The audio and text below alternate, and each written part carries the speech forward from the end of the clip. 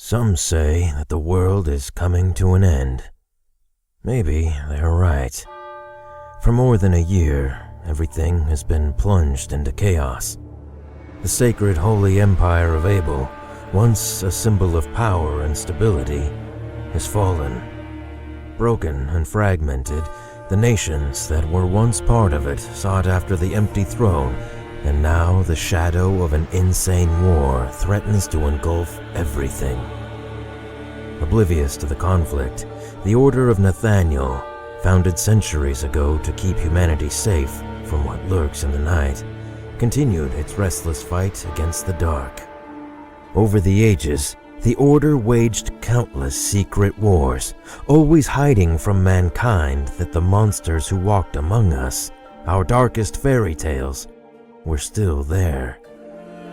And then, 2 days ago, something unexpected happened. While the Order was negotiating a way to stop the upcoming conflict with the warring states, the Red Lady, a high-ranking member of Nathaniel, stole one of the artifacts that the organization had sealed in the dark long ago. The Biblos, a book written with the blood of the founder of the Order. Nobody knew why she took it, nor the importance of the artifact, but I, Romeo Exxet, leader of Nathaniel, did. Understanding what was at stake, I was forced to send the best agents of the organization to recover it at any cost. As fate would have it, amongst all of those agents, it would be the girl with no name, a cursed child bringing calamity with her, who would find it.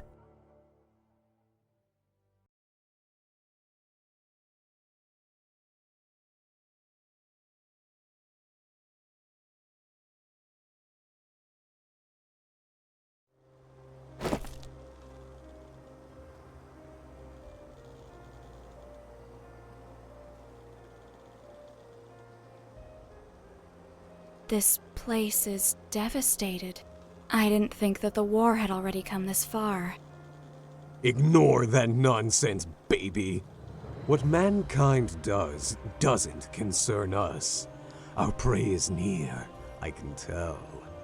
At last we will have some fun. What is it? Uneasy? That's not like you. You have nothing to fear. You are the bearer of calamities. You have at your disposal the most powerful weapon in the whole of creation sealed in a damned book. You've got me! Shut up.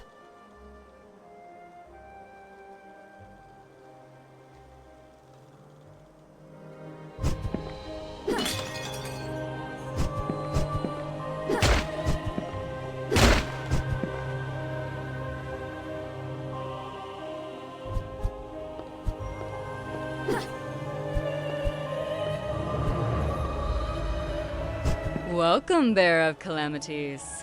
I knew they would send you. Unfortunately, you've come too soon. I have not finished yet. Lady, in recognition of your years of work for the Order, I will give you a chance to surrender and return the Byblos. As pragmatic as ever. Well, I didn't expect a greeting from you. What have you done with this place? Make no mistake, Bearer of Calamities, I had nothing to do with the destruction of this city. Its inhabitants left before the armies of the Empire arrived. To prevent them from taking it, the people set it on fire and killed everyone who wanted to stay. It's human nature. War, murder, death. It is something you should already be accustomed to. I didn't come here to listen to your pointless speech. Give me the artifact. I will not ask again. Unfortunately, I'm not finished with it yet. But don't worry. I've prepared something to entertain you and your creature. Goodbye forever, Bearer of Calamities. Wait! Damn.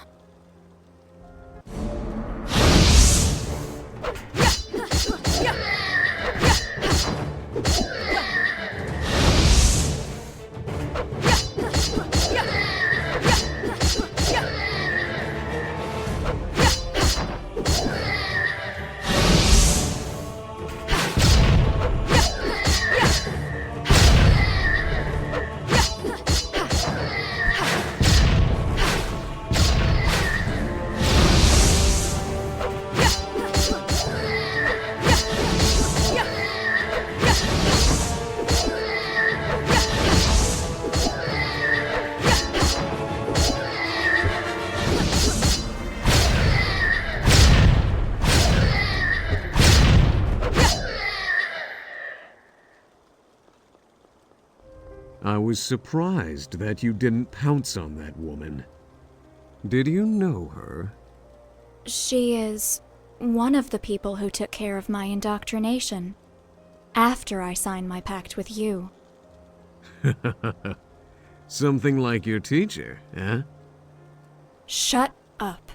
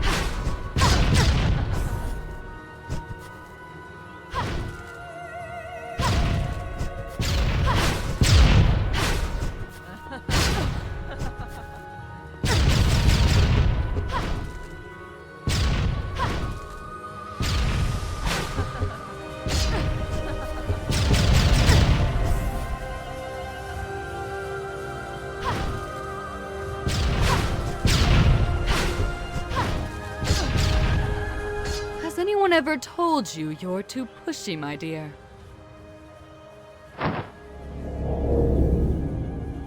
Wow, an existential barrier.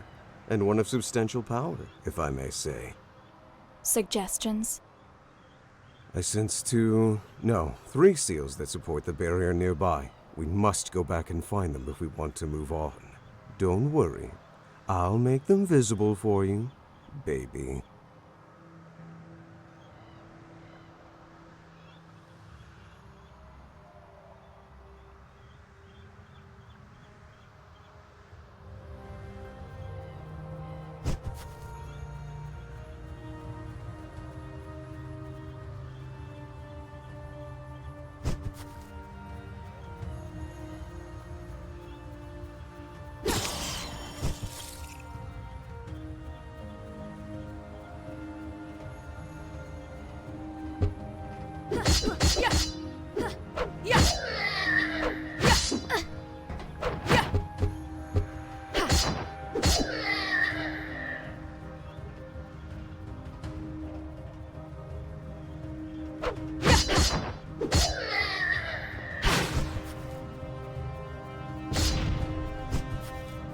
One down, 2 to go.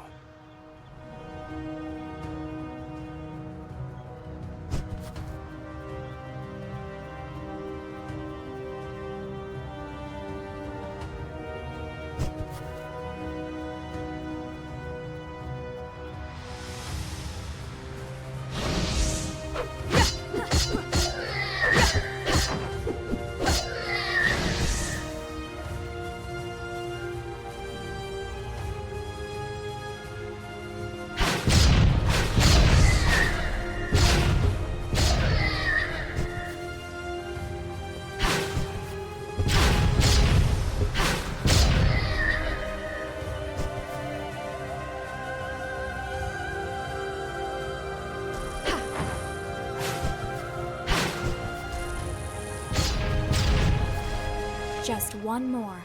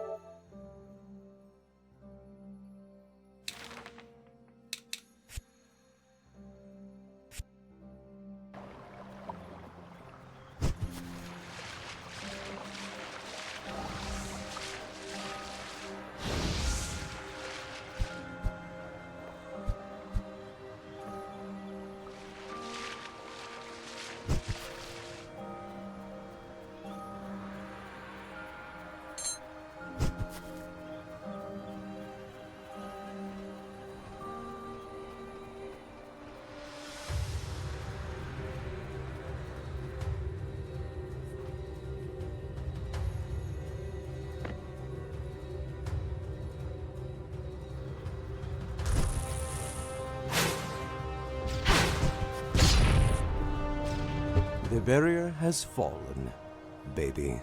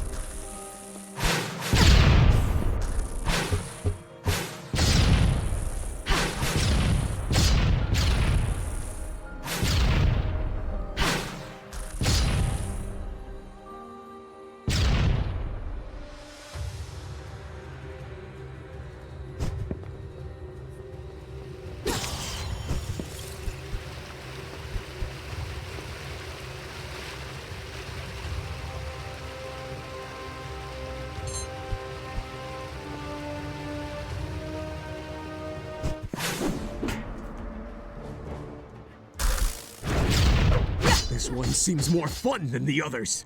Come on, let me out. Shut up! Party pooper.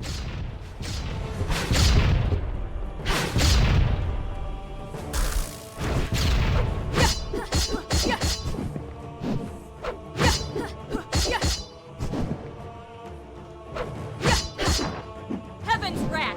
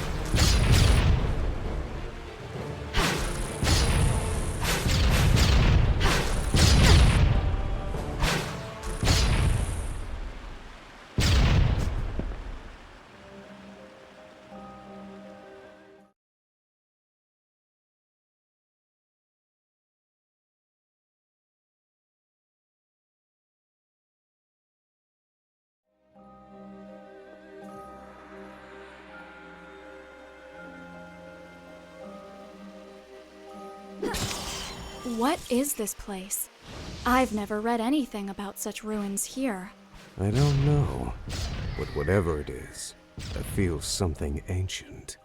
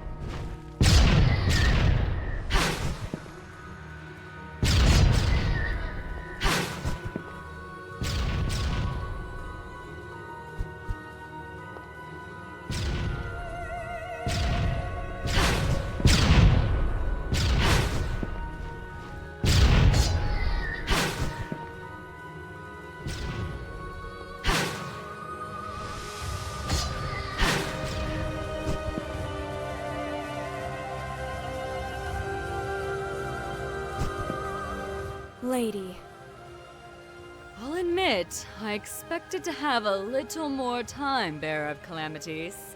The Byblos is not ready yet. what do you want? Want?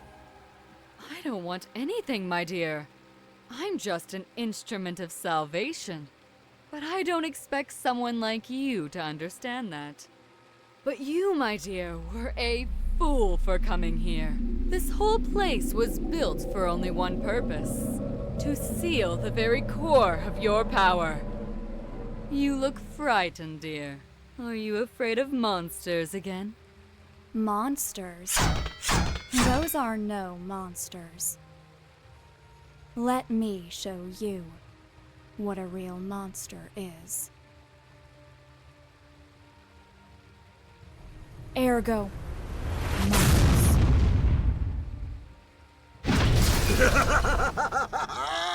I love it!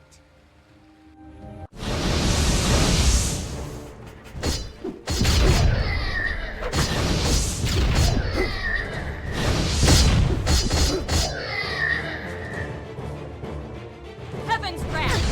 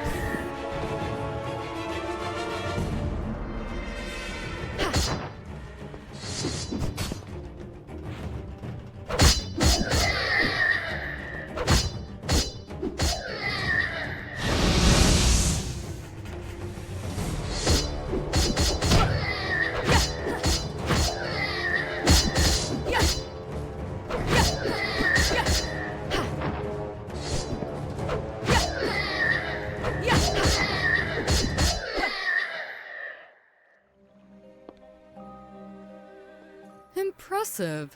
And to think that you only have a fragment of your true power. I guess this leaves me no choice but to interfere.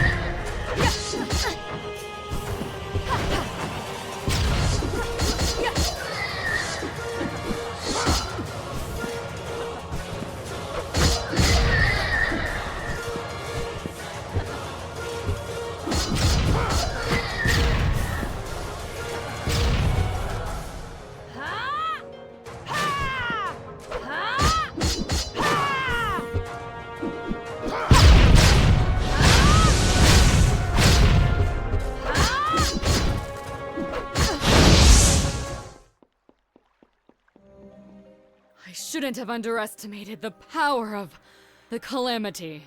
But it matters not. The ritual is complete. What is this all about, lady? I don't understand you. Oh, but you will, my dear. Everything is about to begin. Ugh! You should not be! Who are you? Baby, this guy's no joke. His power is too much for you. I know.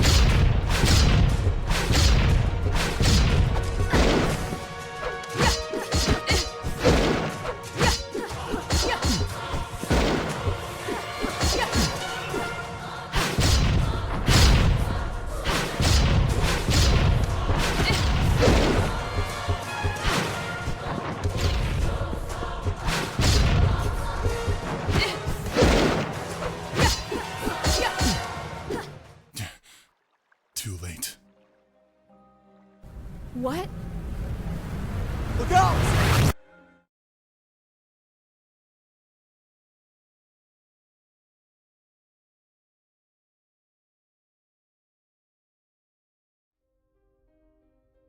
Once more.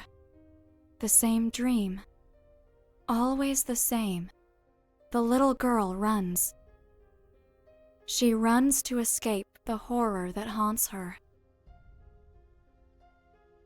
But what she sees at the end of the darkness, it's just an even greater nightmare. Wake up, Sleeping Beauty. It's time to get out of bed. Ergo? What happened? Where are we? Not a clue. After that light, everything became chaotic. I only know that when I regained consciousness, I was in this place. I've never seen anything like it. How long have I been asleep? A few hours. Before you open your big mouth to complain, I tried to wake you up earlier. But stay calm. I assure you, nothing has come close or done anything to you while you slept. Thanks.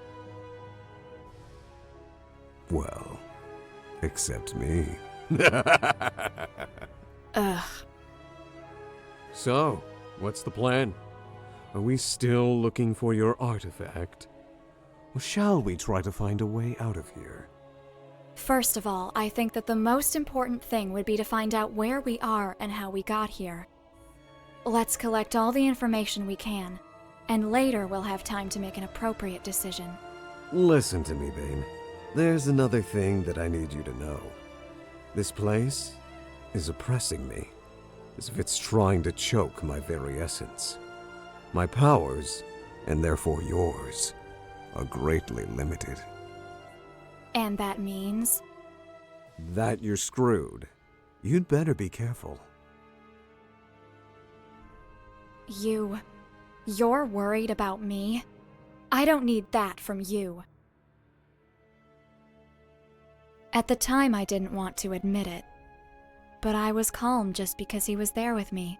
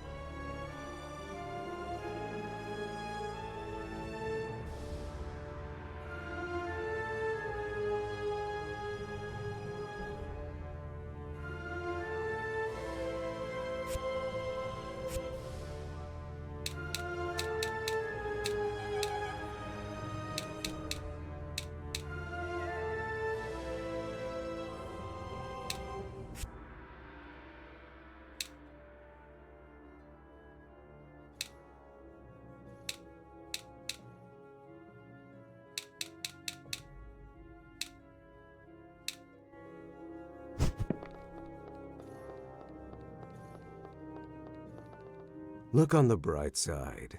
You don't have to keep looking for that teacher of yours. Hey, I just pointed out a completely innocent fact. The fact that you look so pissed off is just an added bonus for me. Shut up.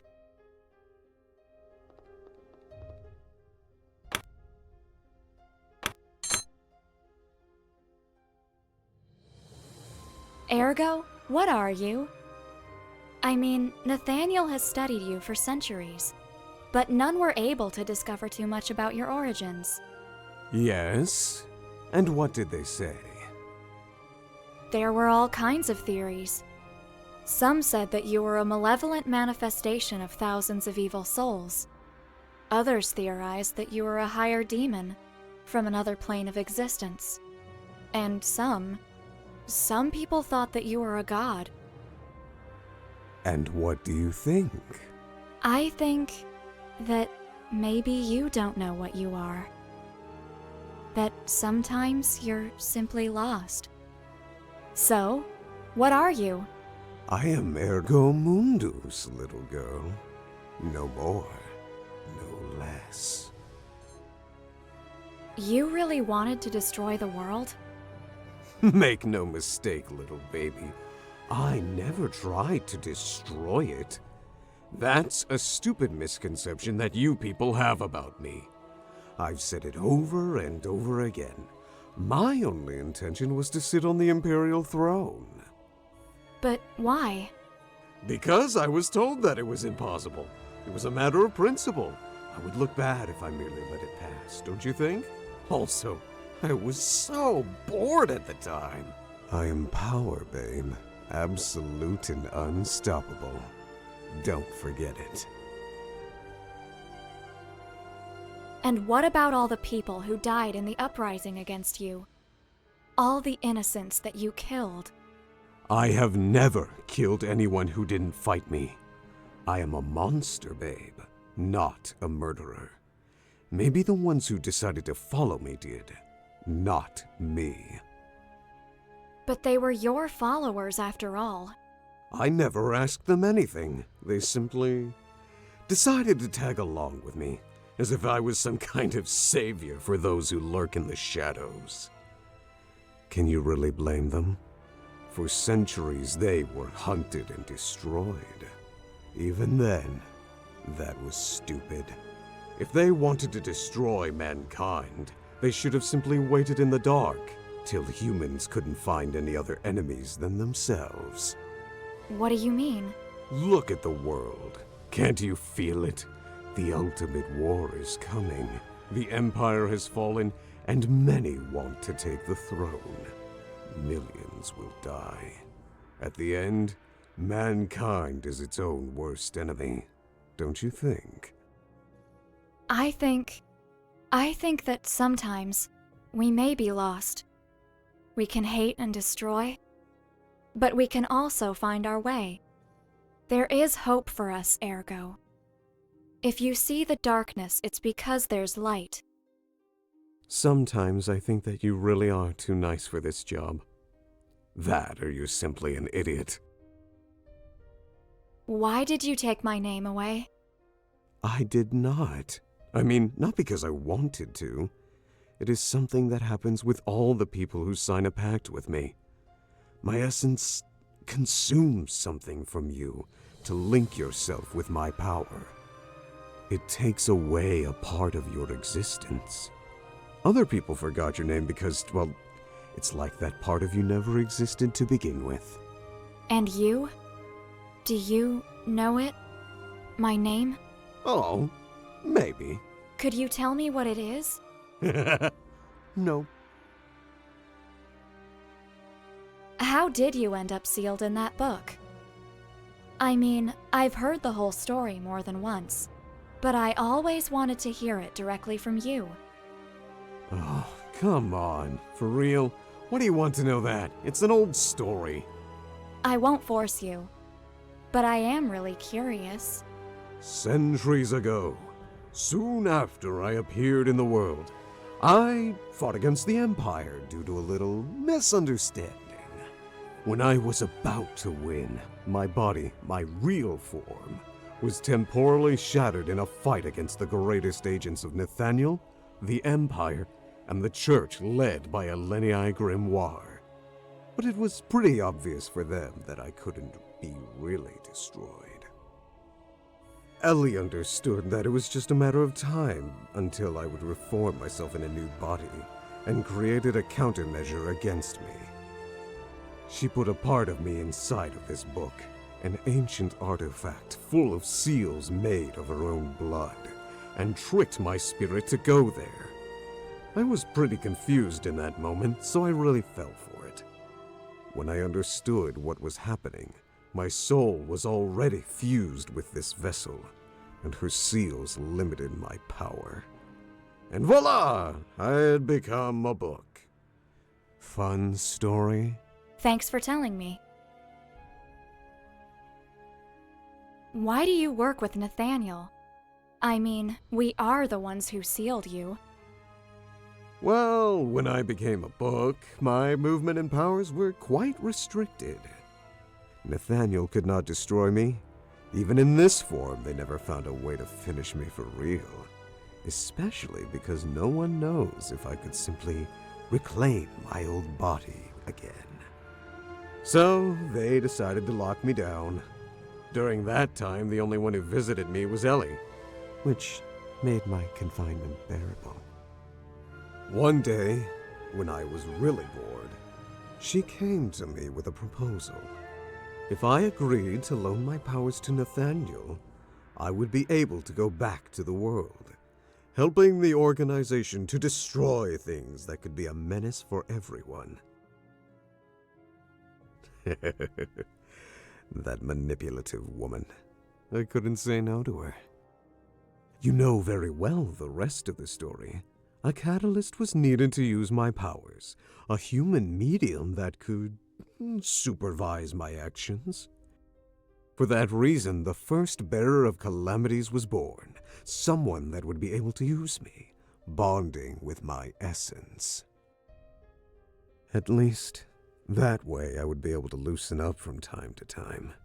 But honestly, all the previous bearers were a bunch of assholes.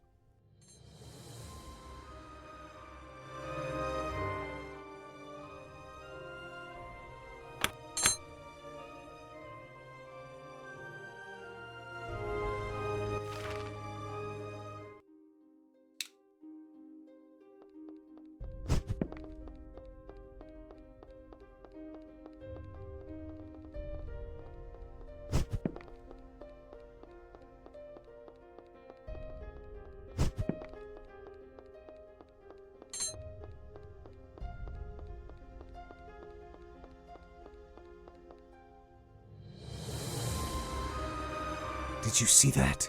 Someone was there. I know.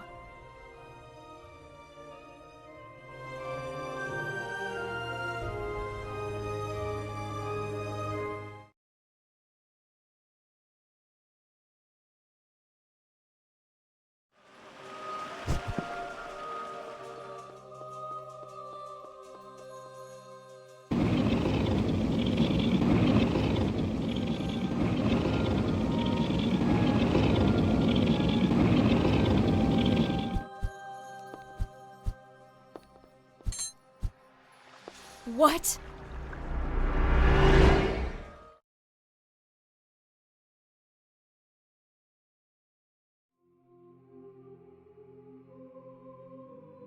Wherever we are, this is not the world we both know.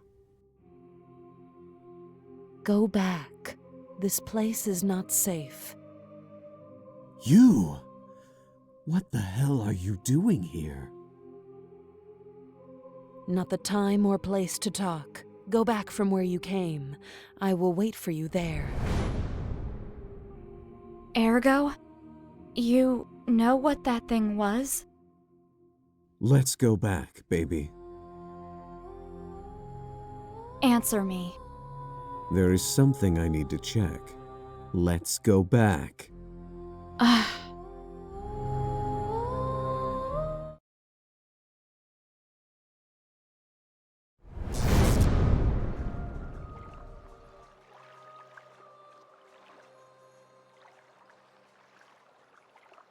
Wow, is it really you? You can't stop seeing me, not even after a generation, eh? I have no choice. There are just some children who need a lot of attention. You can't complain. This time you got a real beauty. There's no comparison to the previous bearers. Nah, she's just a crybaby. You and your ass are still my favorites. Are you trying to hit on me again? Just until it works. Sorry for ruining your date. Is it possible for one of you to tell me what's happening? We meet at last, Bearer of Calamities. Sorry for my lack of respect. Glad you know who I am. Unfortunately, I still don't know who you are, creature. You don't know? For real? Pathetic.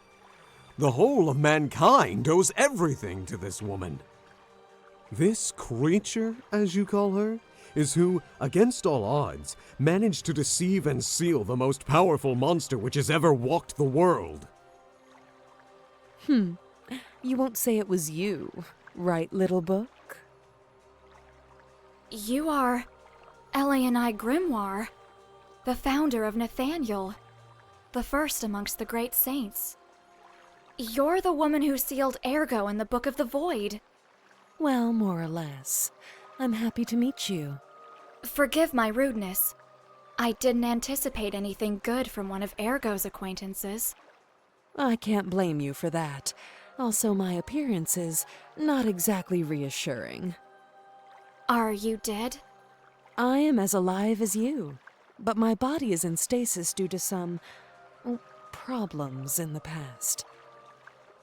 What you see now is just a spiritual projection that my mind, awake only for short periods of time, can generate. What's happening, Ellie? Even if I know I am irresistible to you, I know you're not here for me. For you to get personally involved in something is not a good sign. I'm not here of my own accord.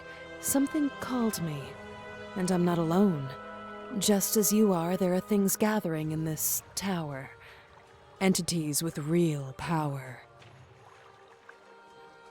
Some are already here, and others, they are still coming. I don't know what it was, but one of the worst ones was just at the end of where I met you. But I think that it already left. Are you kidding me? Should I remind you who you're talking to? I can blow up this whole place with one finger.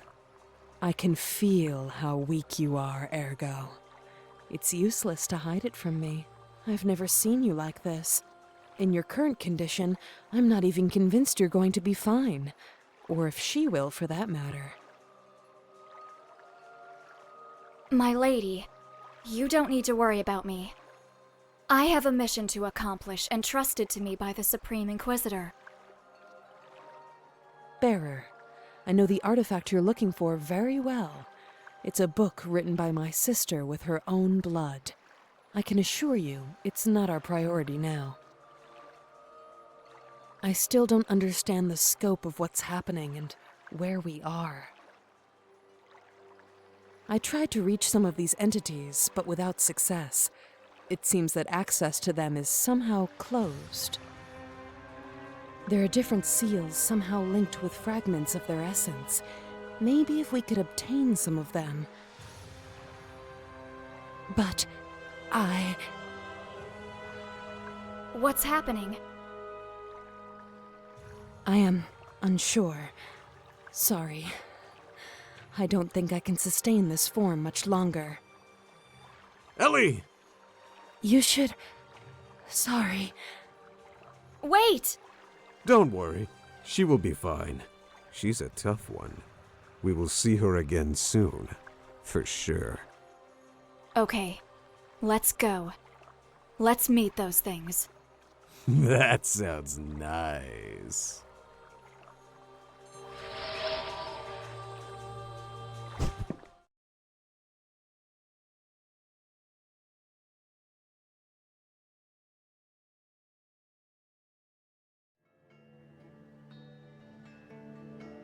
A mansion?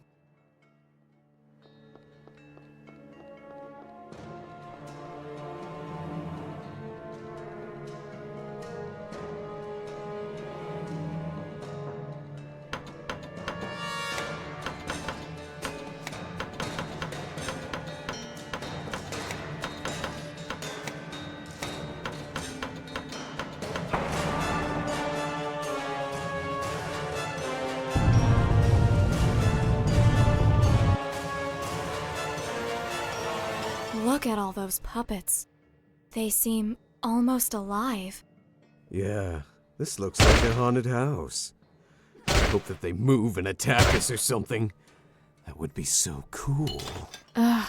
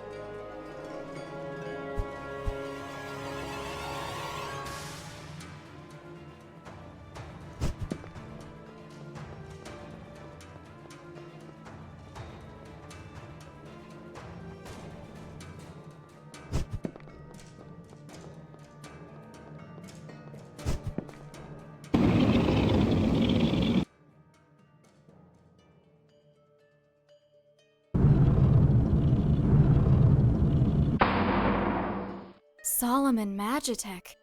Science of the Lost Times? Unusual. It's not something you expect to see in a place like this.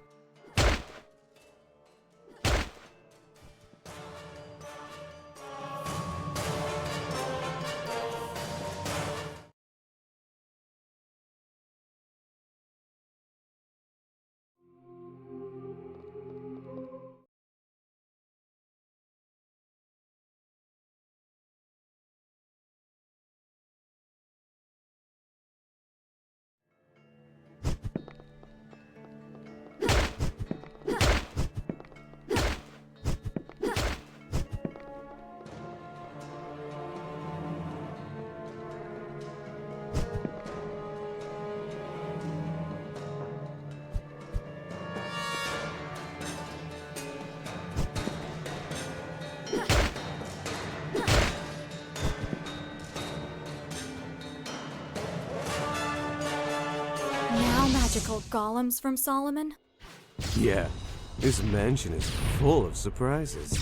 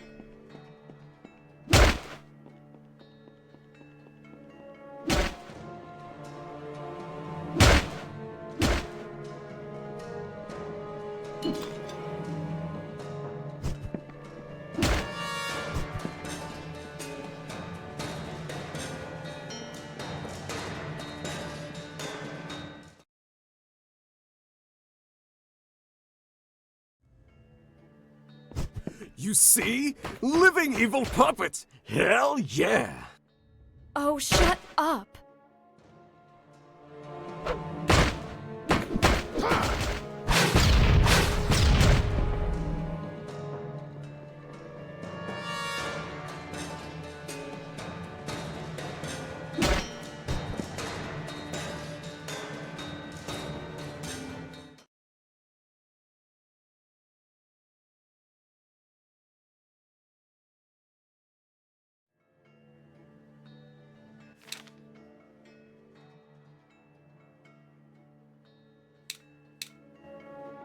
There is so much suffering here.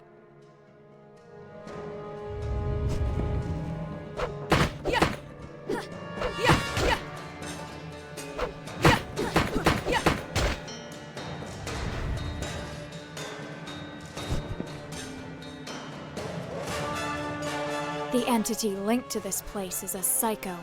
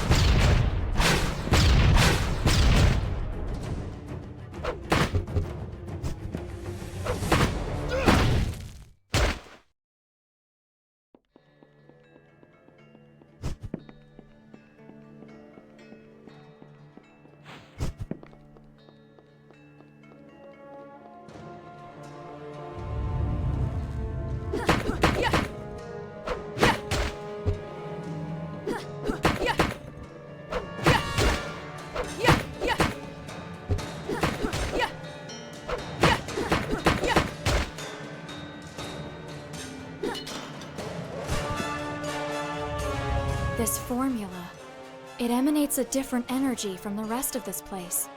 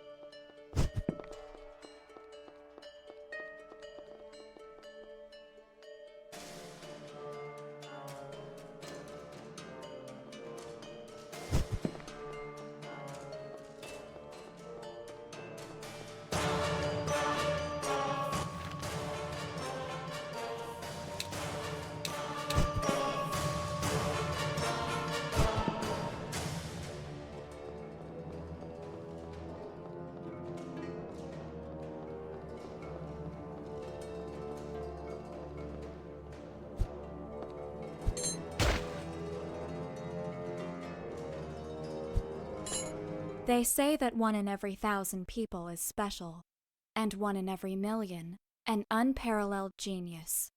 Nascal is 1 in a billion. Since childhood, he showed an inordinate talent to create, a skill that surpassed even the greatest masters of the world. With such a gift, there was never any doubt that, if he wanted, he could have become anything that he desired. But Nascal did not care for such things, for his only passion was the marionettes. When he was a little boy, his parents took him to a theater, where he saw for the first time what would become his obsession. These simple figures of wood and metal, artificial beings posing as people, fascinated him in an incomprehensible way. And it was then, at such an early age, he decided to devote his life to them. Year after year, Nascal learned everything about their construction and handling, developing unique methods to give them more realism and mobility. With time, his works became incomparable, so perfect that it was difficult to distinguish them from living beings. His marionettes were valued as masterworks and appreciated everywhere. And only now, upon turning 25, is Nascal truly pleased. everyone recognizes that he is the greatest artist in the world.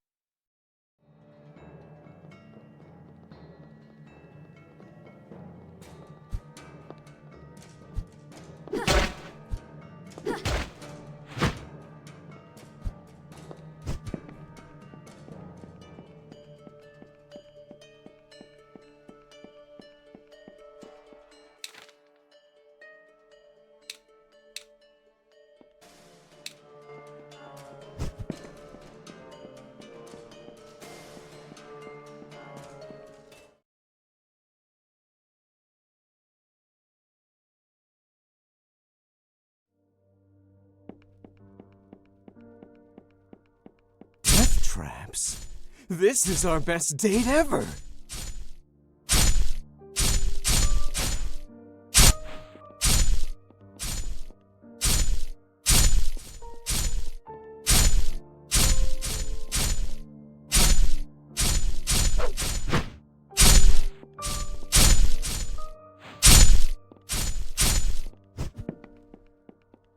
I have no importance. There is nothing I can do for you. My husband, he is imprisoned in this place. Free him. Everything is confusing. I was a creator, the greatest of all. But I committed a sin. Now I have only what I deserve.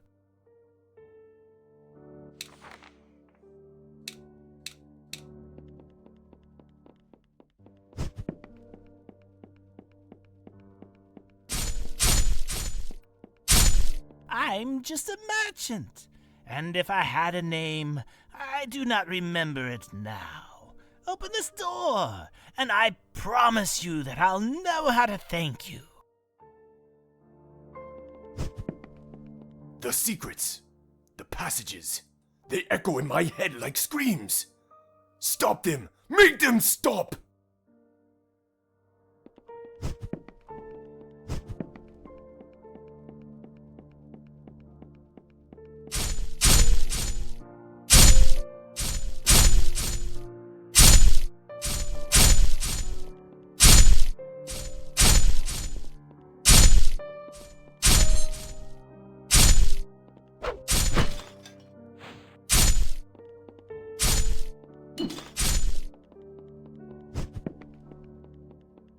I am nobody. I have never been. But somewhere in this prison is my wife. Free her. She will know how to reward you.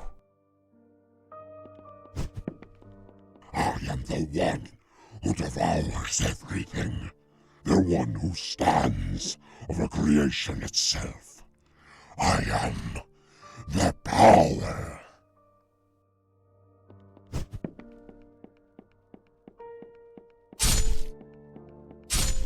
Blood. I only remember the blood. What kind of monster am I? No. Don't free me. I am sorry, World Walkers. I have nothing to say.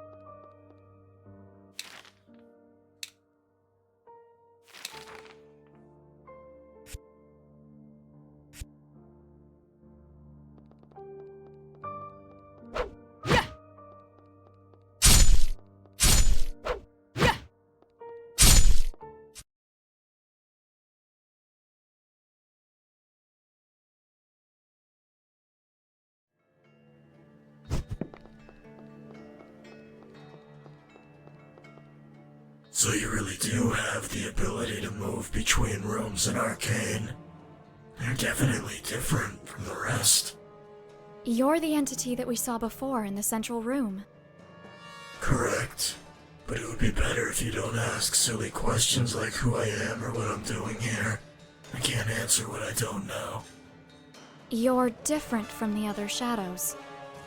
Because I have awareness of everything around me? You could say that. I've seen more like you. They were locked in a prison.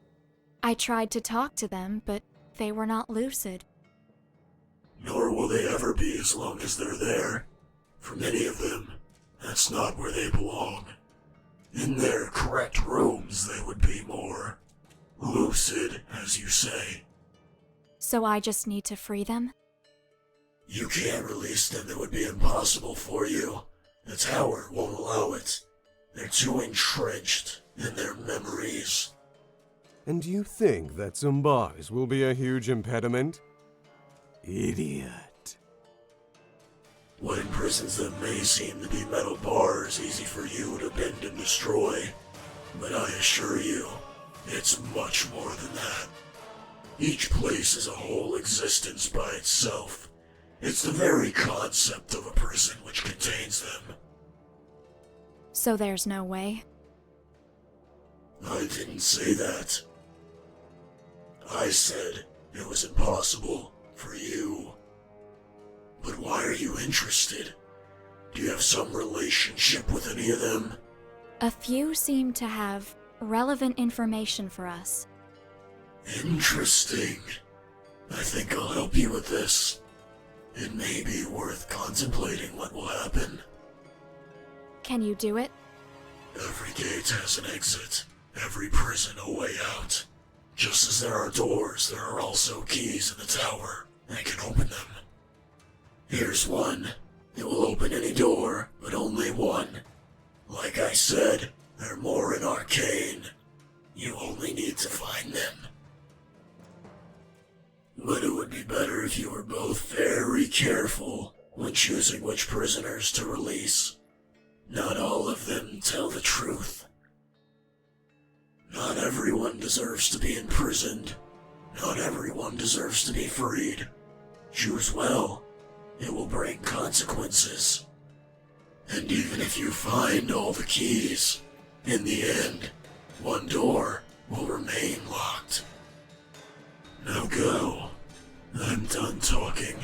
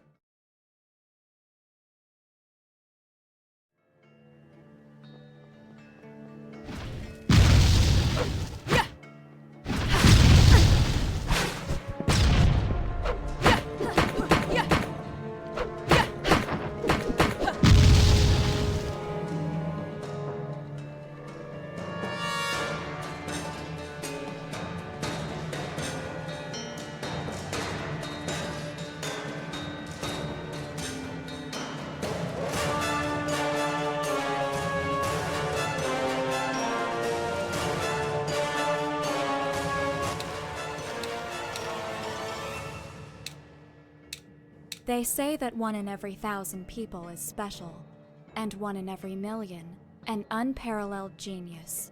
Nascal Mayorim is 1 in a billion.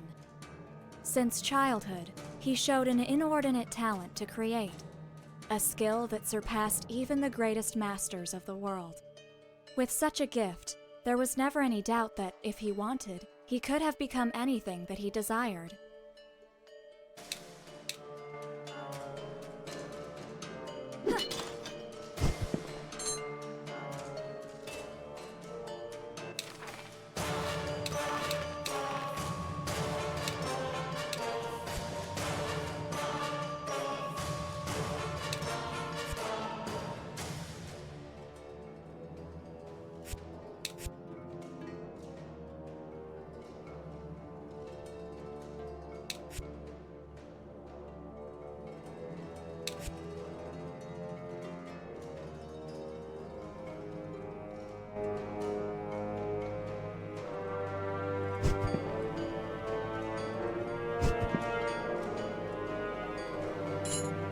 Nascal entered the hall where the Council of Brax was taking place. The greatest artists and creators of the world met once every decade under those walls. Different civilizations, even non-human creatures, were there to show the wonders they had created over the years. Naturally, only the very best could attend, those whose fame had crossed all frontiers. For many of them, just having been invited represented an honor, but to Nascal, it was quite the opposite. They should feel honored by his attendance. The Puppetmaster walked through the room, trying to pass unnoticed. He paid little attention to several uninspired works that only reminded him of why he was superior to everyone else. Nascal smiled ruefully. Although he did not expect too much from others, he had wished to find something to at least rival with his talent. Lost in those thoughts, a distant word caught his attention. Someone had mentioned Gaudemus, the creator of wonders, whose fame had reached even Nascal's ears. Apparently, he had also been invited, and a group of people were talking to him not too far away. Interested by his fame, Nascal approached him to share some anecdotes with a fellow genius. To his surprise, the legendary creator was much younger than he had expected, and was quick to shake his hand and exchange a polite greeting. Nascal was about to ask about the works he was exhibiting in the council, when the whole room became silent. Everyone whispered that Gaudemus had just arrived. At that moment, the confused Nascal understood what they meant, and a chill of terror ran through his spine. The person he was talking with was not a living being, but a doll. Work of Gaudemus was what he had heard the people say before. Even if it was only for a moment, the mere idea that he had not noticed such a thing overwhelmed the mind of the Puppetmaster. Frantically, his eyes began to gaze closely at all the works exhibited by Gaudemus. The mere sight of them burned his retinas, but at the same time, he was unable to look away. The feeling of anxiety that oppressed his chest grew until it became pain. He even had trouble breathing in the same room that stored such wonders. Unable to wait any more, he staggered out of the room and did not stop running until he was outside. Then, Nascal cried and laughed as hard as he could. He had been blind all this time. In his egotism, he thought he was on top of the world when he was only standing on a small hill. Only in that moment did he realize that his work was far from having reached its full potential. That night would change his life completely. He would create greater works. He would surpass Gaudemus, surpass them all. From that moment, his obsession would be perfection.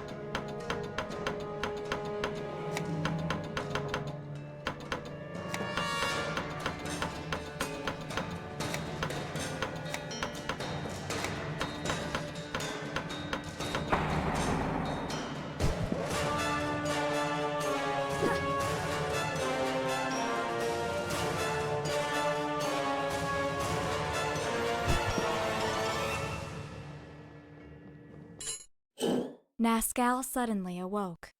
For months, he had been unable to sleep well, and that night had been particularly bad, something which he blamed on the emotion of being so close to finishing his work. Washing his face, he noticed how terrible he looked in the mirror, and thought that very soon he would have to be ready to return to society. Nascal was unsure of how much time had passed since he had visited the Council of Brax. After that night, he invested his vast fortune in creating a secluded mansion away from the civilized world. A huge and well-equipped workshop in which he could devote body and soul to his work, free from distractions. It had been years, or maybe even decades, since the last time he had contact with another human being. But loneliness meant little to him. All that mattered was that he was close to reaching his goal. Over the years, just improving his creative talent wasn't enough for Nascal. His goal was much higher. He devoted day after day to research the same process Gaudemus developed to make his works, becoming an unrivaled expert in lost science and supernatural rituals. With such unusual tools, he managed to create countless animated puppets, which were able to move by themselves, the very ones that now protected his mansion and took care of its maintenance. But they were all just prototypes for his definitive work, the ultimate puppet. An artificial being so perfect, it would not be aware that it was not alive. Nascal solemnly went down to the heart of his workshop, where his most valued masterpiece waited for him. On the table was a body. Any observer would think without a doubt that it was a true human being. It had the same appearance as its creator, as identical as 2 drops of water.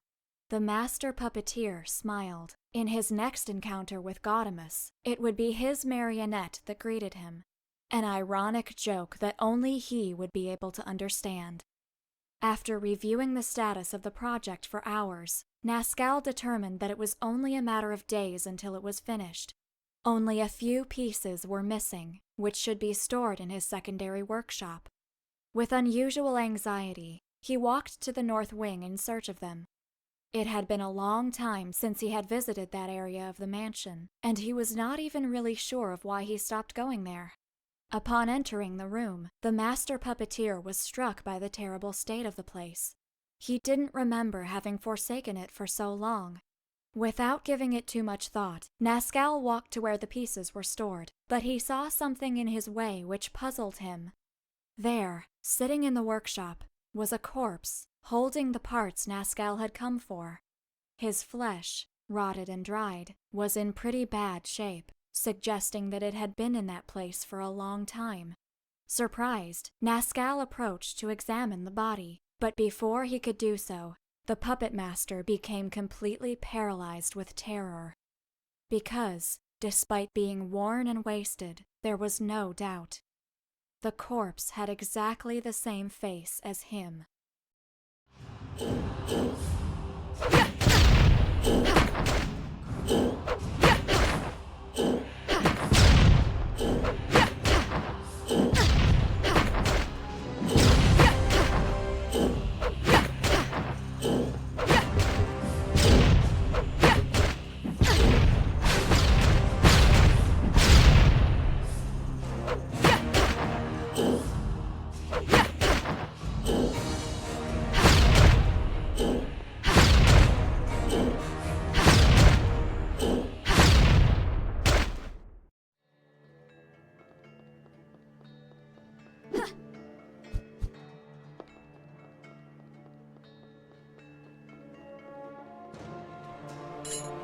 What was a human being?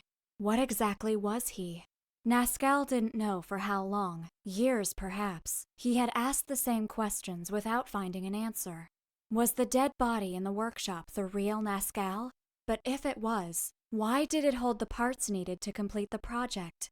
The Puppetmaster had his body analyzed several times over the years, trying to find something that could help him determine if he was a man or marionette.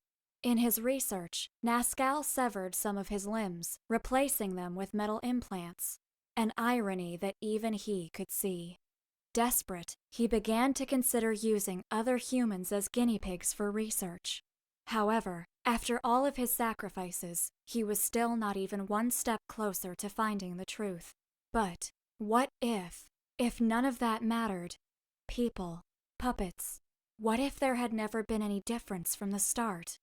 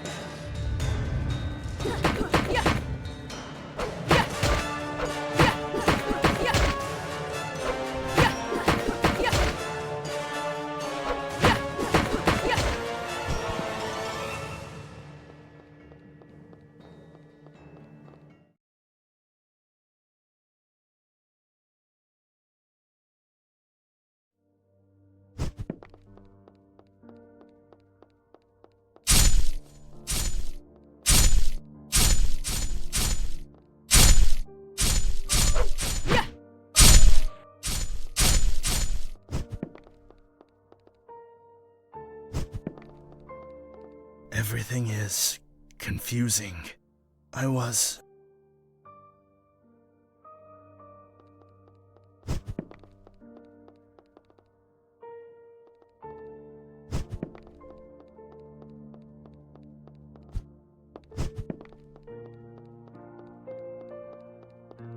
I am nobody. I have never been.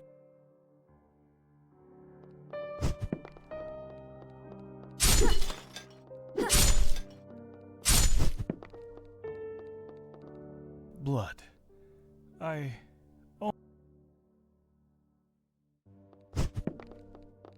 am sorry, World Walkers. I have nothing to say.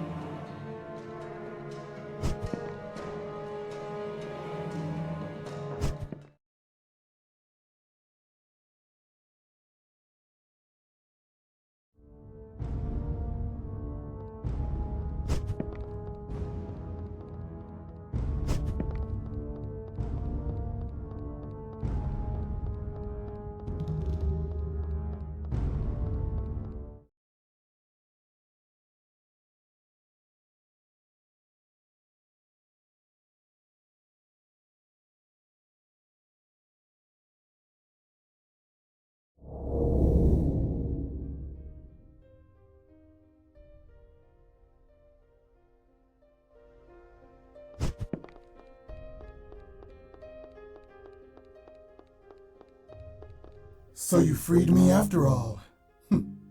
Interesting. I am sure you want to know what is happening, World Walkers. What is this so-called tower? And maybe I can give you the answers you are looking for. Come, seek me.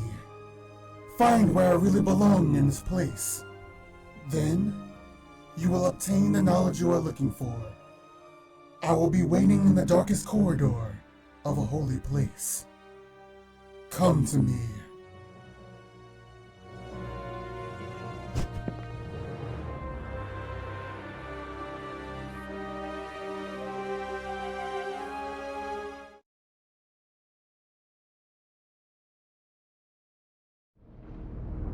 If that thing says something like, "It's dangerous to go alone," I will kill him.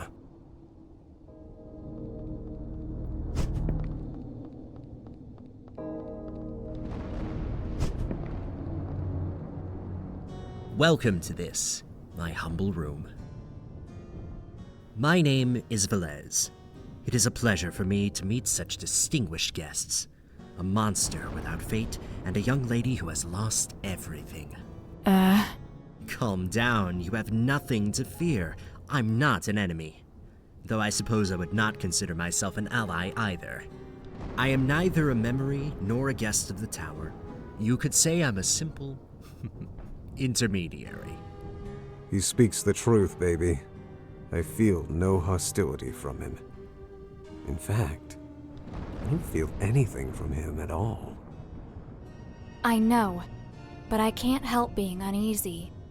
There's something strangely familiar about him. Velez was your name, right? Excuse me if I was rude.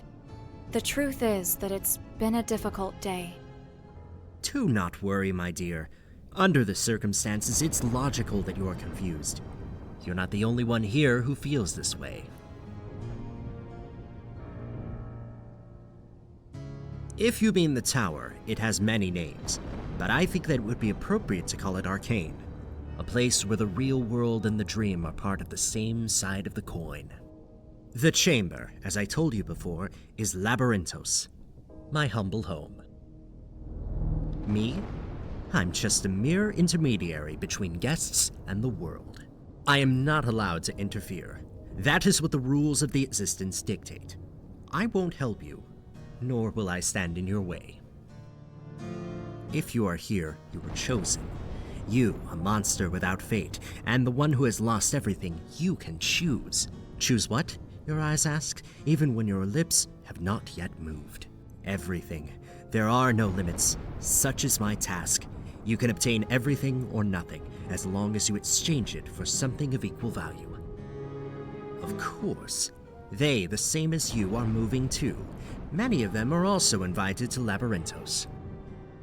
Or at least, those who are real. But excuse me, I may have already said too much, and I should not ignore the rules. I couldn't say.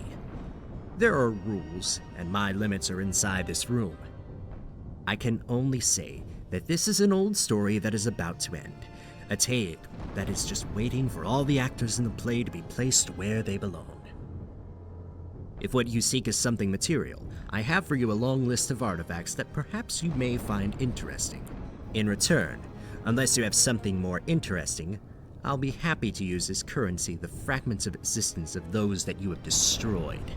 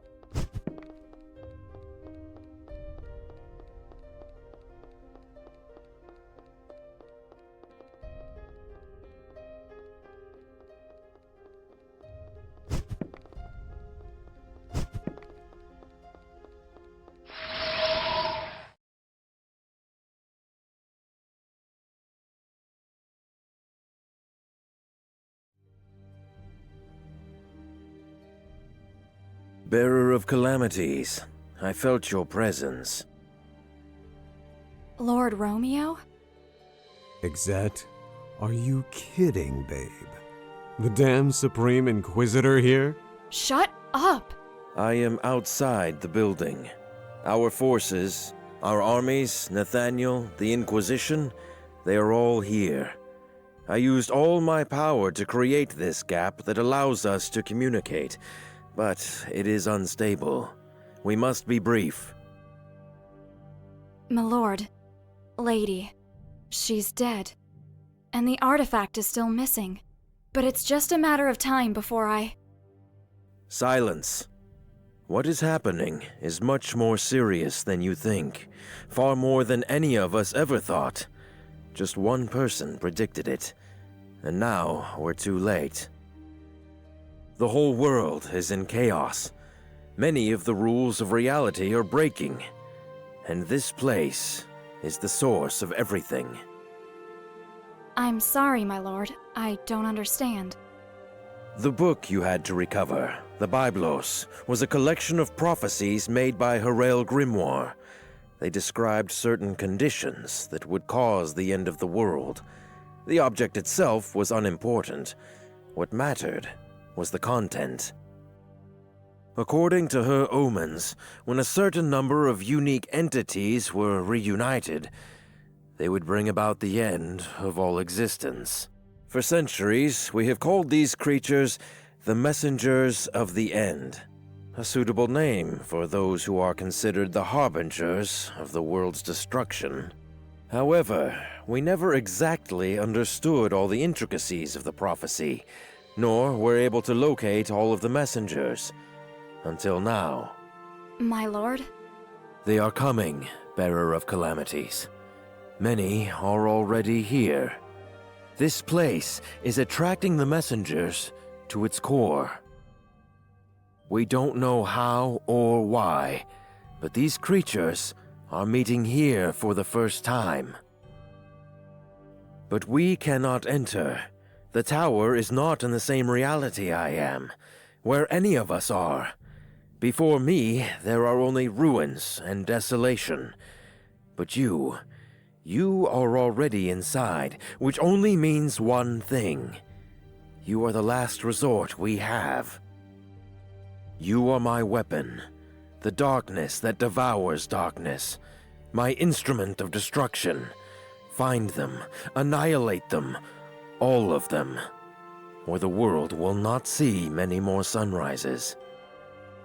We will try to stop them here before they arrive, but many will enter through the crevices between realities. Now go, Hunter of Shadows. You have much to do. There is no time to talk, Bearer of Calamities. You have your orders. Destroy the messengers. Romeo! Romeo! Wherefore art thou, shithead Romeo?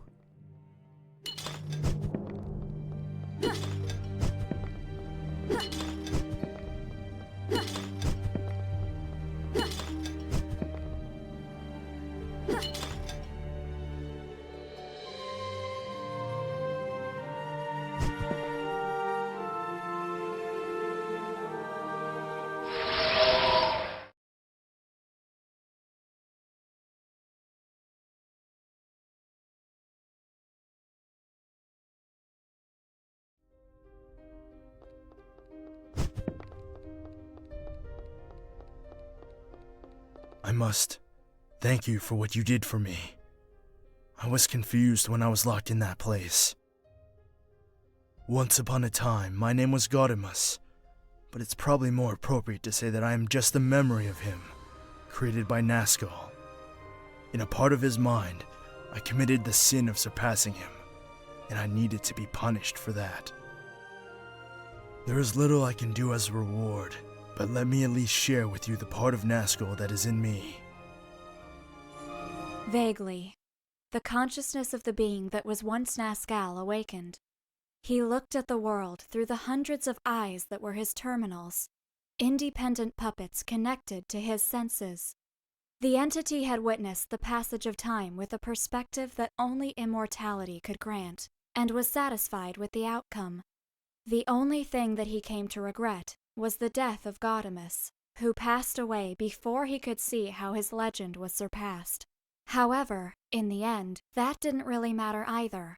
It was the fate of all those beings who were unable to reach Nascal's heights. More than 200 years ago, he was forced to flee from the continent, chased by the Inquisition when his true nature was discovered. From that moment on, he traveled from one place to another until he made his residence in the lost civilizations of the depths of the jungle, since he found their old creative techniques interesting. There, he rebuilt his mansion and continued with his work, creating beings that transgress the line between the living and artificial. To ensure that no one could oppose him, in that period Nascal obtained the power to overcome any threat. He surrounded himself with a legion of extremely efficient combat marionettes, and modified his body over and over, until all that was left of its original form was a part of his brain and his spinal cord. Its size grew disproportionately, gaining a height of over 90 feet, and he armed himself with all sorts of artifacts of enormous destructive power. Unfortunately, producing enough energy to move such a structure was very complex, so he was forced to power his generators with hundreds of souls. This caused his personal power to increase exponentially until he became a vast, living weapon. Now he went on with the same enthusiasm that he had when he was just a small child, with the sole aim of creating new puppets, perfect creatures that, like him, transcend the limits of life itself, and he will continue to do so until the world is ready to change.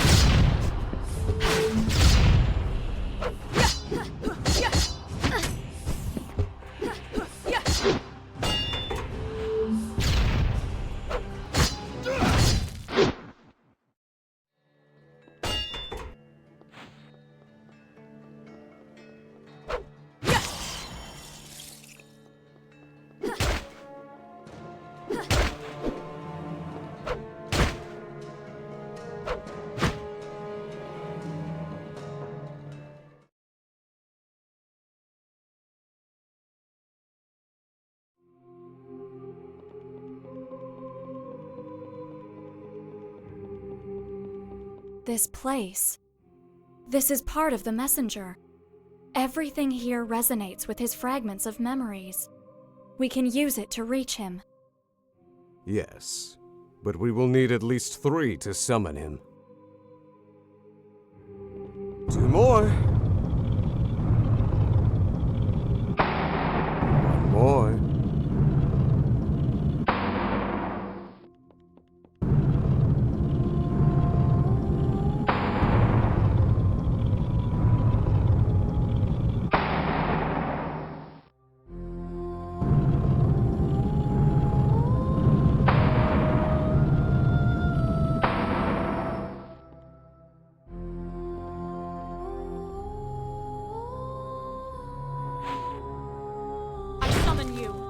Azrael!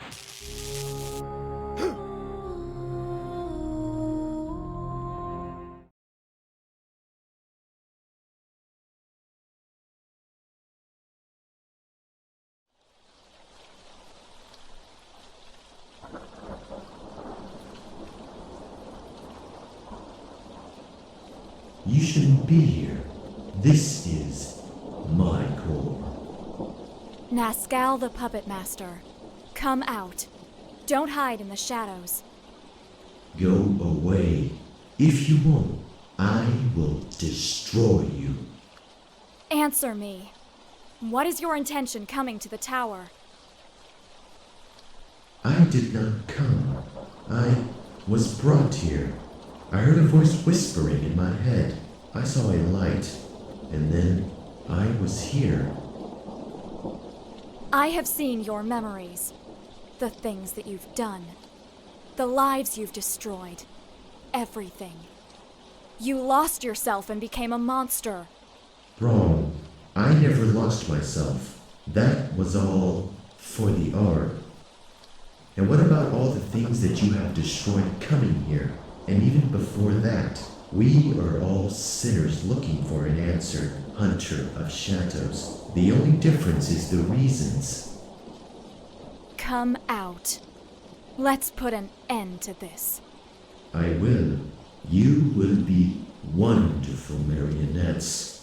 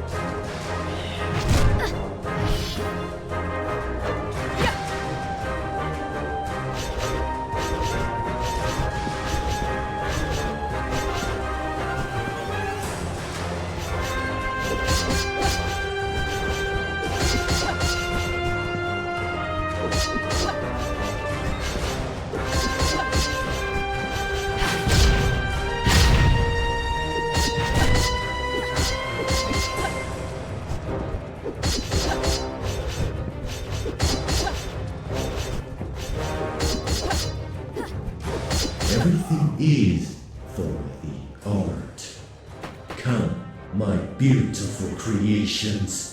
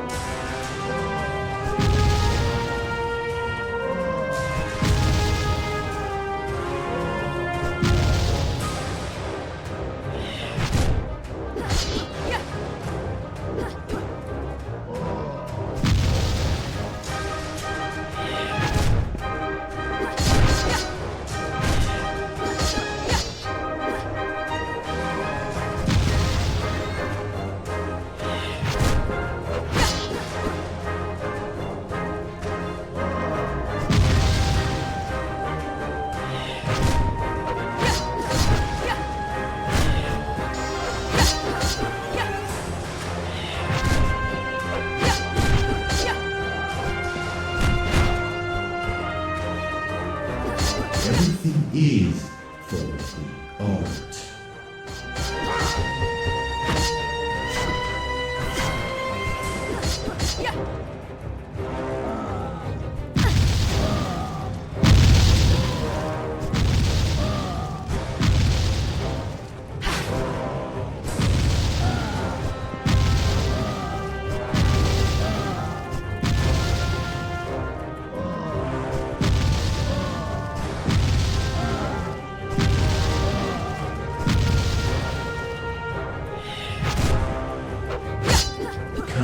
My beautiful creations.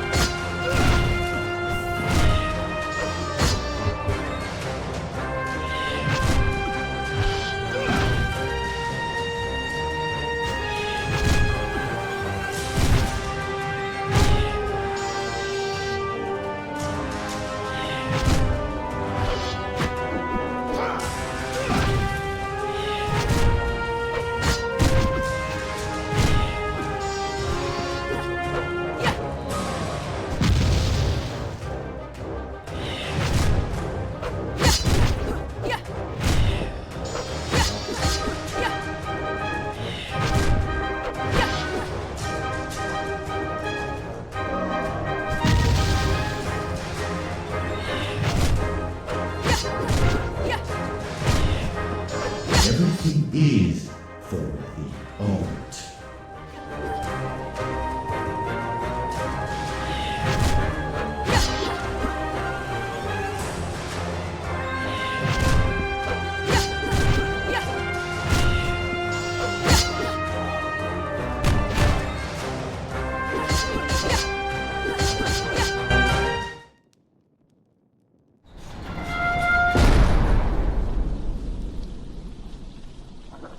I can see them in the theater, the marionettes. They are wonderful.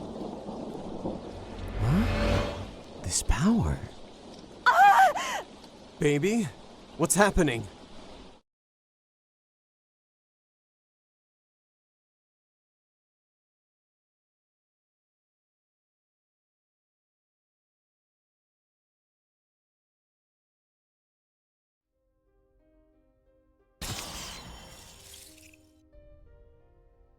The dream goes on. The little girl is still in the dark hallways of the heart of the Order of Nathaniel. Around her, there are dozens of sealed rooms which contain incomprehensible monstrosities that should not exist. The Inquisition brought the child there only a few hours ago. They said it was just for protection, to be sure that she was safe. Although the truth is that they didn't know what to do with her. It was too dangerous to let her live, but she was still an innocent child. Even the most radical amongst them didn't want to kill her just because her blood was different. A blood that would empower any supernatural creature who fed on her. The Inquisition thought that her pursuers would not be able to enter the holy city of Nathaniel, so they would have time to decide what to do there. They were wrong. The little girl can't run anymore. The long hallway ends. And in the darkness, she finds a closed door. With her frail arms, the child opens it. She hopes that inside, she can finally hide from the things that follow her. Those who pursue her are the same monsters that had destroyed her village. The ones who took her parents away. The ones who stole the little world that she had known. Her small eyes look around the room. A chill runs through her body.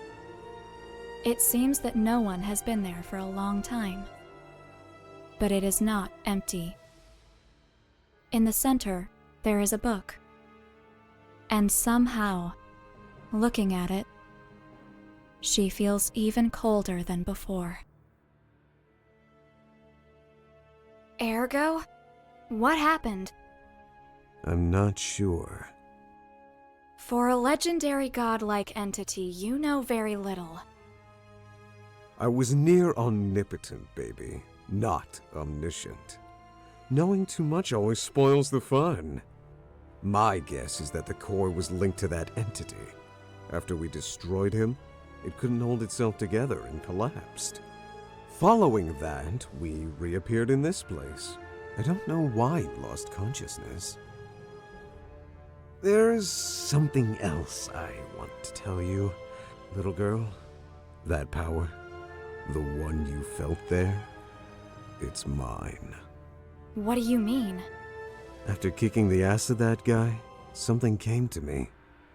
I thought it was merely assimilating his essence, but it was more. I regained part of my power, my real power, the one I am unable to use, sealed in this book.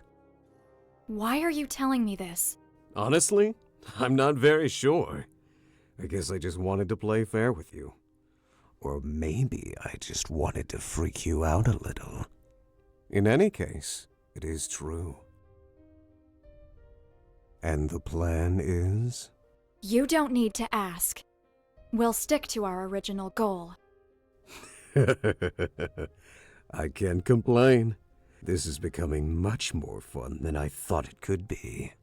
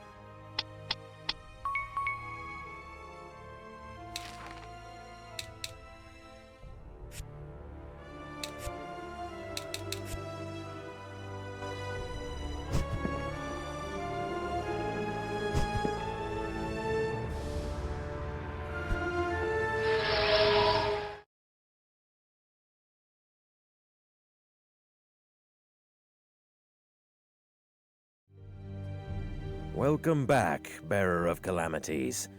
Inform me of the situation. My lord, everything here is quite chaotic. I still don't understand what's happening inside this place. But you were right. Some powerful entities are being summoned here. You are a weapon child. You don't need to understand anything. Just destroy them before the omens can be fulfilled. The world is at stake. Yes, my lord. I have already begun. If nothing else, one of them is destroyed. Romy, could you give us a little more information on what's happening outside? Not to mention about this whole damn prophecy thing. Ergo Mundus, don't talk directly to me ever again. Your power may be necessary, but I don't need to discuss anything with you. Oh, do you have a problem with me? Problem? Your mere existence is a problem, creature. Tame your beast, Bearer of Calamities. It is a necessary evil, but not one I must tolerate. Shut up, Ergo Mundus. That's an order. My apologies, my lord. No need. Now go. At least one more messenger is already inside this place. Destroy him. Here, take this. It may help you in your mission.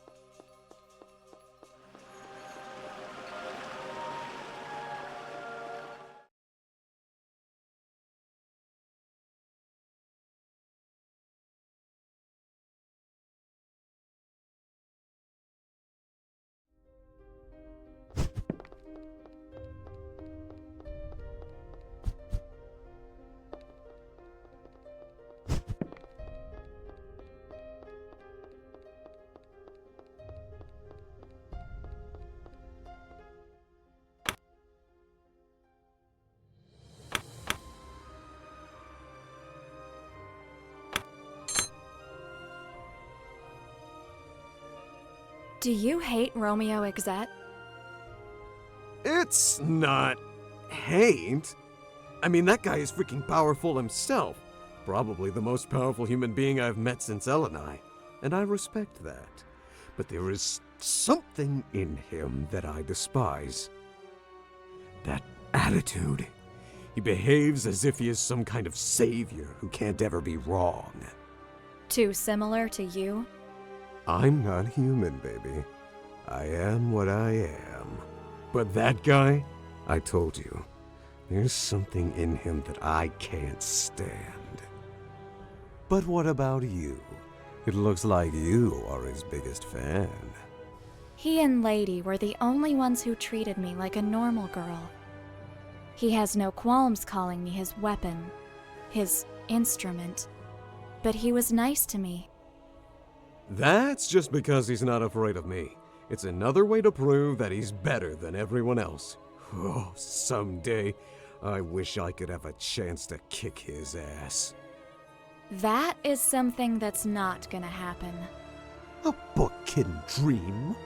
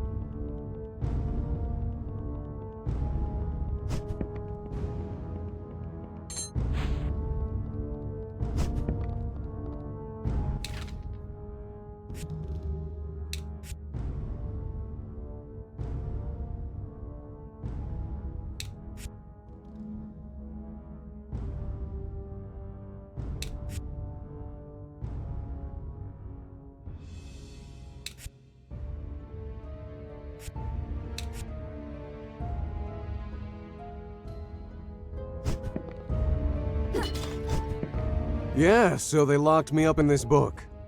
What a novel idea. Oh, it's not really funny.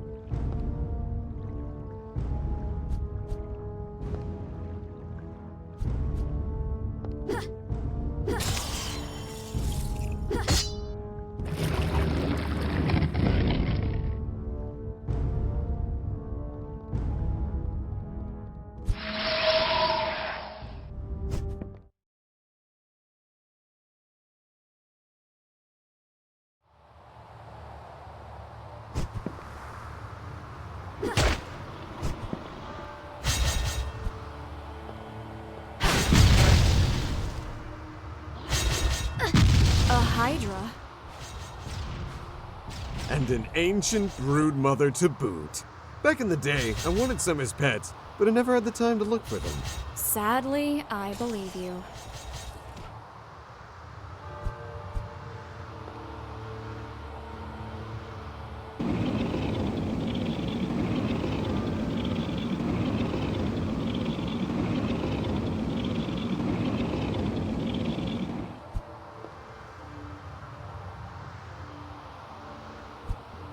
You know, baby, if you keep standing here much longer, I'm gonna have to get a dust jacket.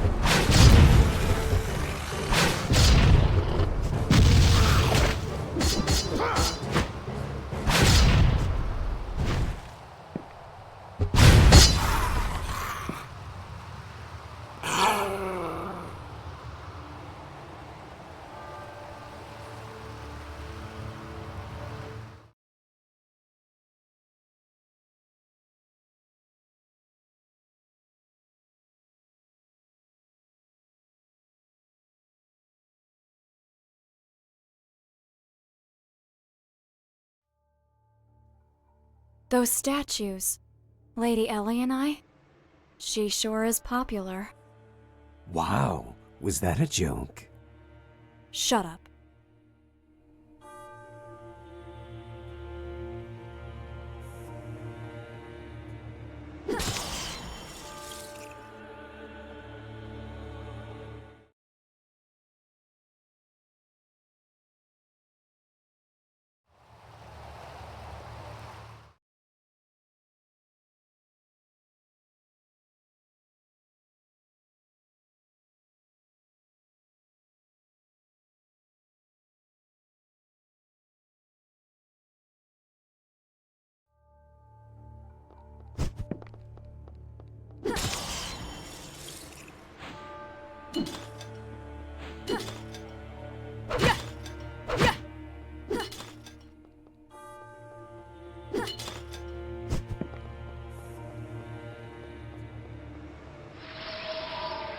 Lady Ellie and I. Hi, bearer of the annoying book. I'm glad to see you again, safe and sound. How are you, Ellie? The last time we saw you, you seemed to be in some kind of trouble. Worried? Nope. I know how difficult you are to kill firsthand. And everyone knows that it took a manifestation of hell itself just to knock you out for a while. Lady Ellie and I. Lord Romeo Exxet was able to contact us. We have our orders.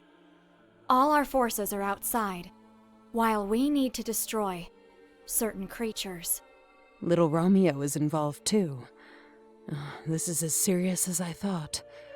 He thinks that it is the prophecy, right? The one that my sister foretold. The messengers of the end. If that's the case, it means that once all of them are reunited, it would trigger the end of the world. But something is wrong. I feel it. I will try to talk with Romeo, if I'm able to manifest myself outside. Why are you in this place? Honestly, I have no idea. My manifestations are too chaotic. I can't even move freely around here. I'm limited to stay in some rooms. Once I've regained enough strength, I will manifest again in the center of the core room, and from there, I will try to explore other places to see what I can discover. If you need something, I will be there from now on. Do you know anything about this place? Or why it's full of statues bearing your likeness? As far as I know, I think that this is the Cathedral of Erynnes, which was destroyed 700 years ago. I don't have admirers from that time, so no idea about the statues. I also don't know anything about the messenger who could be linked to this place, but I heard that this place was the prison for some kind of evil. What I can tell you is that Erynnes was controlled by magic codes. If you want to move around, maybe you should pay attention to the doors and find where you can activate them.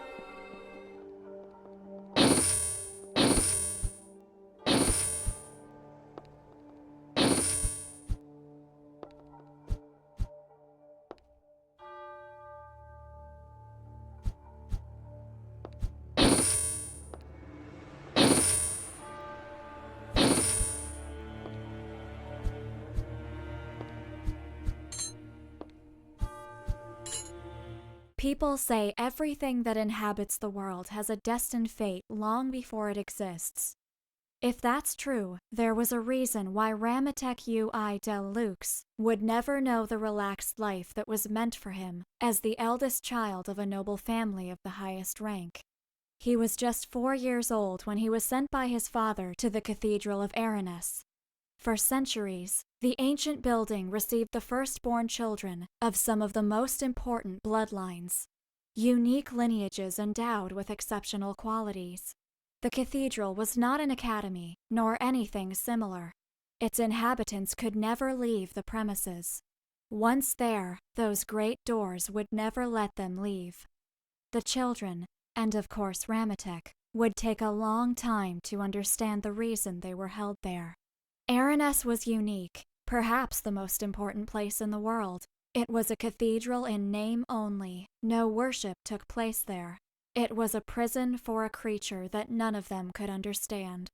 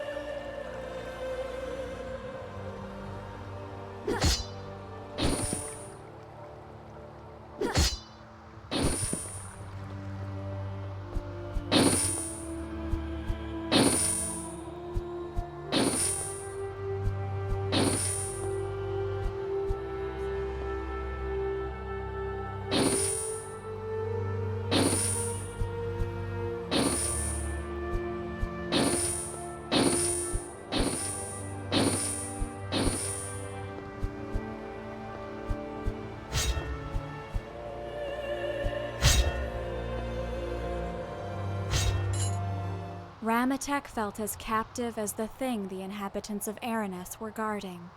As a child, he found it truly difficult to understand why he should devote his whole life to becoming a jailer.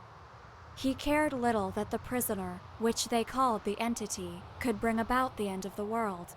How could Magitech want to protect a world that he had not even been able to know? All of these concerns were at the forefront of his mind while he was driven with the other children to the inner containment chambers. When the huge sealed doors opened, Magitech beheld for the first time the appearance of the prisoner. It was a huge lump of meat that did not even remotely resemble a humanoid form. He had read that it was the remains of an ancient deity, the body of an unholy god who died trying to reach the world.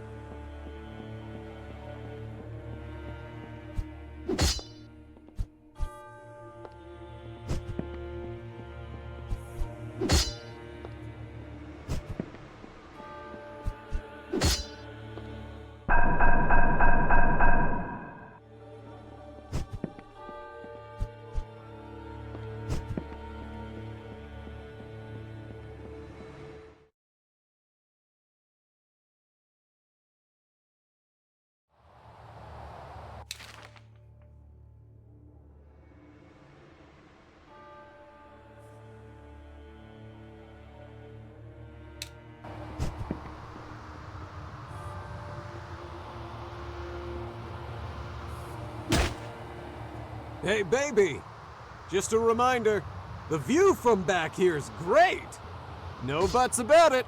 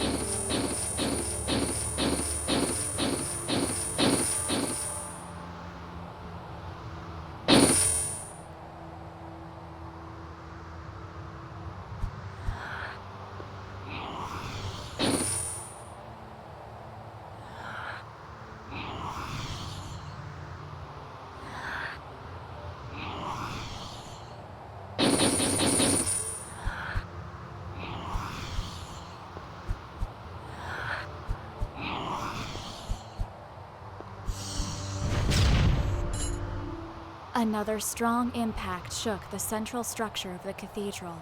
The attack was more powerful than the previous one, which meant it was just a matter of time until they would surpass Erynnes' mystical defenses. Somehow, these creatures had discovered the existence of the sanctuary and its prisoner. Those who lurk in the shadows had lost their leader not long ago, and they probably thought that the entity sealed in the cathedral would allow them to rise against the world for a second time. Magitech had lived his whole life within these walls. Despite his childish reticence, he had come to love them as much as he loved all the people who were at his side. It was ironic that only now, when everything was in danger, he realized his true feelings. The priest was not a normal person and was perfectly trained. Acting swiftly, he went to the chambers where the prisoner was locked and began diverting part of the supernatural power of the seals to the external protections of the building. It was a risky move, but would allow Erynnes to resist the attack with minimal effort.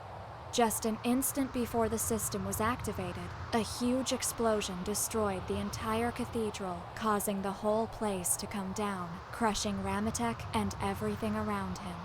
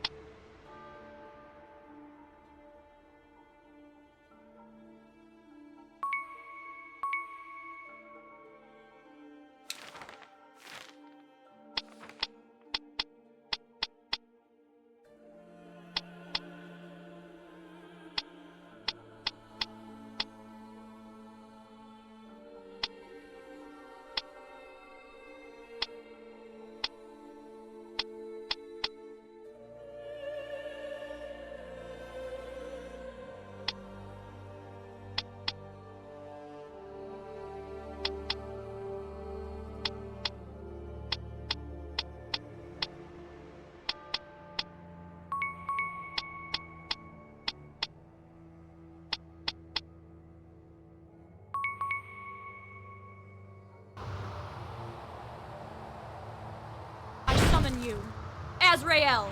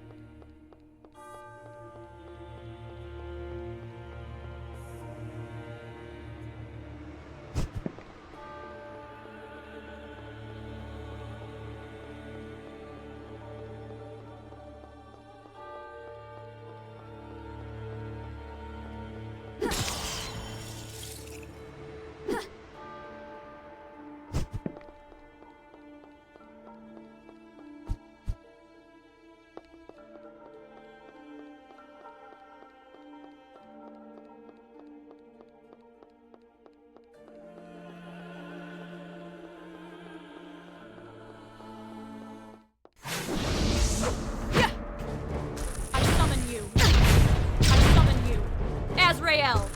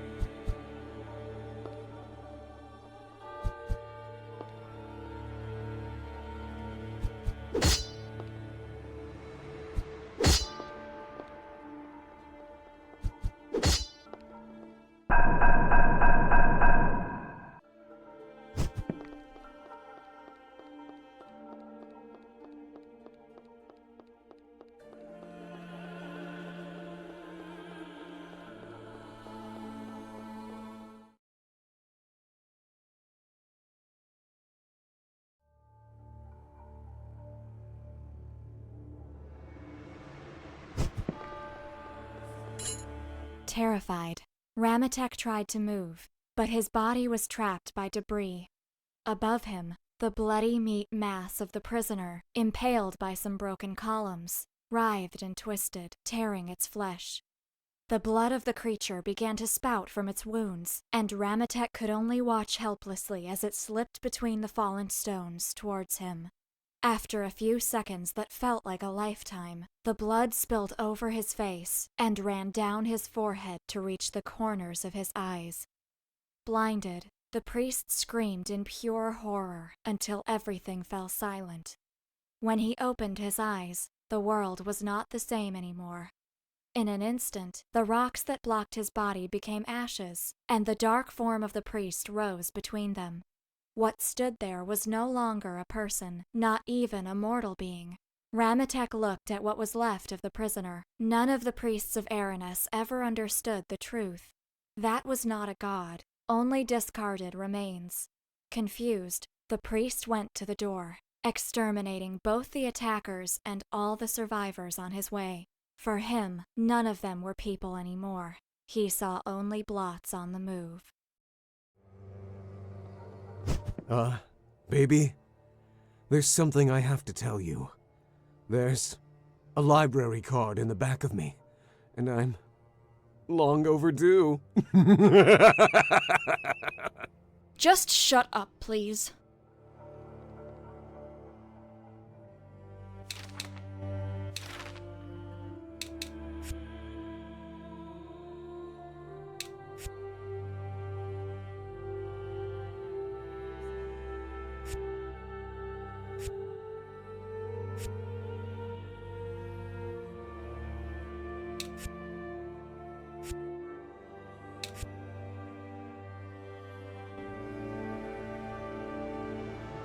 found this place. Not bad, I must say. I will give you something. Something that you will need, World Walkers. Next time, I will be waiting in the light under a red tree. Come and find me.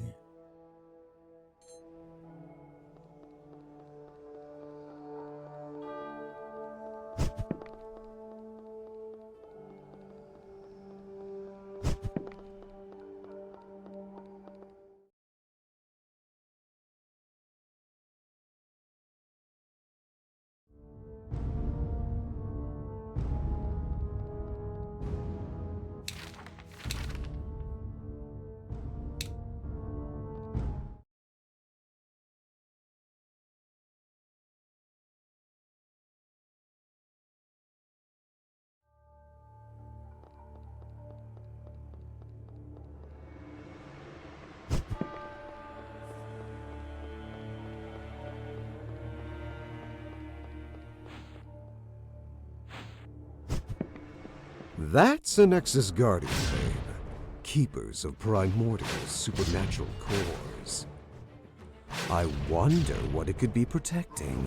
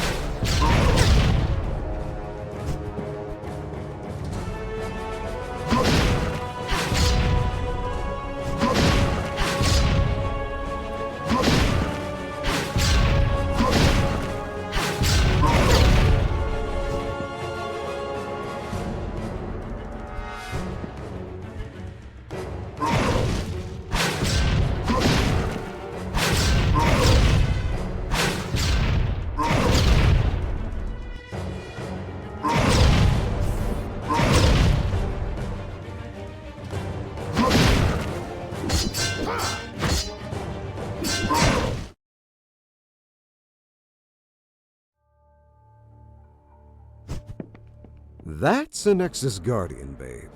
Keepers of primordial supernatural cores. I wonder what it could be protecting.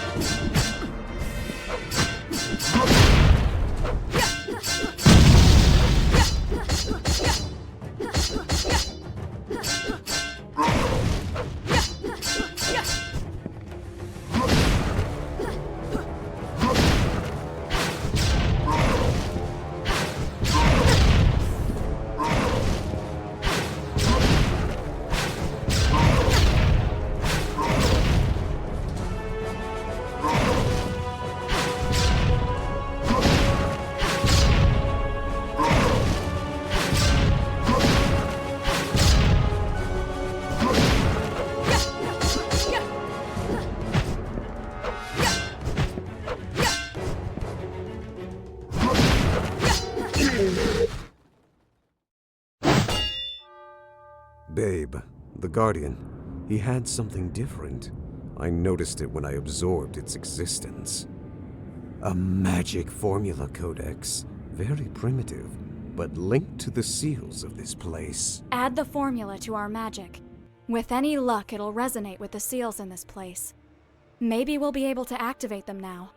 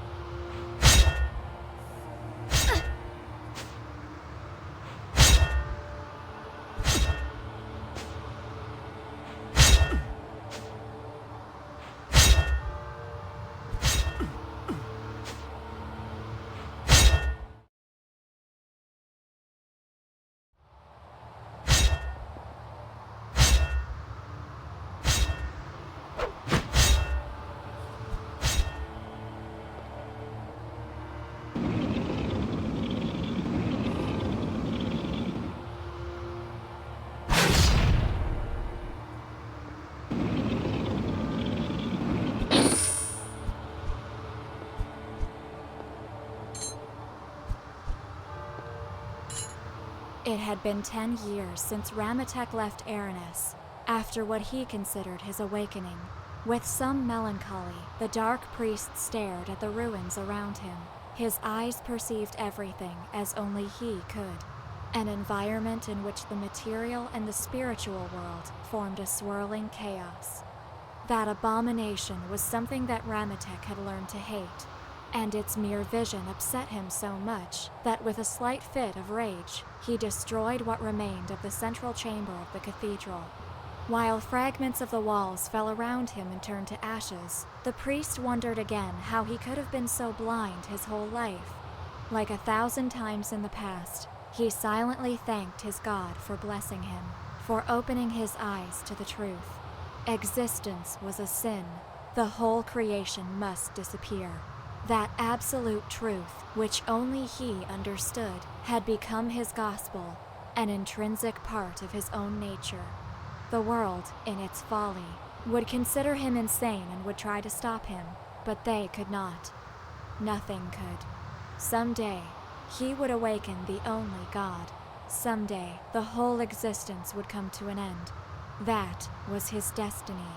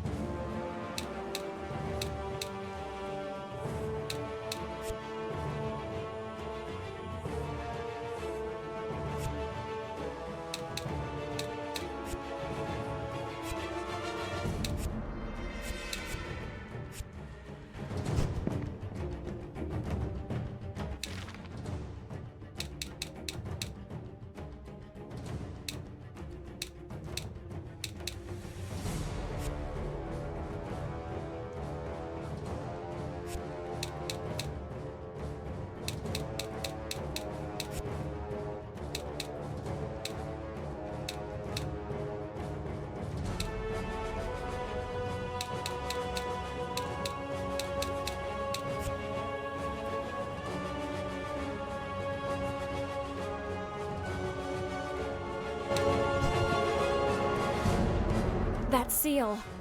The entrance won't be open much longer. We need to destroy the barrier quickly.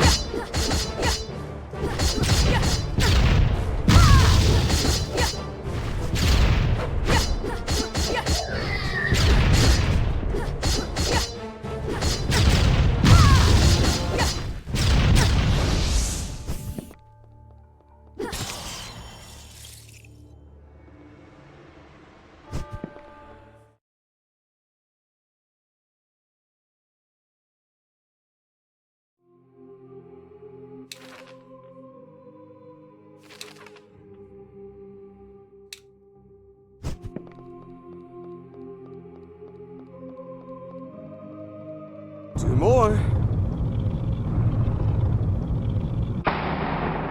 One more.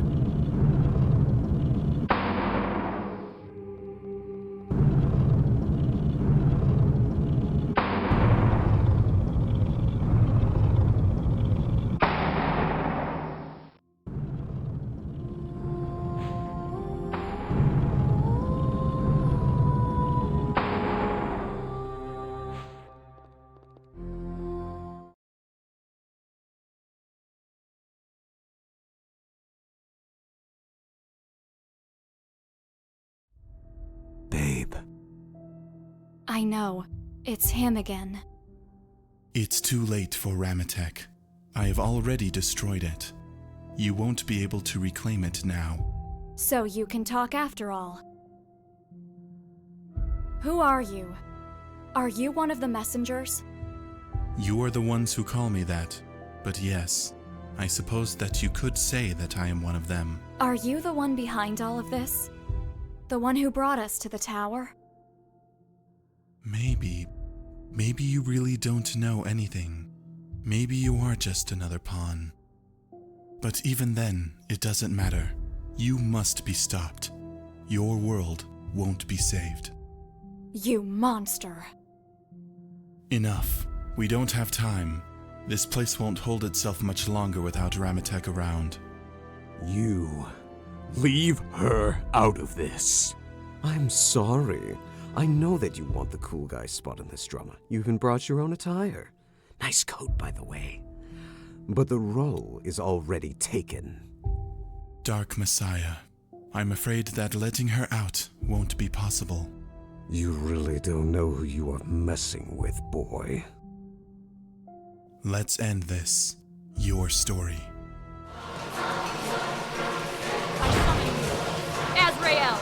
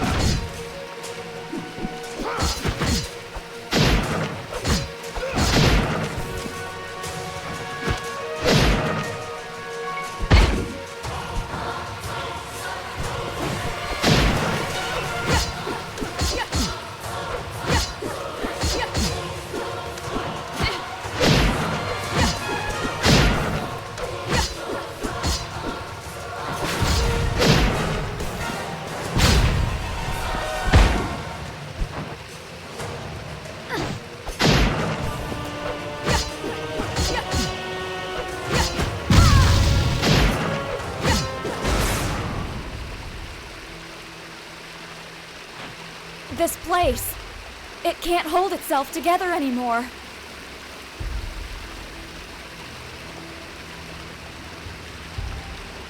You were saved by the bell, pal. And so, the story goes on for you. Just a little more.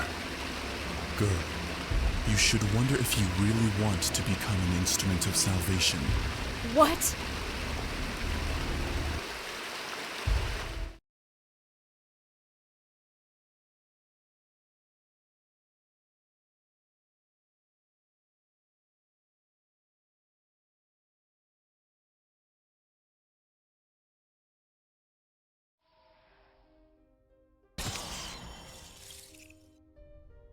The dream becomes more lucid. The little girl is inside the huge room. There's nothing there. Only a strange book, hanging from the walls wrapped in old chains. Everything has become silent outside. And for a moment, the child thinks that maybe she's finally found a safe place to hide. But she also feels that she is not alone. Slowly, the little girl extends her small arm towards the book. Darkness, wrath, loneliness. Everything that fills the place comes from it, and she feels that that book is also lost. Before her little fingers reach the cover, the sound of the door opening behind her makes the child freeze in terror. One of them has found her. And again, the dream becomes a nightmare. Again? This is becoming repetitive. Yeah, it's losing its edge. Are you okay, baby? You seem to be having a pretty awful dream. You can bet it was bad. You were in it. And I already told you I don't need you to worry about me. That's the spirit. Hi again. I'm happy to see that you're okay. I am trying to manifest myself in other rooms, but it's far more complex than I thought. So far, there's only one thing I'm sure of. Some messengers are already on the upper floors, but we are unable to reach them. This place has its own rules. It's not something as easy as simply jumping over there. There must be some way to open the seals that block the entrance to the second floor.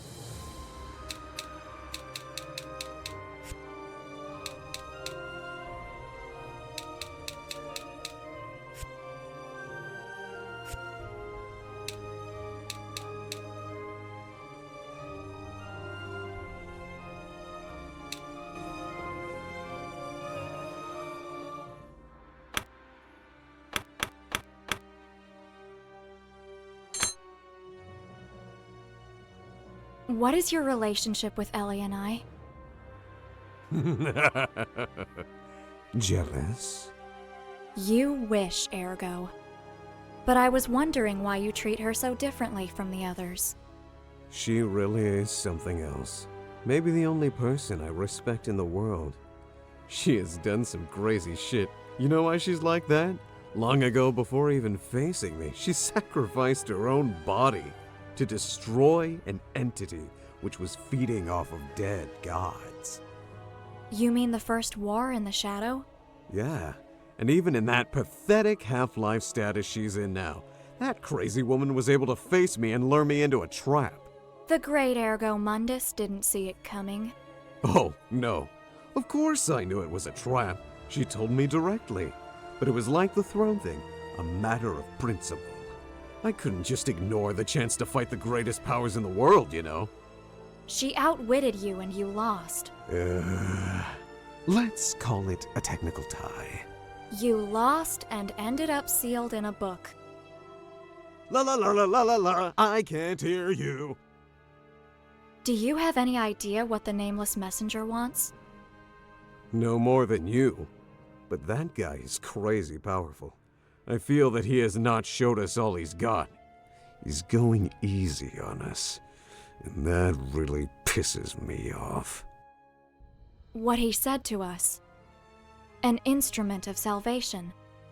That's exactly the same thing Lady said. I wonder how this is all connected. Don't concern yourself with that. We don't have all the pieces yet. We'll face him again.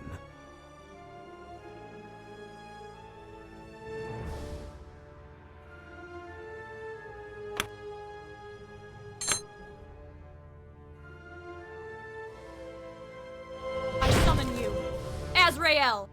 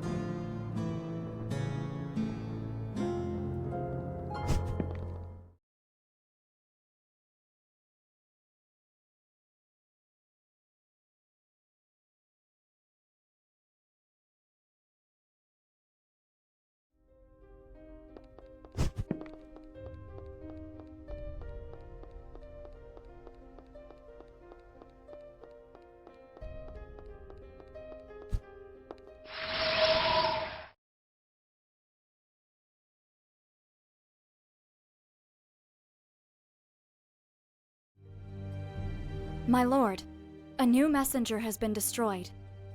However, this time it wasn't my work. A nameless entity did it. One which has identified himself as a messenger. He was the one who killed Lady. From what you are saying, Bearer of Calamities, that entity was here before this whole place was summoned. He may be the source of all this, the one who wishes to see the omen fulfilled. We can't be sure yet, but he was talking about me becoming an instrument of salvation. I was wondering if the Grimoire prophecy mentioned something similar to that. No, this is the first time that I've heard such a term. But it doesn't matter. Destroy that creature on sight. There is a good chance that all this could be stopped if he is defeated. Now take this and go. You have much to do.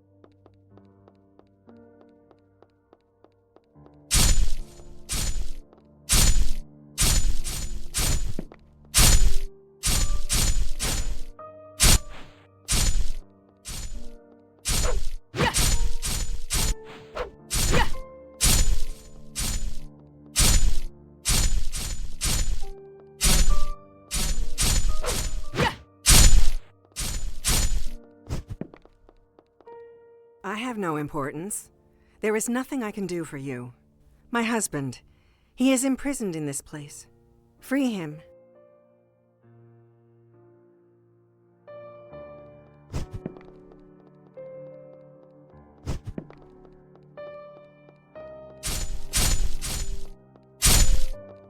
I'm just a merchant.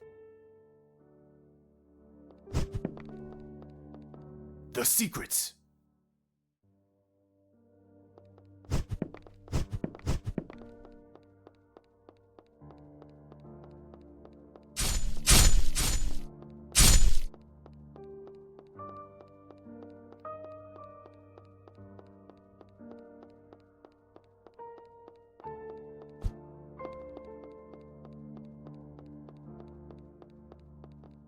I am nobody. I have never been. But somewhere in this prison is my wife. Free her. She will know how to reward you.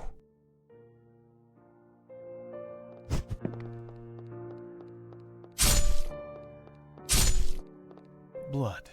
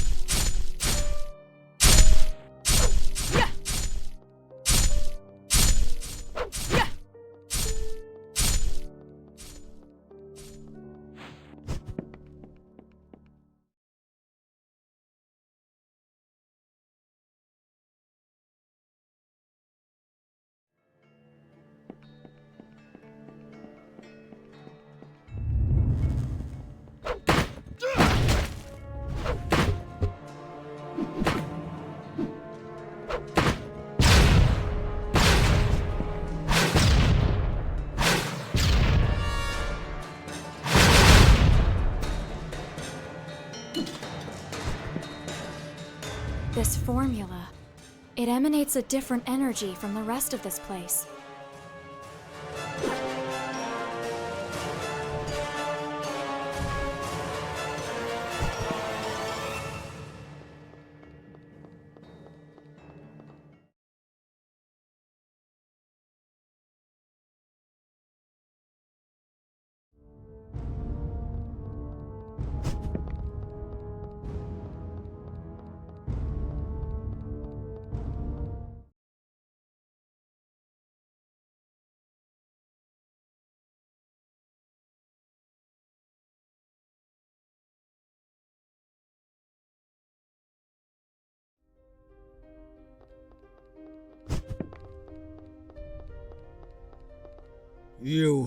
You saved her!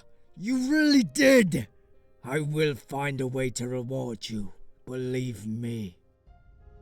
You... Thank you. You freed him.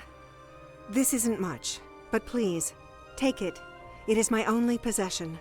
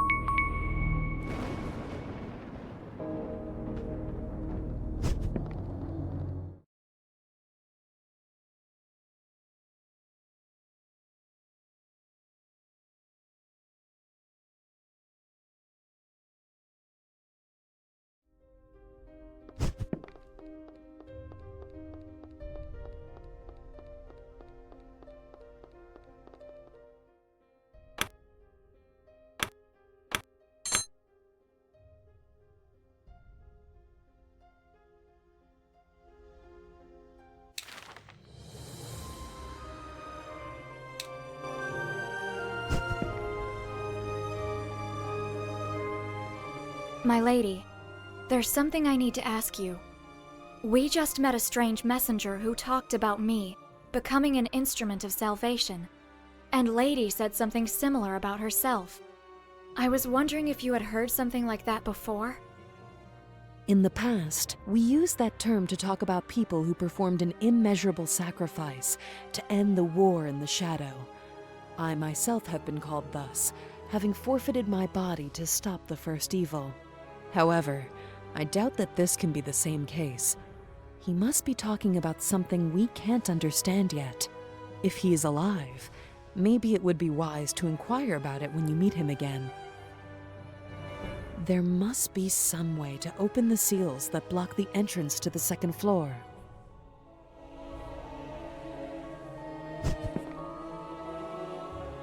I know how I can thank you for what you've done. I need you to bring me something that I forgot in a very important place. A jewel red as blood. It is in a tombstone, but I really can't remember where. Bring it to me, and I will be able to reward you. I am eternally grateful to you for helping him.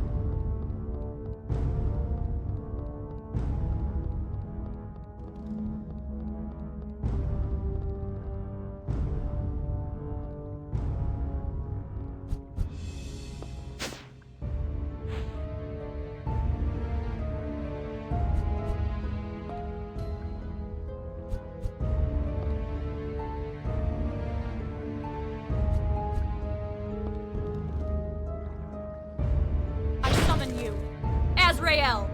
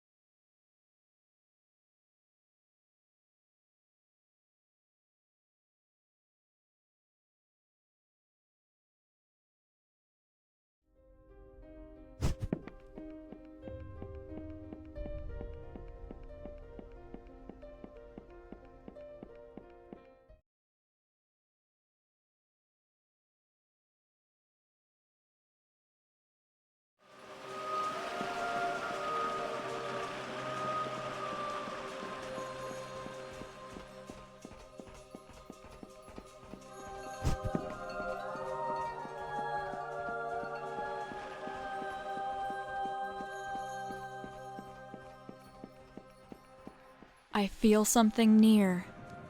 Suggestions? Why are you asking me for help? What do I look like to you, a strategy guide?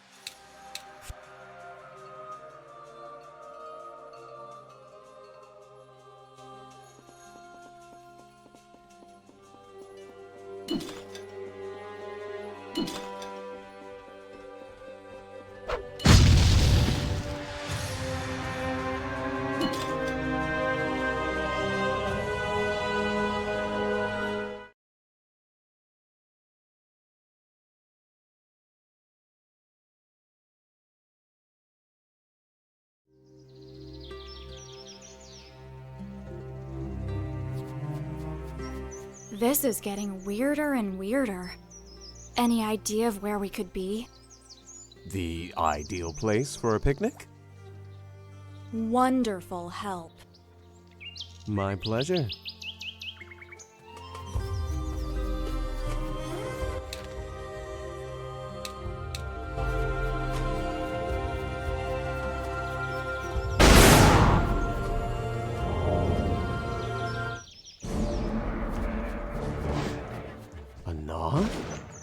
Here? Existential devourers? Yeah, those guys are bad news. This one is from a lesser hierarchy, but in our current form, you are not ready to face a higher one.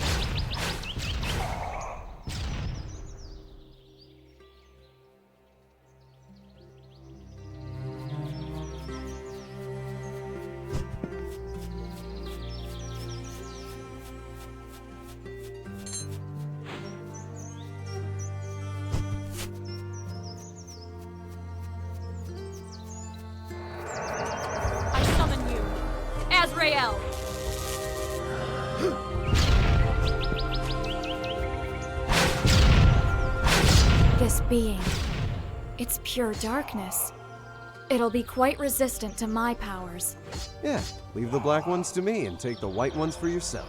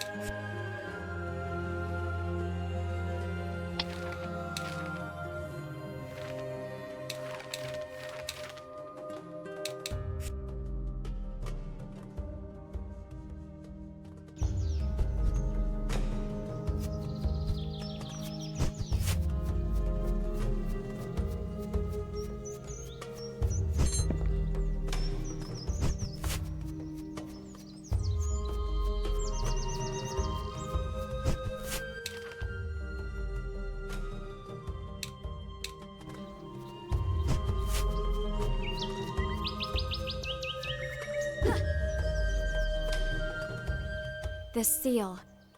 It's similar to the one that Lady summoned. Fast learner. There must be 1 or 2 cores sustaining it.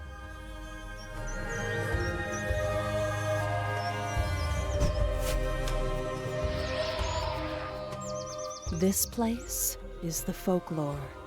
It may not seem like it, but we are on the back of a gargantuan beast, a huge turtle.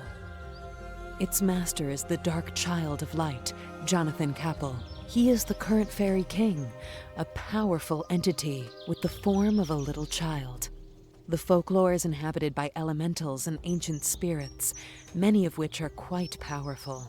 They're mostly sealed in statues, masks, and artifacts, which are part of Jonathan's collection. If you have problems advancing because of a sealed area, you should look around the vicinity. There must be some object or creature that sustains the seal nearby.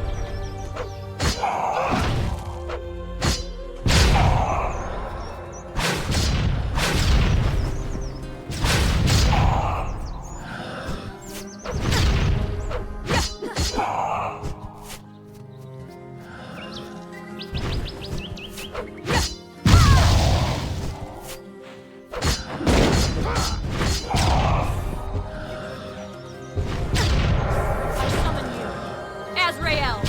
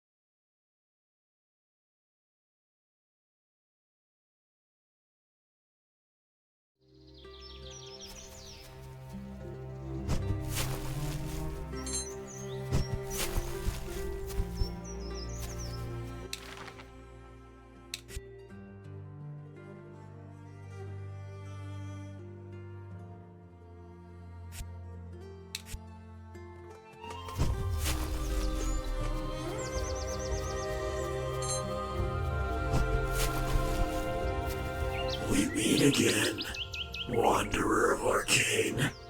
Do you happen to know anything about this place? What's happening here? I'm not sure. In my own way, I'm as lost as you are.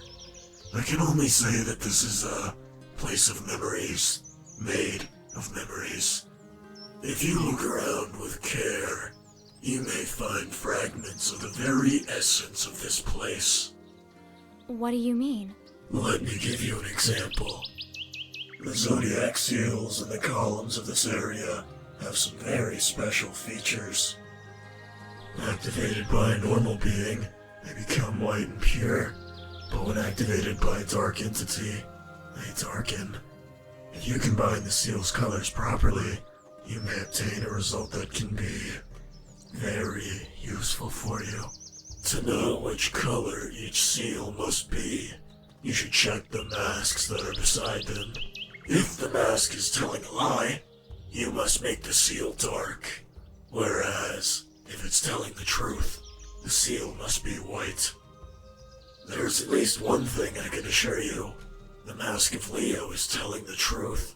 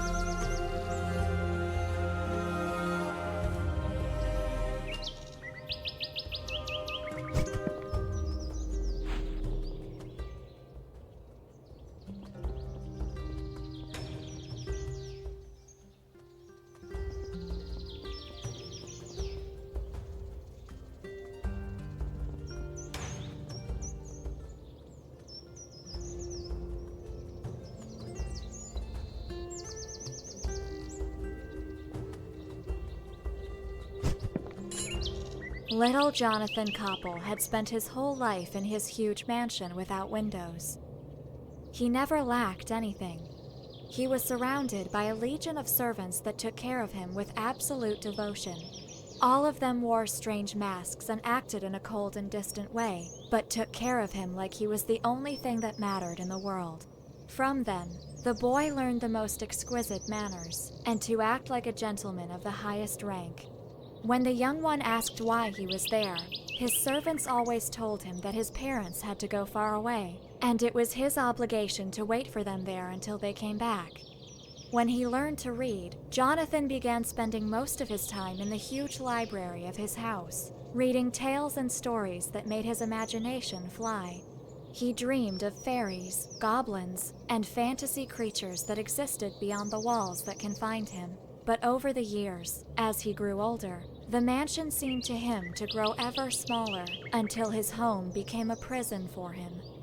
Finally, the night that he turned 12, he ran away. Why wouldn't he? After all, he could never have imagined that the mansion existed only to protect him.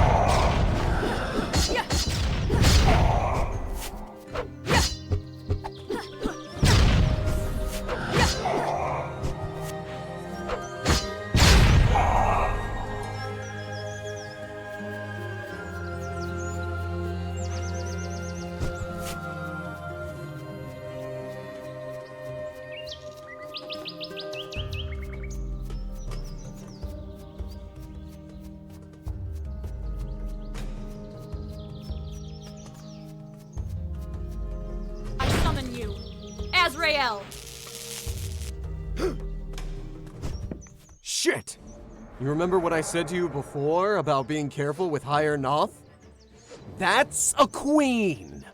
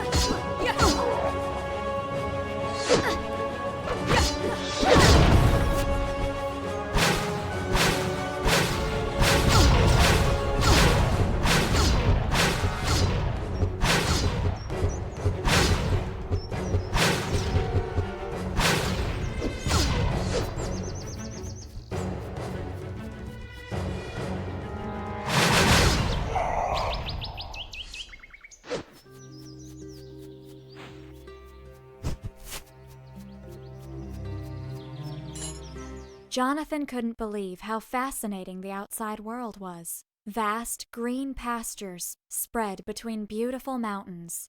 Just a few hours ago he had left the mansion, and all that he saw only increased his attraction to the wondrous outside world. But his greatest surprise was to discover he wasn't alone. There weren't normal people like he expected, but fantastic creatures swarming everywhere, the same kinds which appeared in the tales he read in his library. Both horrible monsters and wonderful beings observed the little one with fascination, and to his surprise, tried to help him. Soon, a legion of creatures began to follow Jonathan, as if they had never seen someone like him before. From them, Jonathan found out that they were in a place called Folklore, the back of a huge creature of vast proportions. The world was changing, and the fantasy was dying. The last fairy tales had taken refuge there, trying to accumulate enough power to survive.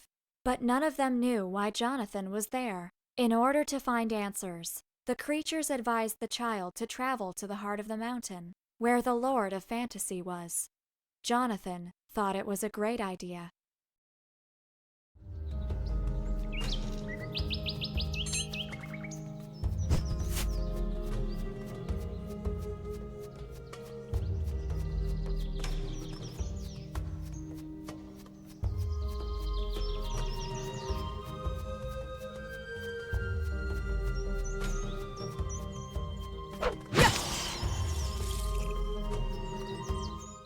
Those statue heads. What? They were guardian spirits. If we want to pass through, we need to find those things and destroy them. They can't be far from here. I can feel them. Good girl! You really are doing your homework. You may be able to control my powers better than I thought. Shut up.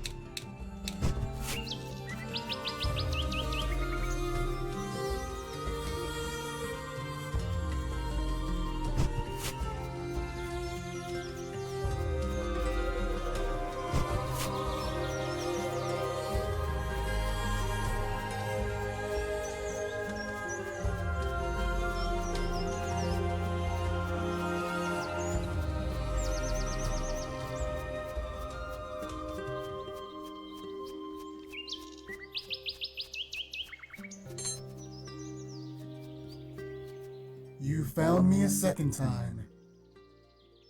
Here is another part of the reward, World Walkers. Next time, I will be waiting in a white plain, where the ground and sky become one. Come and find me.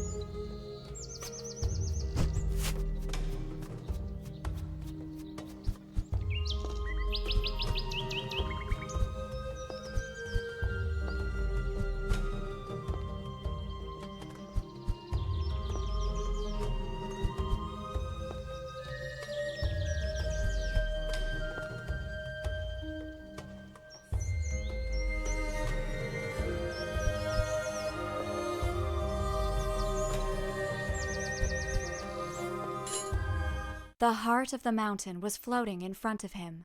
That huge rock contained Folklore's core, a place where the real and the unreal were two sides of the same coin. It was the center of fantasy itself, and to his surprise, the heart spoke. It told him the tale of a crossbred child, half human and half fairy tale. His mother was the greatest witch of her time, the only mortal that the fantasy loved above any other. But a child born of such a union was something that should not exist. His birth would destroy his mother, and fantasy didn't want to lose the woman he loved. The witch understood what was going to happen, and ran away to ensure that the child she was carrying didn't suffer any damage, even if that meant her own demise. She built a great mansion and filled it with soulless homunculi to serve the boy when she was gone. That place was separated from the world, away from fantasy. If she managed to keep the little one there until he became an adult, his supernatural legacy would be erased, and he could be normal. After all, only kids dream. What a story, Jonathan lied to himself, without realizing that he had started to cry.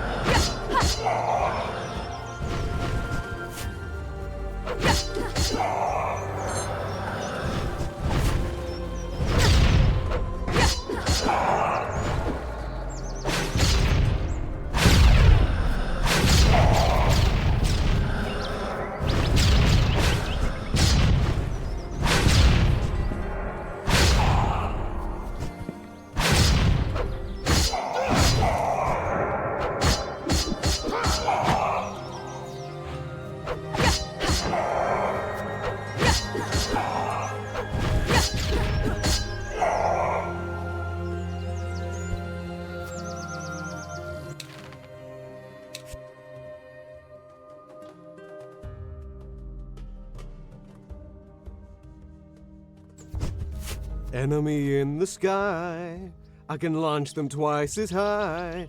Take a look, I'm in a book, you're reading Ergo. I can't go anywhere. Bearers to know and ways to grow, you're reading Ergo. I can kill anything. Take a look, I'm in a book, a reading Ergo, a reading Ergo, a reading Ergo!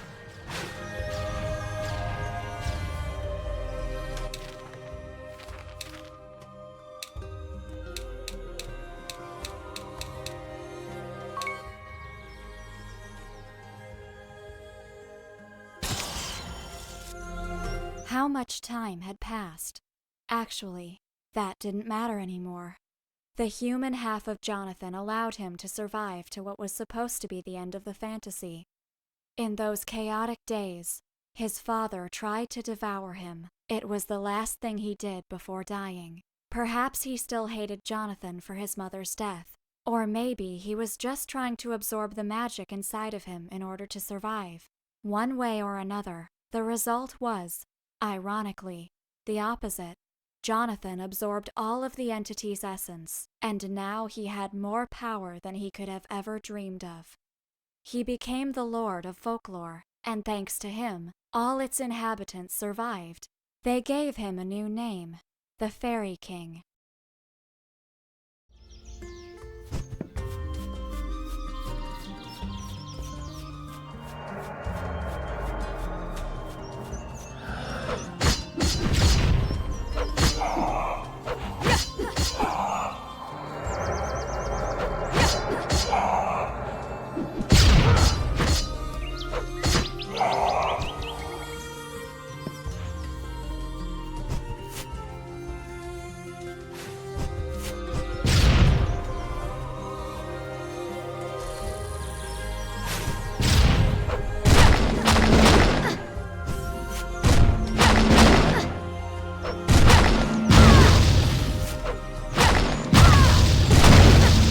Both guardians have fallen. The seal is broken.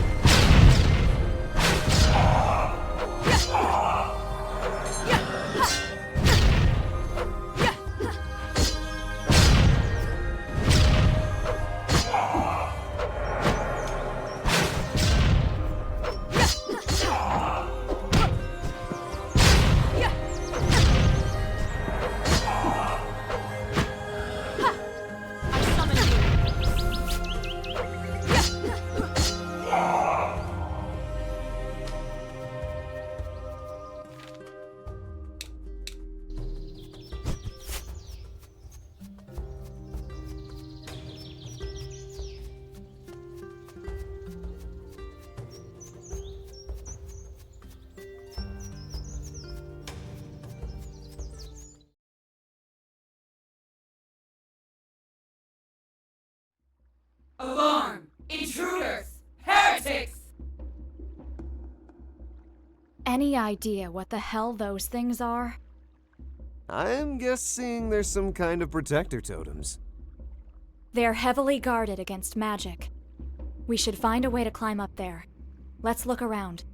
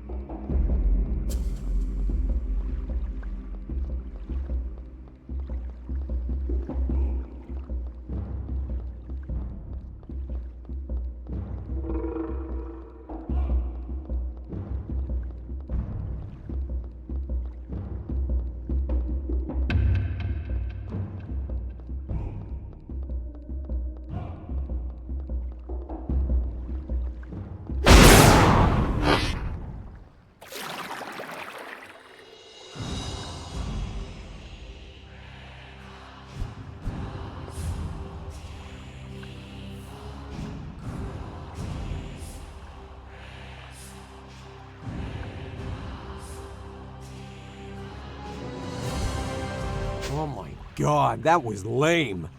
This keeps up, I'm gonna be a softcover book.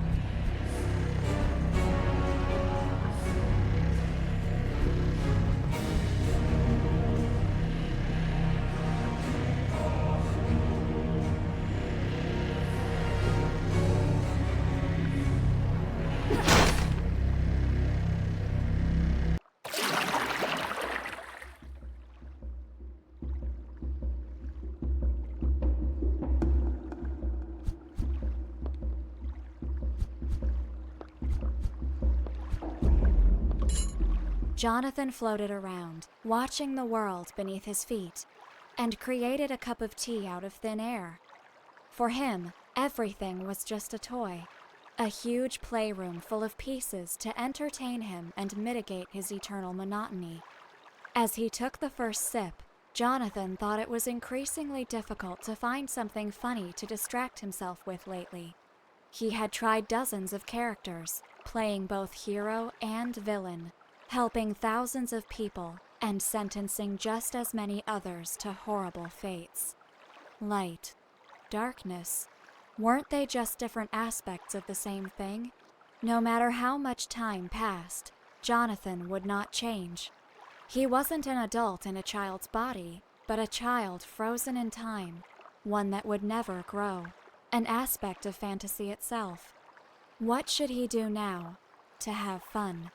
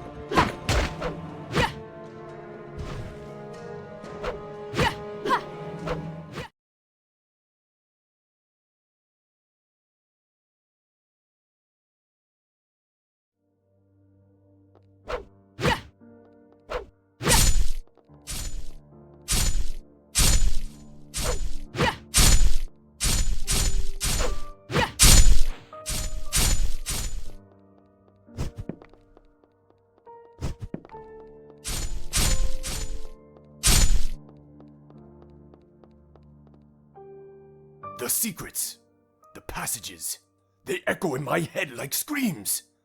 Stop them! Make them stop!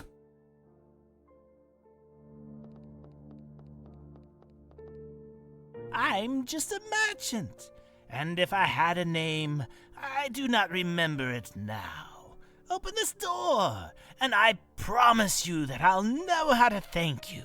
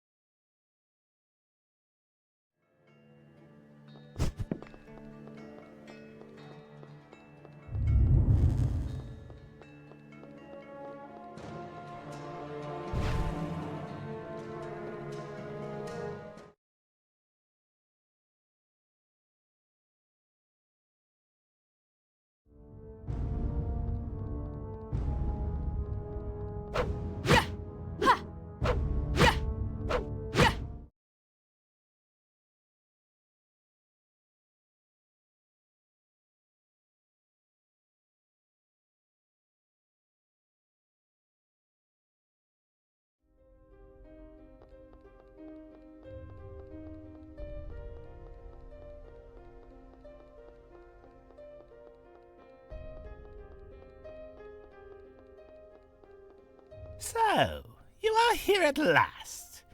I must fulfill my part of the deal, just as I promised. This is yours. I know that somewhere in this place, there's a person who will be interested in it. Me? There's little I can remember about myself. I can't really help you too much now. Have you met him? The intermediary of Labyrinthos? I think it would be really important for you to know him. You can find him at the back of the stairs.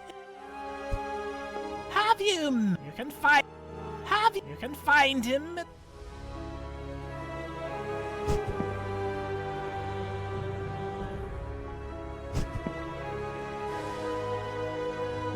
The voices, they've stopped. Everything is silent now. This place is not my home. I was simply brought here by a memory. But if you reach my home, I will show you its secrets. I need time to become whole again. Come to me later. I need to talk with you. This place is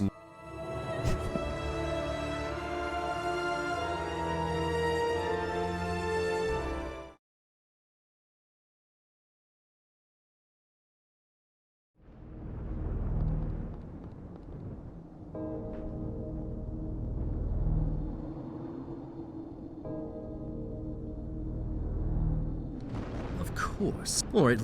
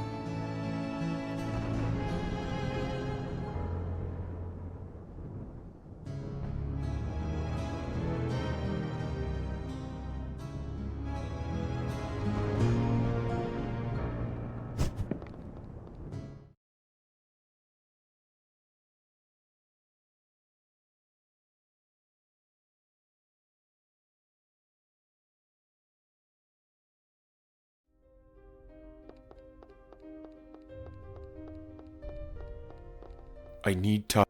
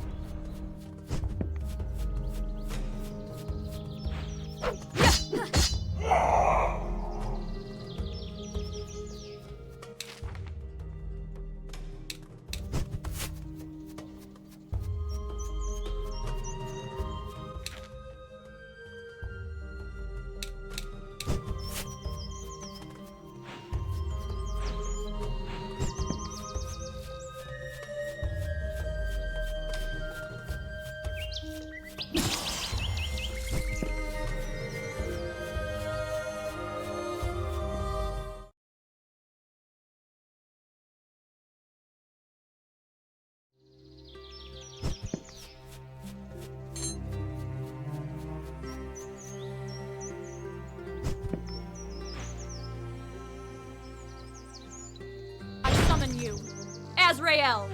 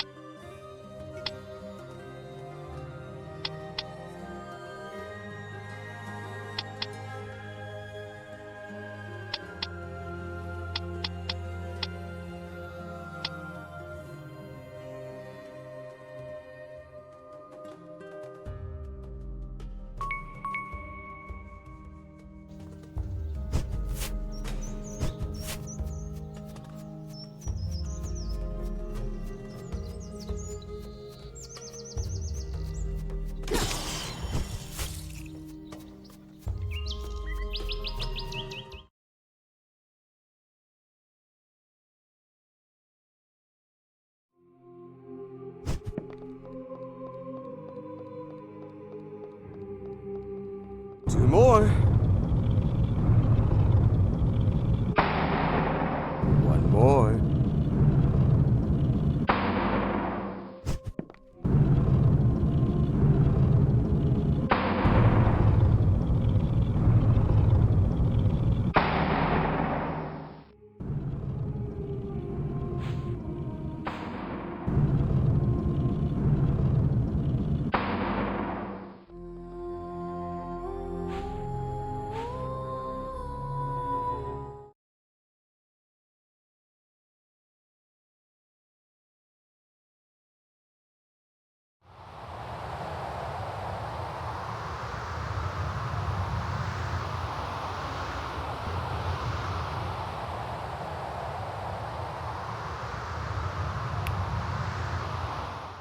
Hail and well met. Had I known thy arrival would be so swift, I would have prepared us some tea. Whither art mine manners? Kappel, I've heard about you. I know who you are. Thou flatterest me. But please, calleth me Jonathan.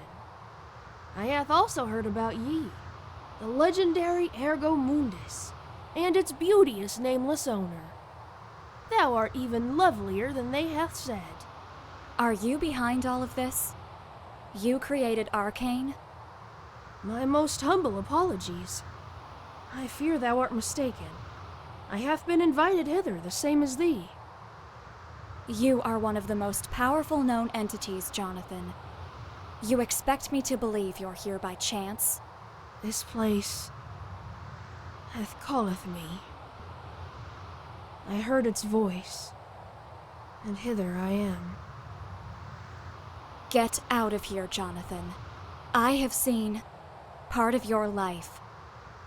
I don't want to be forced to destroy you.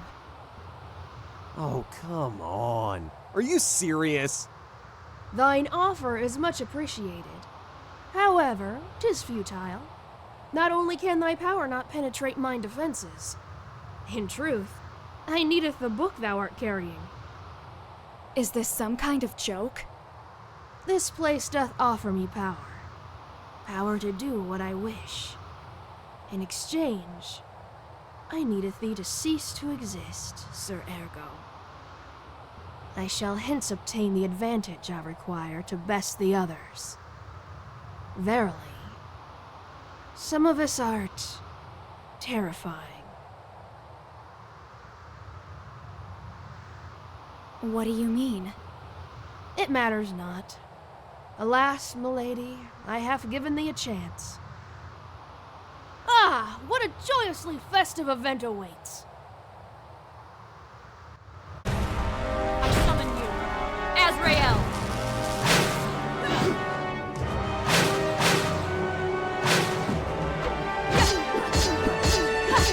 Dost thou not comprehend, fusty sir? Thy time draws short. Azrael! Run! Run! Run!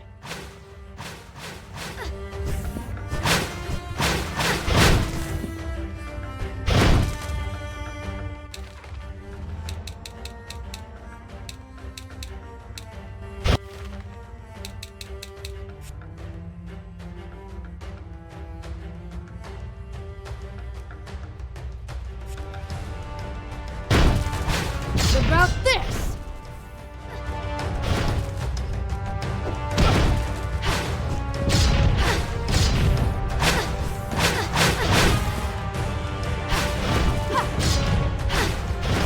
About this!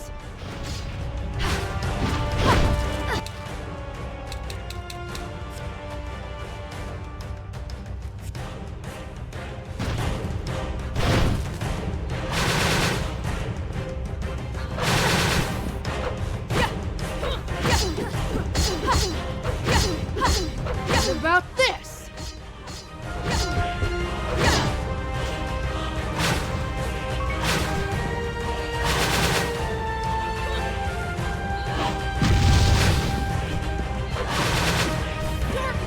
Forgive me, my lady. 'Tis not personal.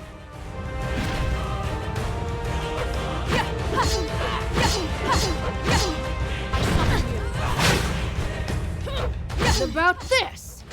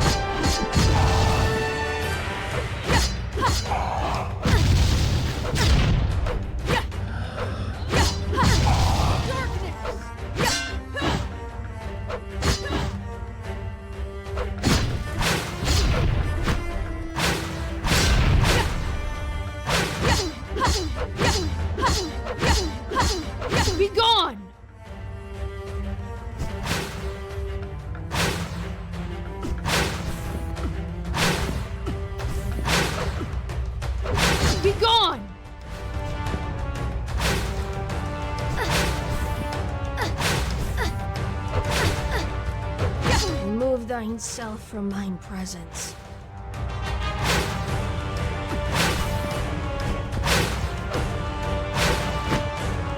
Be gone!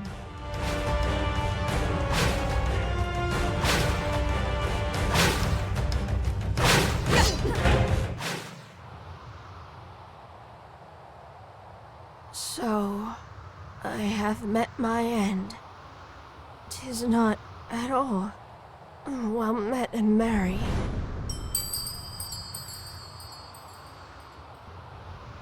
Huh? This power.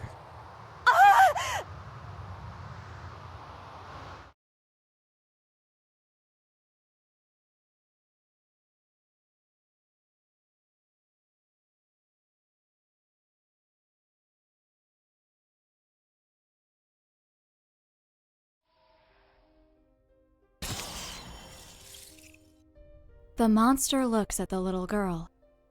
It knows that it's over for her. The child cries, shouts, and tries to escape. But the monster is faster. The claws penetrate her flesh, and she collapses with her body broken by pain. Everything will be over soon. But then something happens. A drop of the little girl's blood falls on the old chained book. The world becomes silent. And suddenly, they are not alone anymore. Hi again, Sleeping Beauty. How are you? Honestly, you don't look too well. I've been better. This messenger thing is really messing you up, you know. Not that I dislike seeing you screwed, but only if I'm the cause. Sweet as always.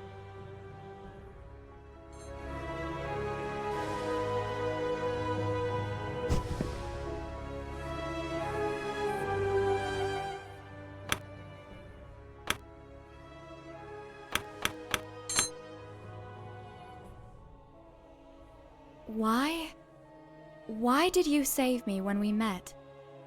You didn't have to. I hadn't given you any order. I didn't know how. Actually, it wasn't for you. That guy seemed like an absolute imbecile who didn't know his own place. You were just there. Classic Ergo. You know, it's funny. At the time, I thought you were the hero of a fairy tale.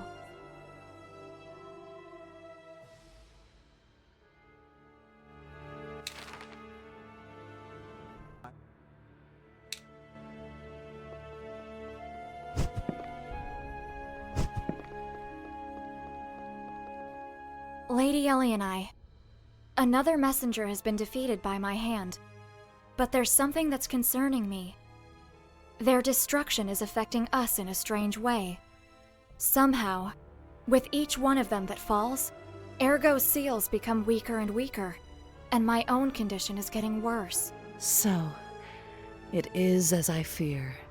Things are worse than they seem. What do you mean? This is just conjecture. What would happen if their energy is not just being dispersed? In this place, when one messenger falls, its power is absorbed by anyone nearby who can be an appropriate vessel. Of course, Ergo, you know you're one of the best. Maybe they are simply fighting each other until just one remains. As a result, that one will have the power of all the messengers. A truly ultimate monster. So, for a moment, let's consider your conjecture is right. What should we do then? I mean, we can't let them roam free. But if destroying them can also be a problem, what— I don't know. Yet. I don't understand what the problem is, girls. I don't need anyone else's power. You're concerned about nothing, since I already am the ultimate monster. In any case, this is just conjecture. Go on with your mission while I talk with Romeo. Even if I'm right, we could find a solution later. Ergo may be a pain in the ass, but I trust him. I wish I could say the same. I'm sure you do. More than you want to admit.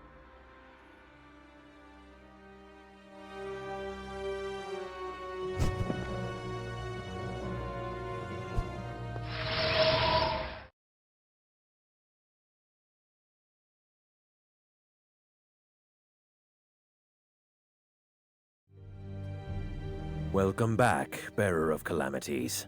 Inform me of the situation. My lord, another messenger has been destroyed by my hand. But there's something that's concerning me. Their destruction is affecting us in a strange way. Somehow, with each one of them that falls, Ergo's seals become weaker and weaker, and my own condition is getting worse. None of that is my concern. I have heard some strange theories from Ali and I, but honestly, even if they are true, it changes nothing. Our priority is to prevent the prophecy from being fulfilled, and I trust in your ability to keep the calamity at bay. Now take this and go. You have much to do.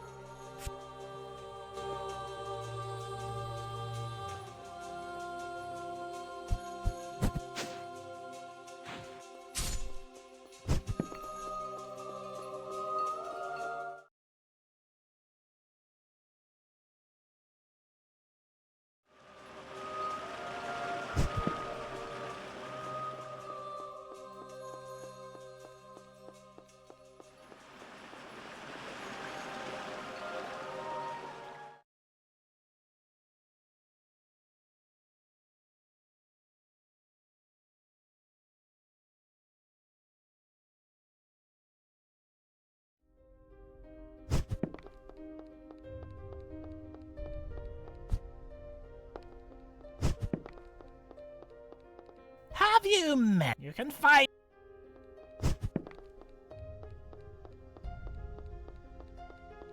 This place is not my home. I was simply brought here by a memory. But if you reach my home, I will show you its secrets. I need time.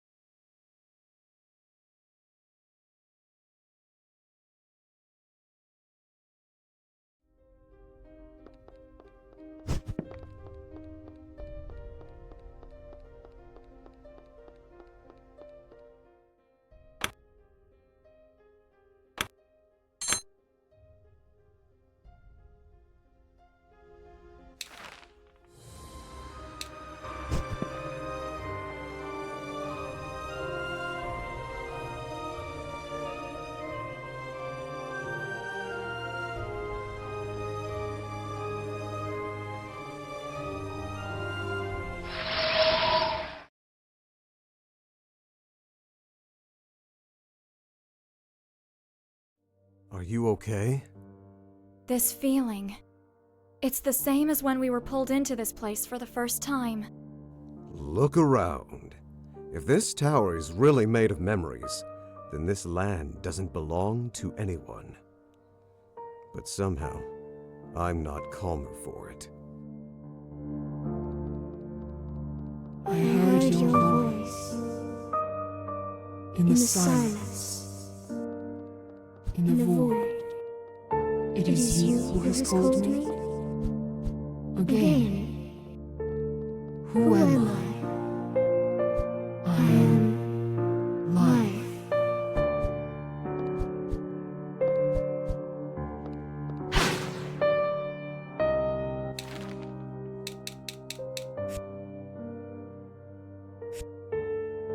I summon you, Azrael!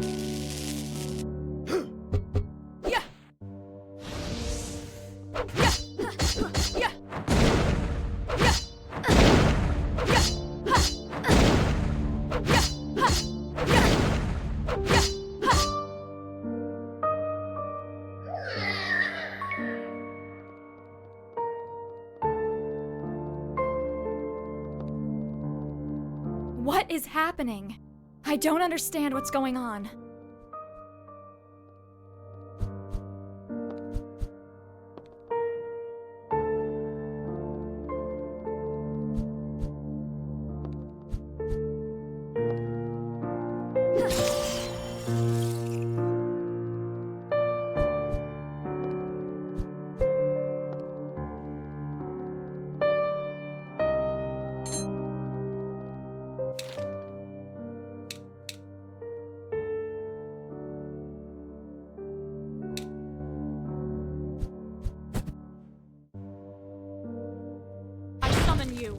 Azrael!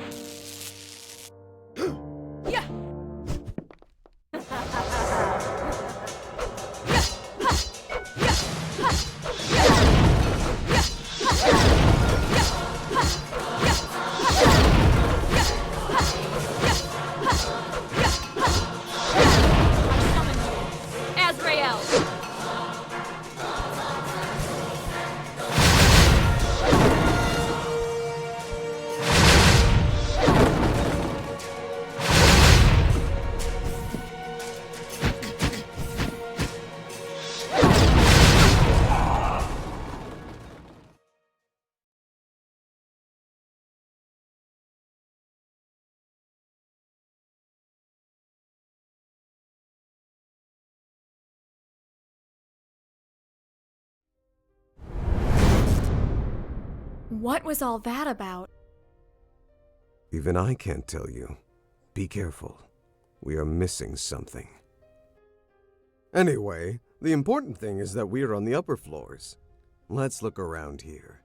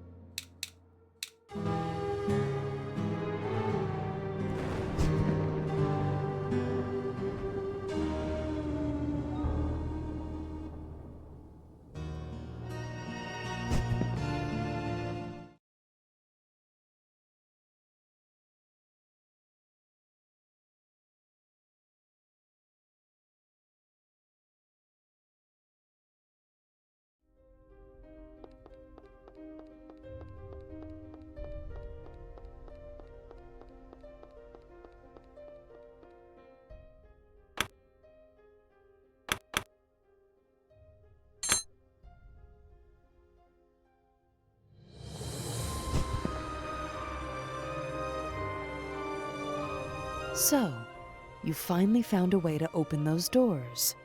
It seems that everything in this tower is related to those fragments of memories and the essence of the messengers. Look around us. The seals on the ground also react to them. I'm trying to understand how they work.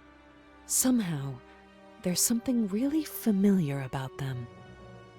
But I shouldn't take any more of your time. As soon as I find something relevant, I will make sure you know. As soon as I...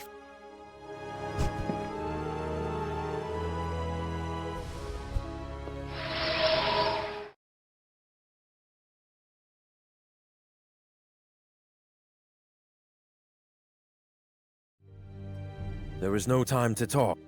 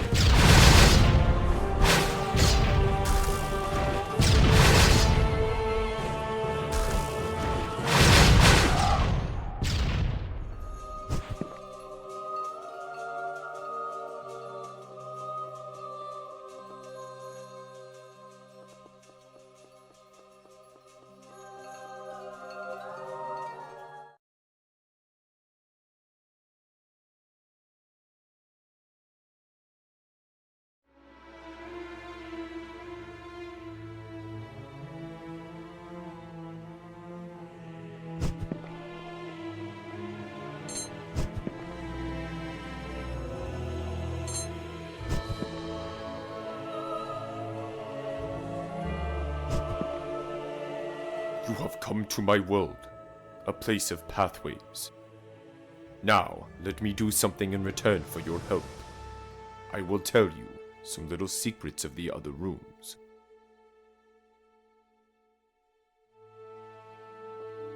You have come to... Now.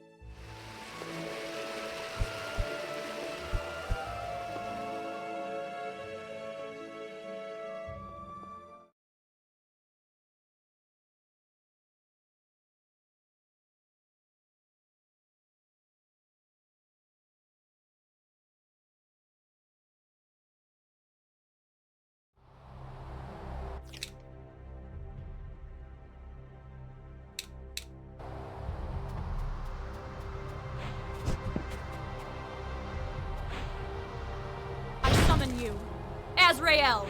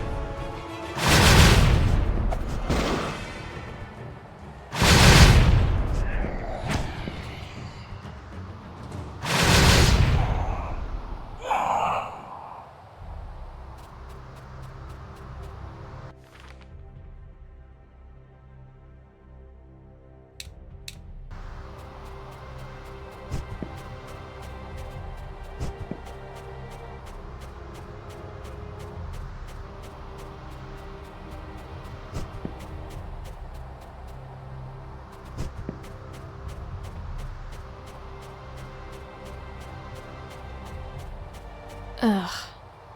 Oh, God. What is it, baby? Are you lost? I'm a book, not a compass. Figure it out.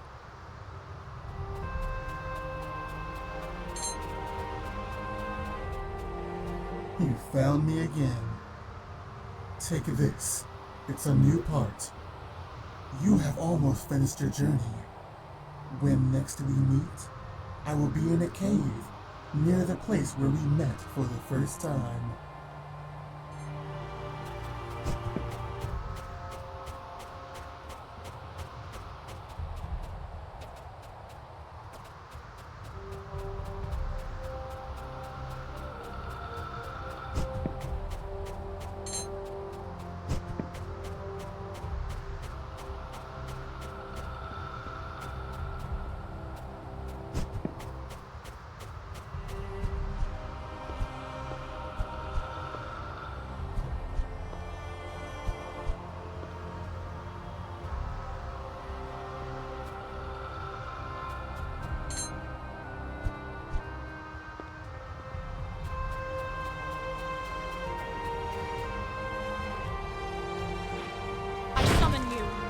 Azrael!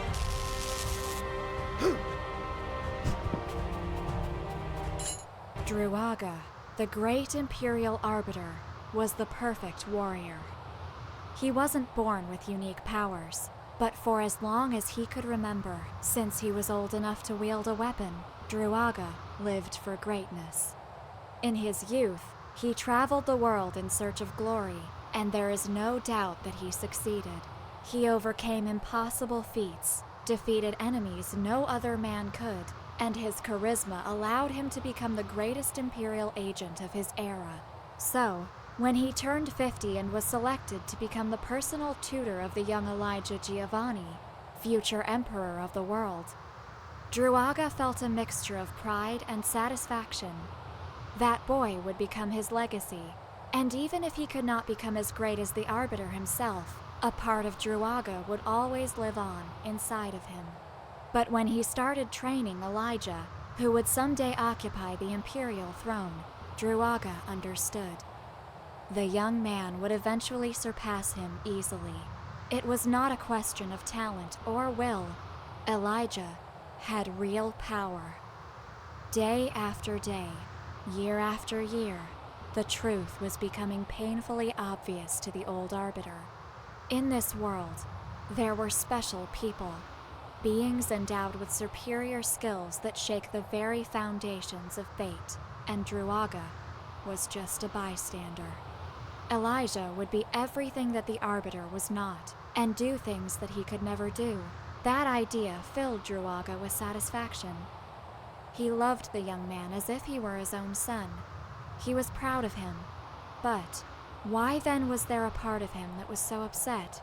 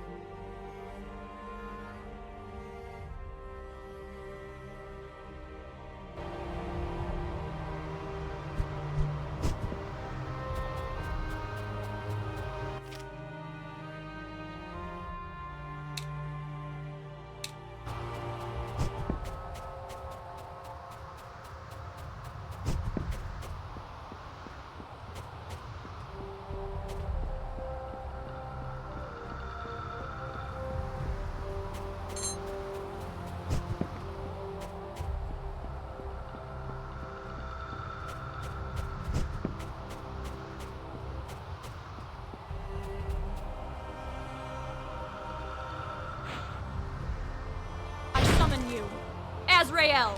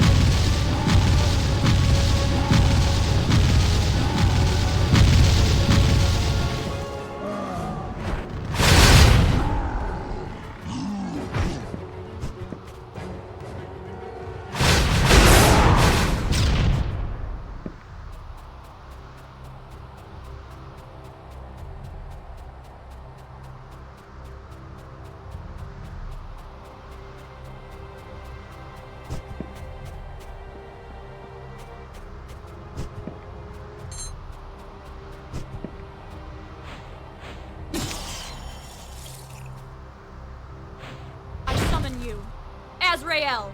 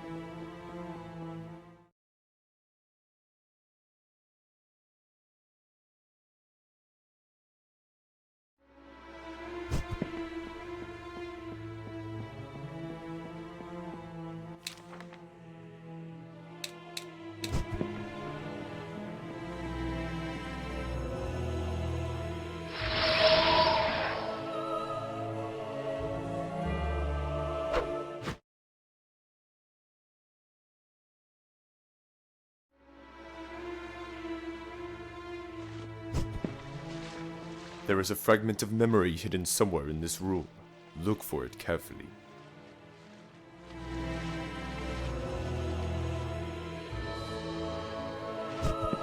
Hey baby, not that I'll complain, but be careful when you sit down considering where you've got me. Shut up.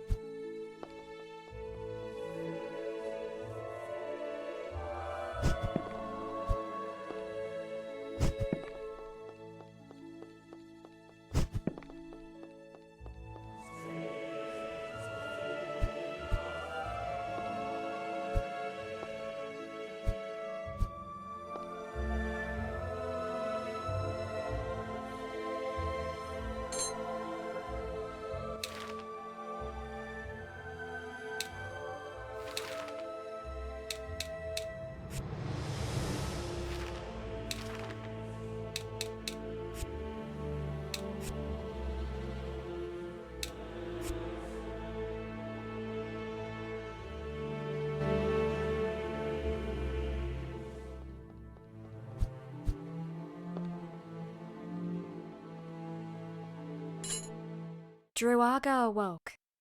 His strange dreams were becoming more frequent and annoying. While he was washing his face, he took the opportunity to look at himself in the mirror and confirmed what he already feared. The lack of rest had begun to affect him physically. Why wasn't he special? In his head, he repeated the same question again and again. It had been several days since Elijah had left with his fiancée to investigate a series of strange events. When thinking about what the boy could be doing at the time, the old man smiled. The future emperor was a lot like him when he was young, with a strong sense of justice and an avid desire to do great things. But the Arbiter knew that Elijah would go much farther than he ever did. He would do things of which the old man could only dream. At the end of the day, Druaga had barriers he could not cross. Thinking about it, the Arbiter felt extremely exhausted. He gave orders to the Chamberlain that today he would not leave his quarters, and went back to bed. And then, while he was deeply asleep, a strange thought crossed his mind. If the world had not chosen him, he would force it to do so.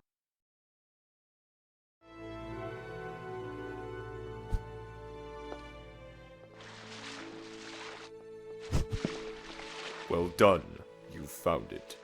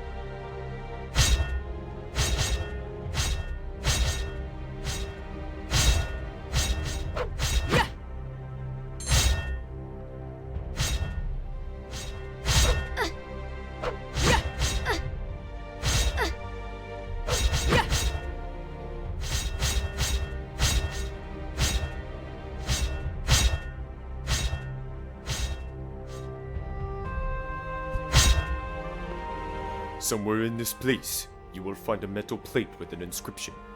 Watch it closely. It will help you to open the central door in the square.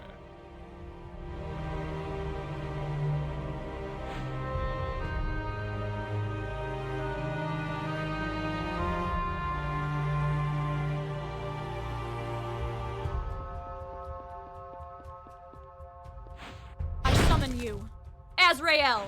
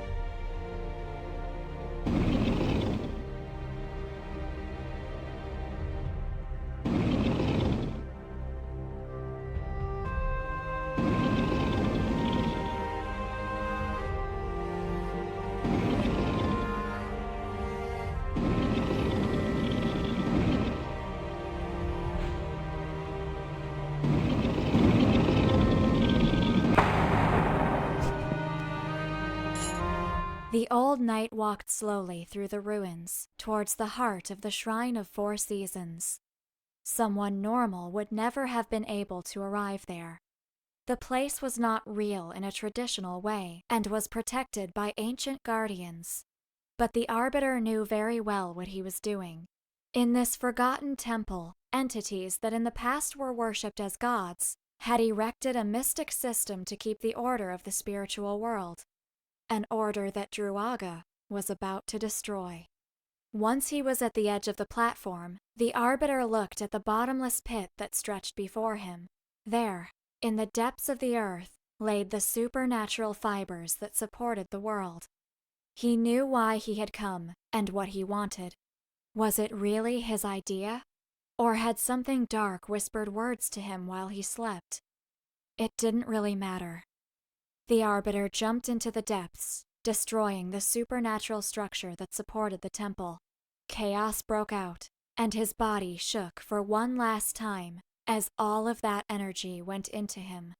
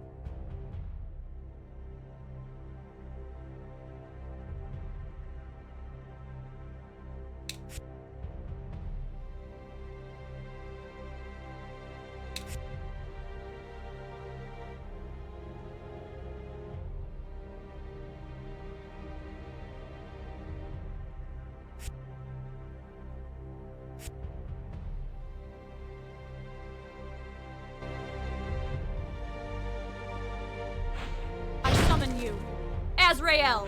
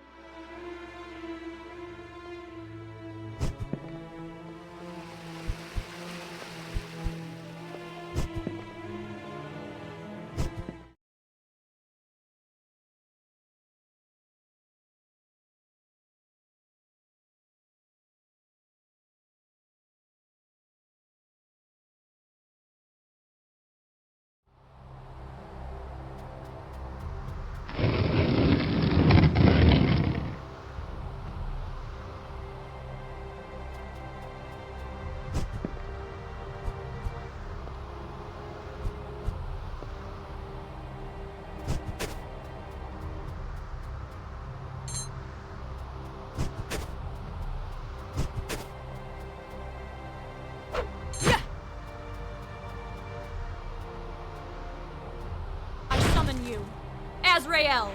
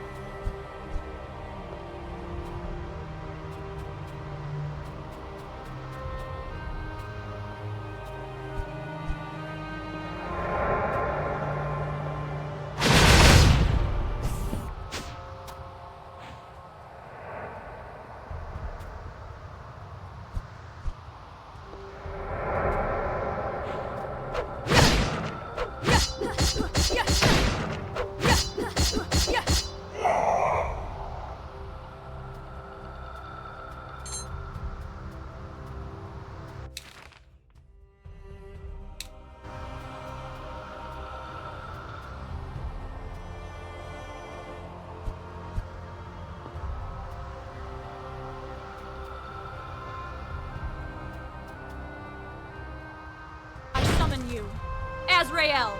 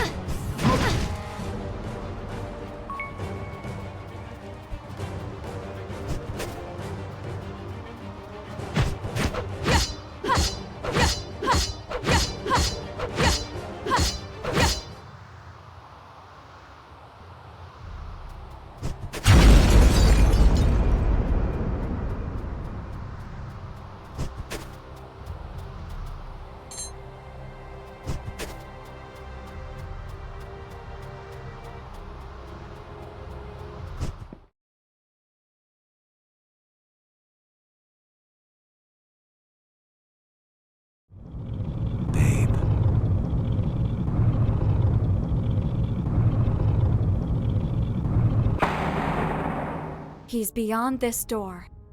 There must be a way to open it.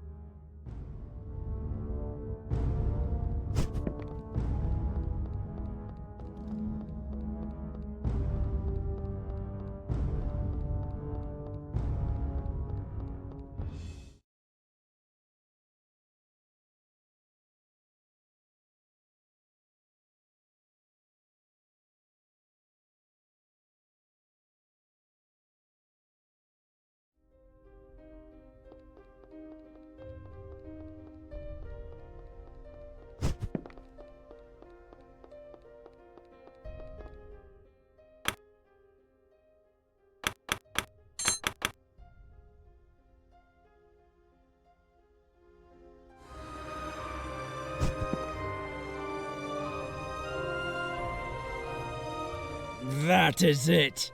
Now, hold it in your hand. I thank you for what you have done.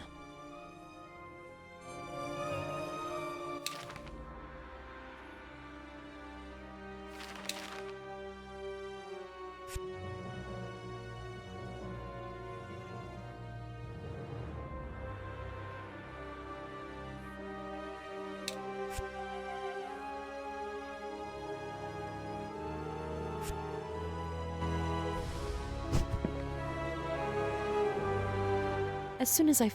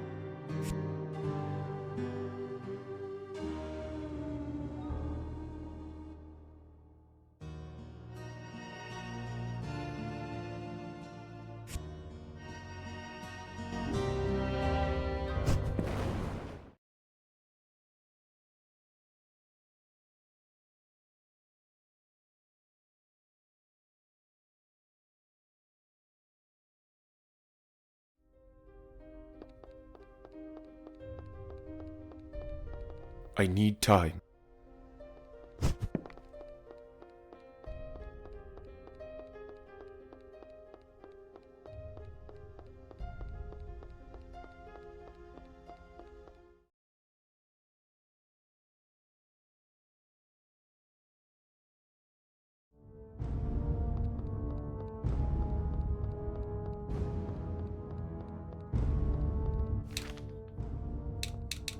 I summon you, Azrael!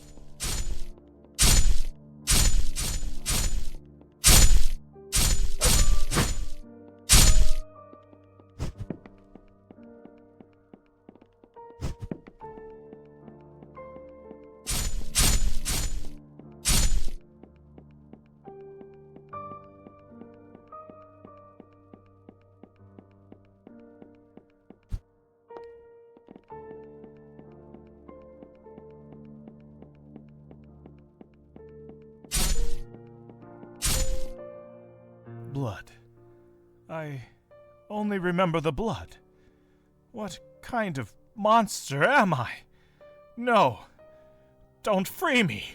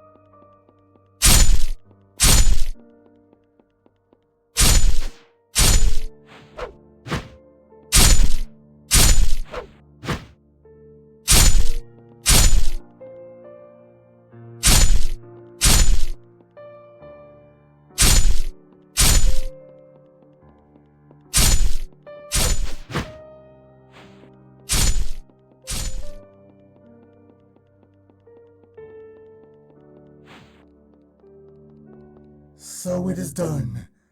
The circle is closed. Here is the last fragment. Once you have it, if you are able to understand its meaning, we will meet again. I hope to see you soon, World Walkers.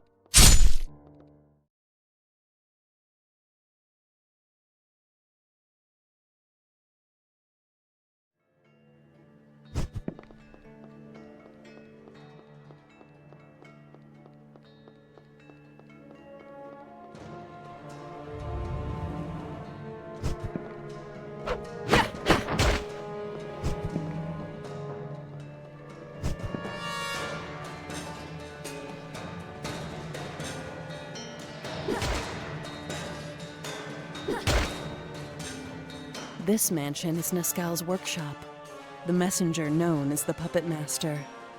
In this place, he created countless masterworks and destroyed countless lives in the name of his art. Such genius, wasted by madness. I think that somewhere in the mansion, there was a picture of my sister titled Grimoire. It seems that we are really popular in Arcane.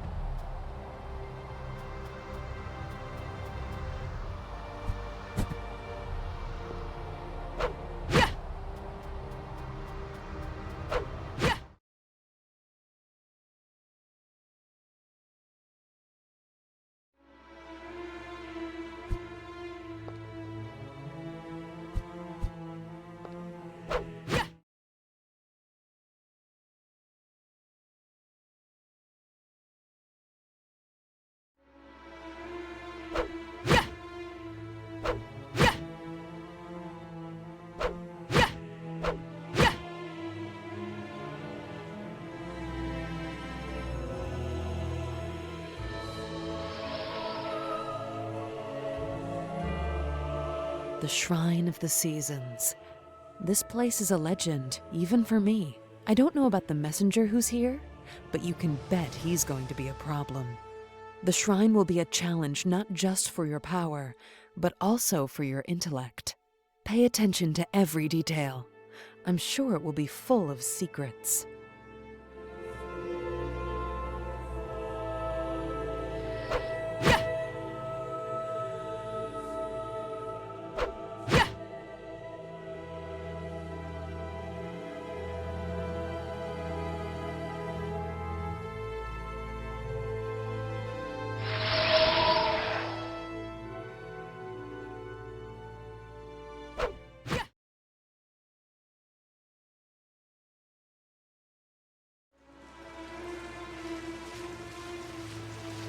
There is a fragment of memory hidden somewhere in this room.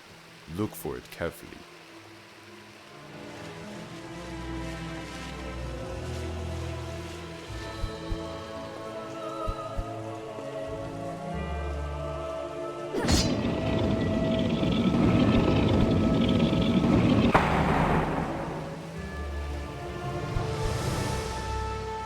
Hey, baby. You know what the best part about this adventure has been so far? Banging against your ass for hours. Ugh.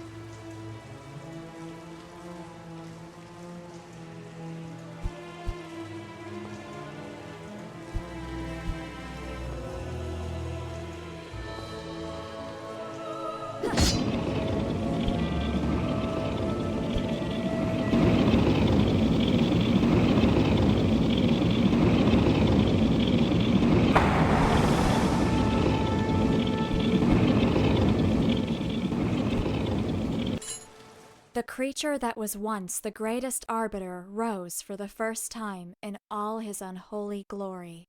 Nothing remained of the person he formerly was. Now, he was an exceptional entity, an unnatural avatar that existed in different planes all at once. His body and soul were detached and acted independently as extensions of a higher will. When he opened his eyes, he heard the sound of thousands of voices screaming in unison while order of the world crumbled. And he smiled. Now he was chaos. Now he was war. Now he was power. Now he existed in all worlds at once. And he was special.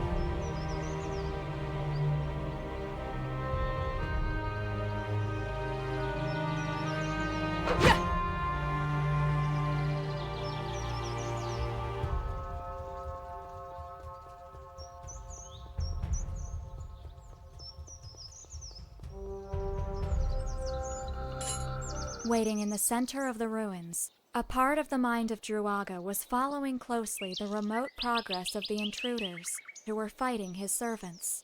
Many of the attackers were entities of great power, special beings who had changed the world's fate with their own hands many times in the past, and they were there just to stop him. That simple idea filled Druaga with a strange satisfaction, but it was the presence of one of them in particular, the one who apparently led the group, that attracted his attention specifically. He was ahead of the others, no doubt trying to buy time. Druaga raised his head and looked at the mortal who stood before him.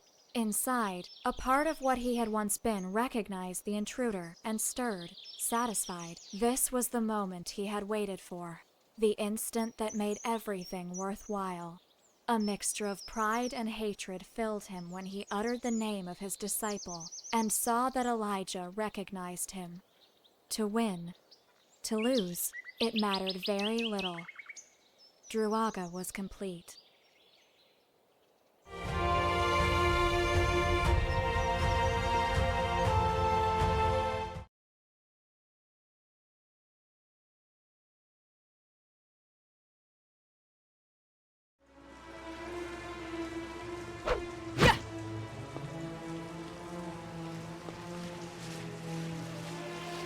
Well done. You found it.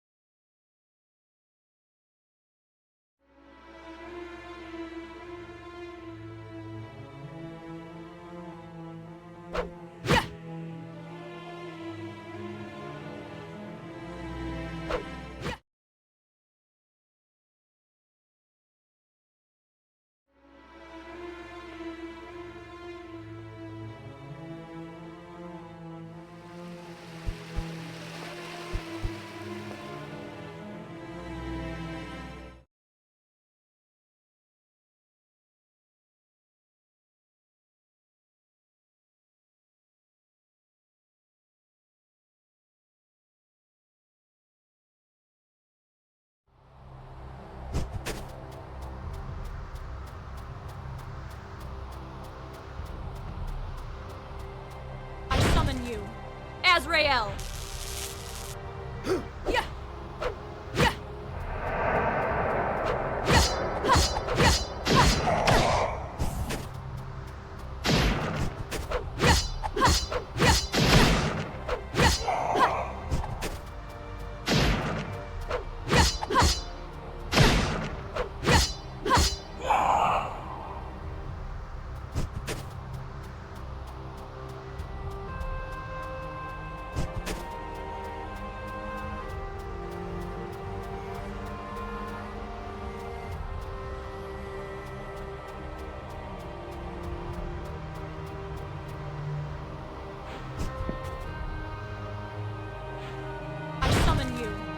Azrael!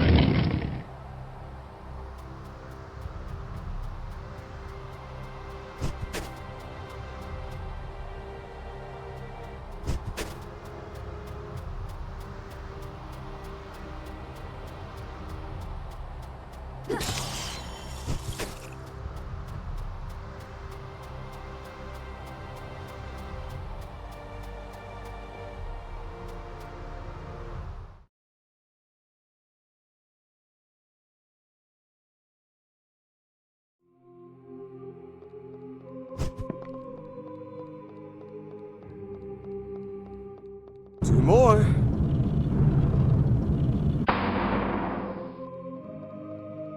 One more.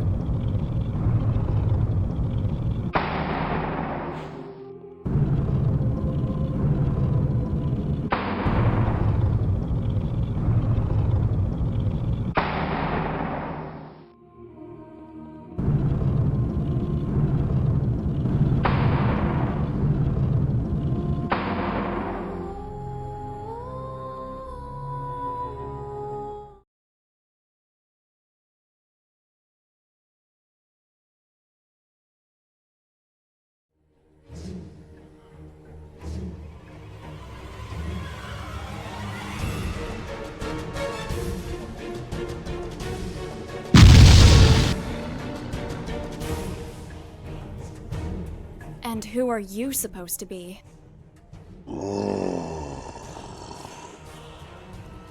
A cool, silent type, I see. Babe, this guy is going to be extremely problematic. He has divided his soul, and the pieces are in different dimensions. Suggestions?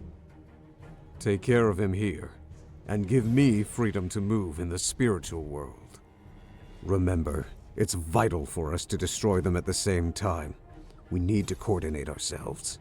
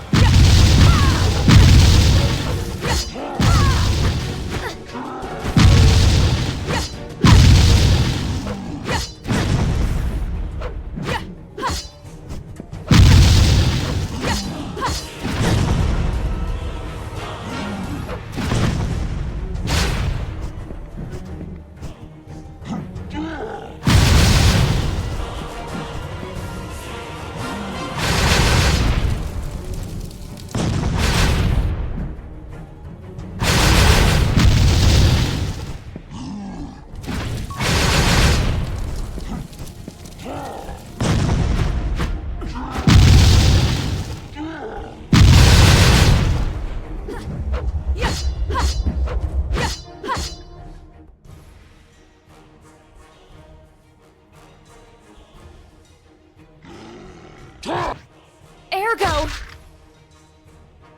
That was close. Be careful, you idiot.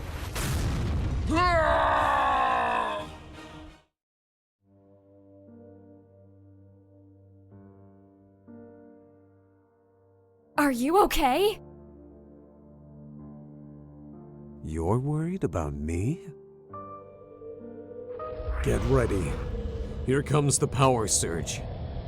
I'm not sure if I can do this. Ah!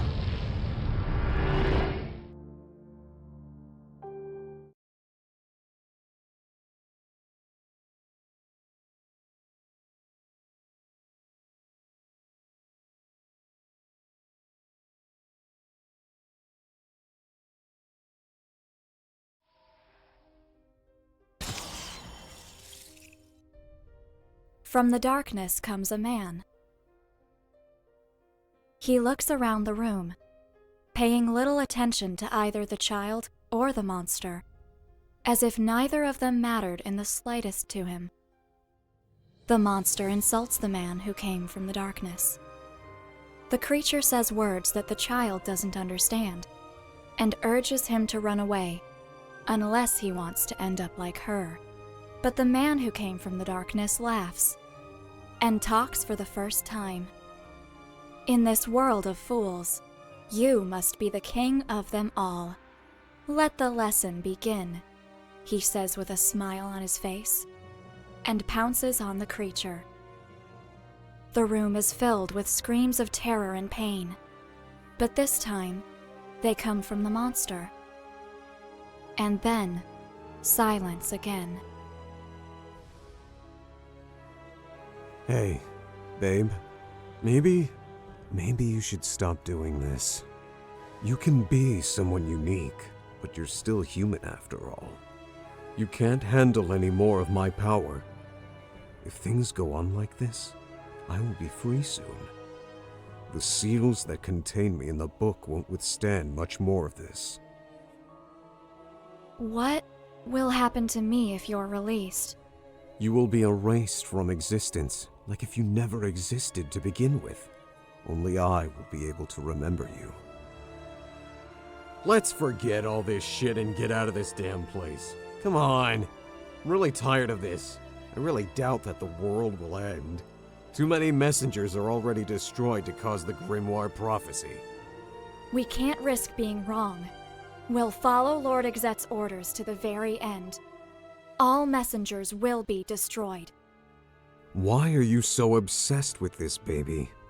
I know that you lost your family when you were a child, but you're not the kind of person to simply hate everything.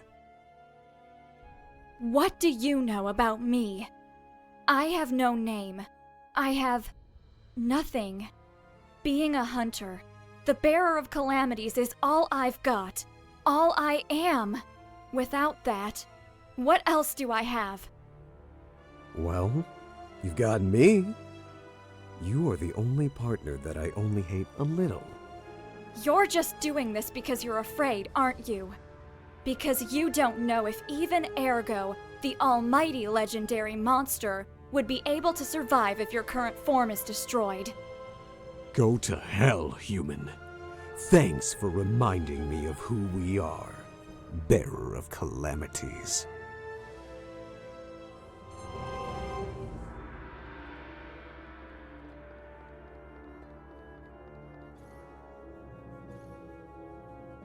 As soon as I find something relevant.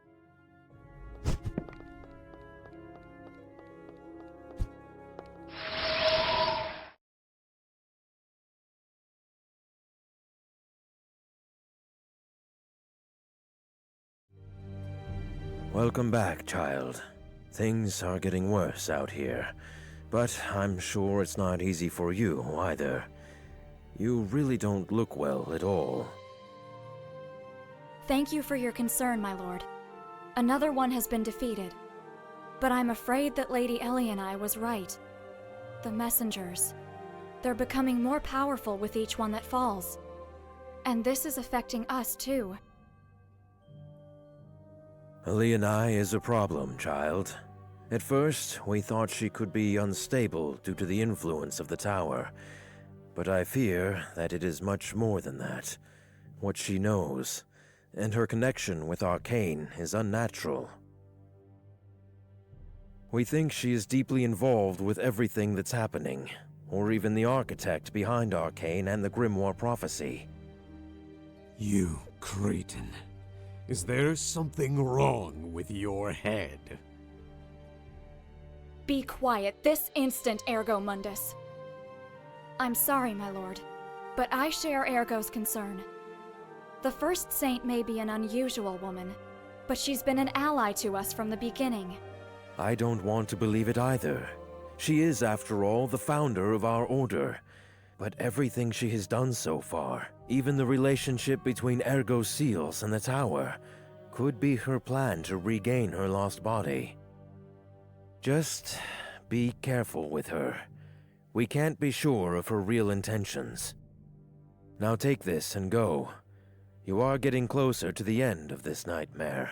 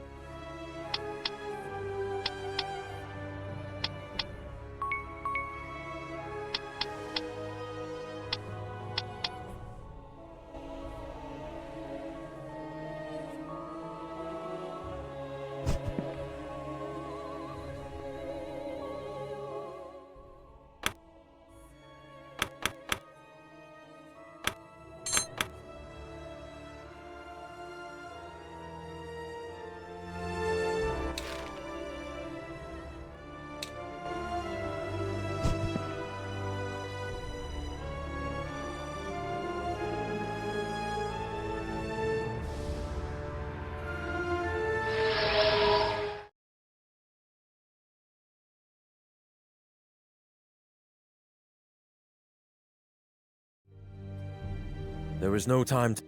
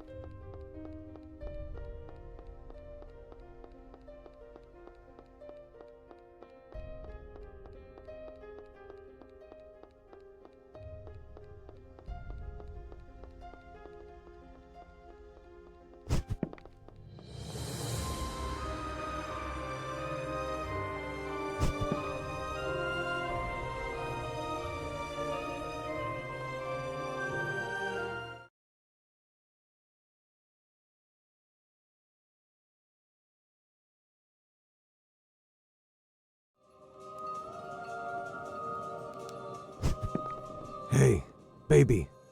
What? Do you think that I technically count as an audiobook? Do you? Oh, shut up.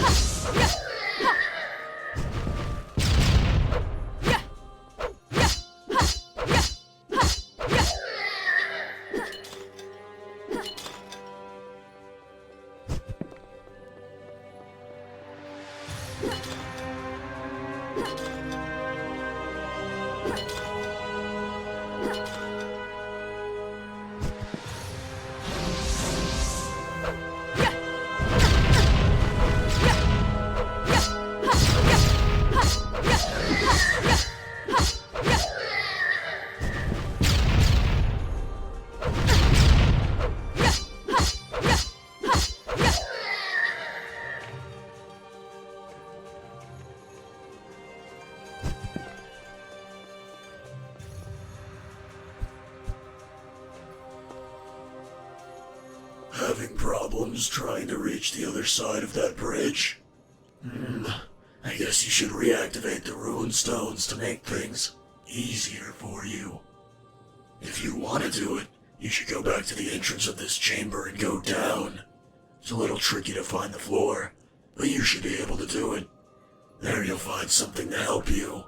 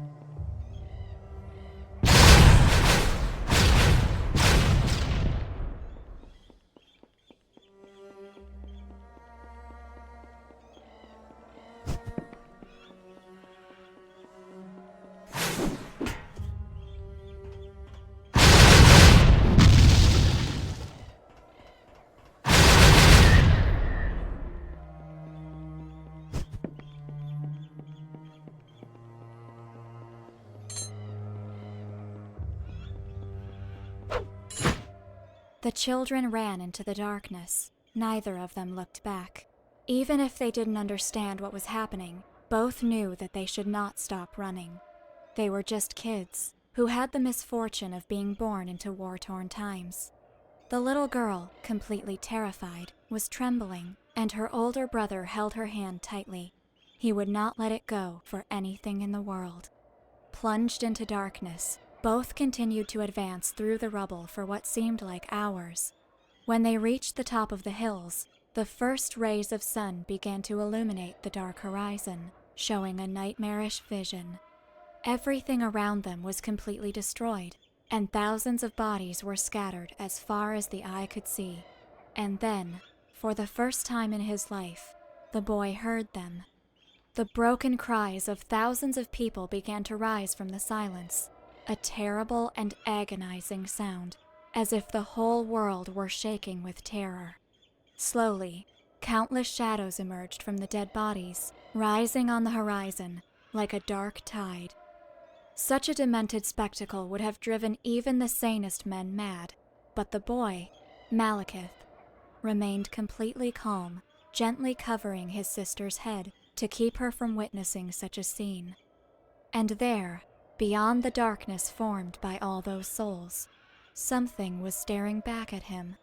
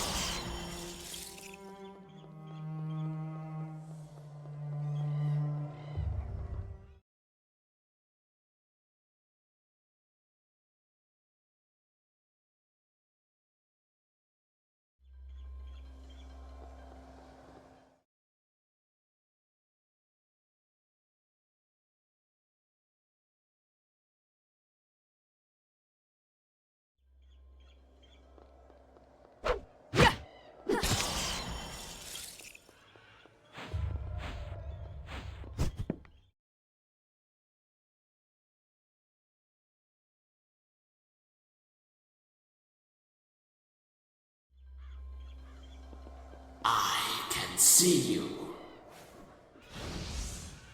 Go away, Ergo.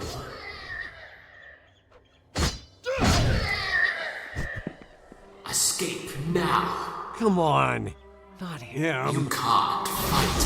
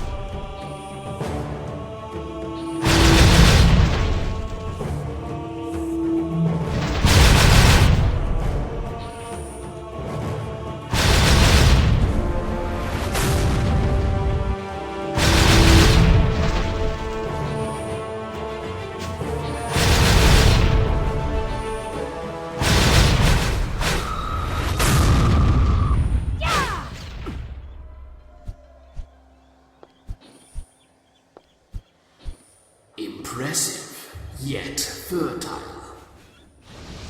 You can't win, Ergo.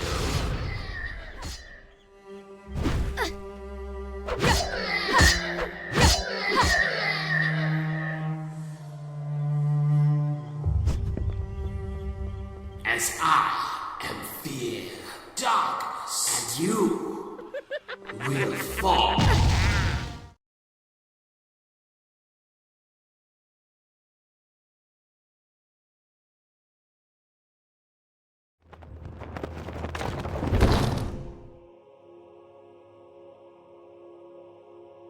That really hurt. Look on the bright side. You aren't unconscious. This time. You think you're funny? Hate to break it to you, but you're just a sad monster, not a comedian. Do you know what the hell that was? That guy. His name is Malekith, the Lord of Nightmares. I know him. This is going to be a real pain in the ass. His power is first rate. You should be careful. Don't treat him like the others. Whatever. There's no turning back now.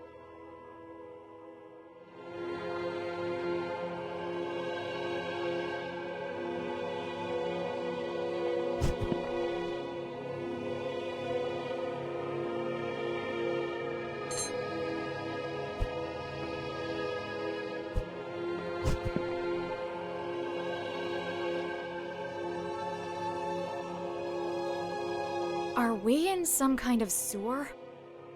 I think that it is a little more complex than that.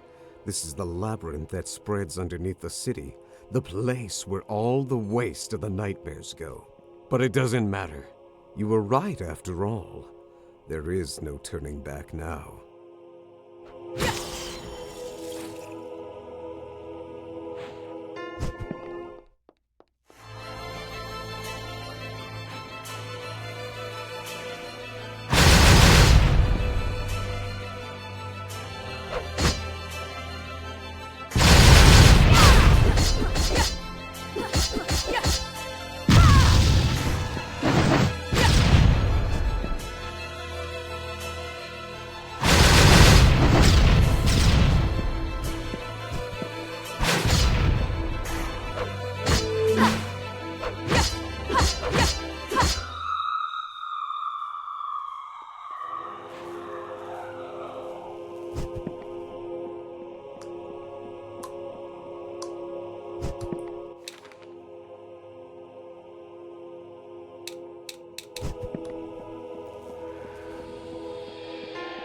What was that? Did you see it? Sadly, yeah.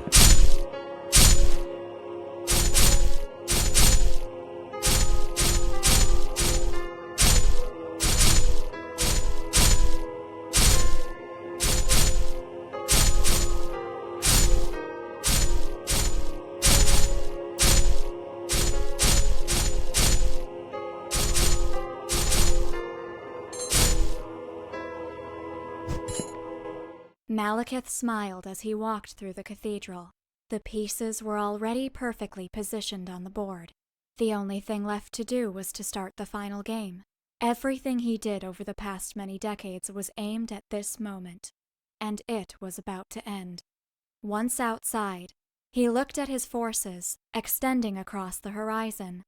Someone like him, who was born with nothing, had achieved what no other being in the world's history could even dream: to unify all the forces of Gaia under his command.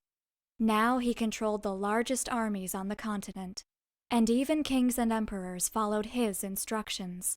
Contemplating that breathtaking spectacle, Malekith could not help but remember the price he had to pay to get there. He had paved his way with the blood of friends and enemies, becoming both a savior and a monster. All that for a promise, for the hand that he was forced to let go.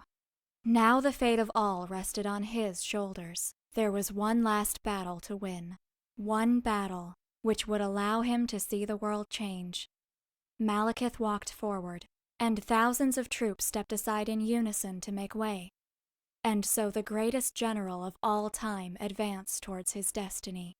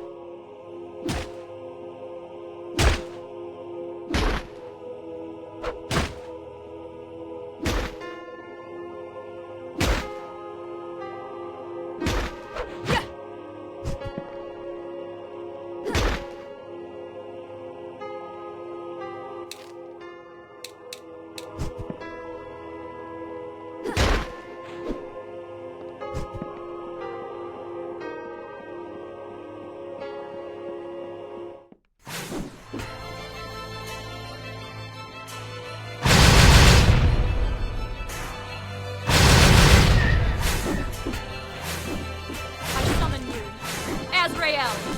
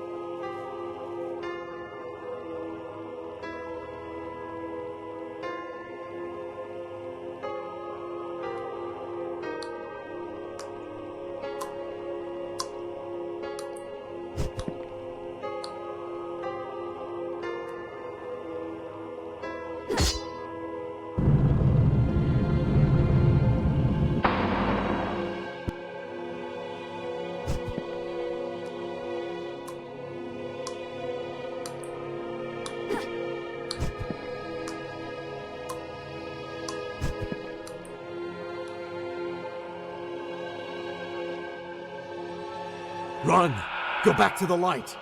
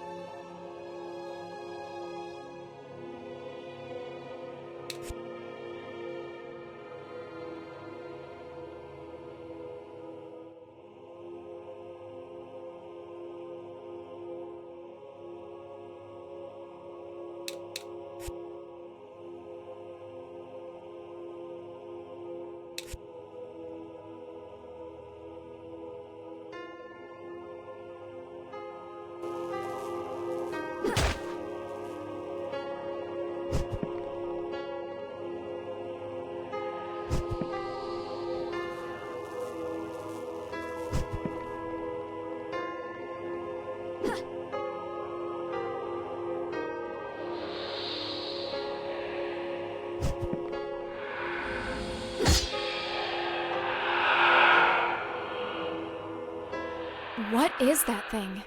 That huge mass of darkness? That's a fragment of Malekith, a guardian made by a shard of his conscience. In this place, he is like a god. We can't fight him here. The darkness would devour us.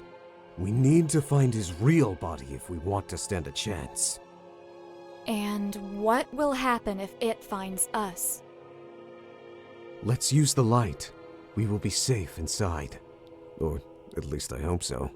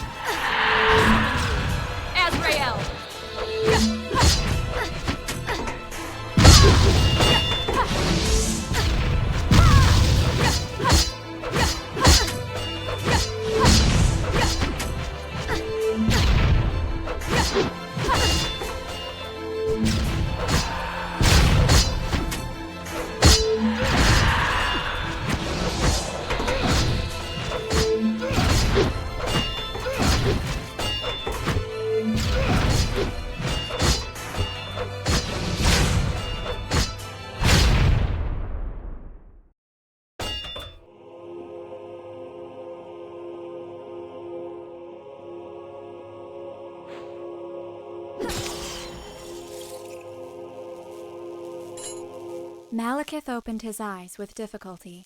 The indescribable pain he felt made him understand that, at least for a few minutes, he was still alive. Over his shoulder was a black bird, pecking him over and over, trying to wrest a piece of flesh from the wounds of his neck. With blood running down his face, he looked around and saw a gruesome spectacle that made him recall his childhood. Swarming as far as he could see were hundreds of thousands of corpses, with countless crows feeding on them. Malekith grabbed his head and began to laugh.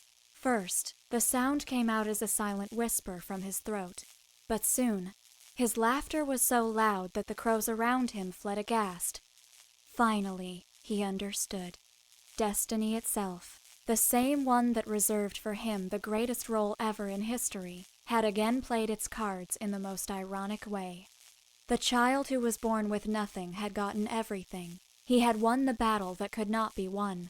But despite his victory, in the end he would die, without being able to see the very world that he had changed. With a laughter that could not conceal his disdain, Malekith cursed the heavens, cursed hell, and forsook his own existence. And once again, as he had done decades ago, he heard the screams he had long forgotten.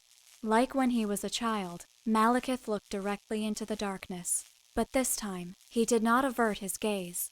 His sister was not with him anymore. He had nothing left. "I am the world," the voice in the dark said, "the world that mankind desired." It kept whispering those words in Malekith's ear until he expired.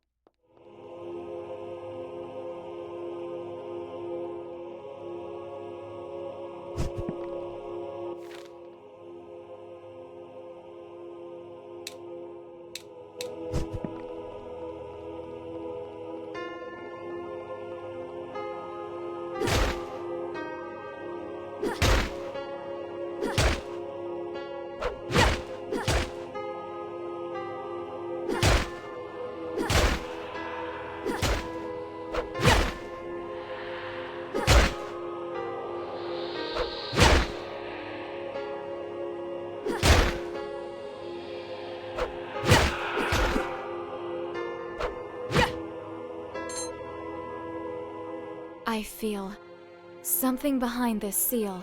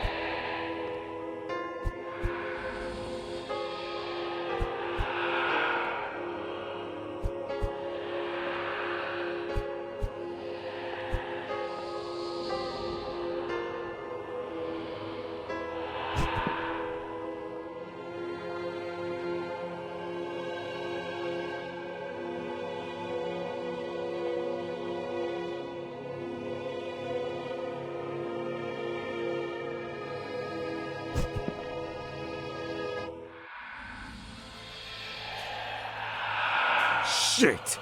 Run!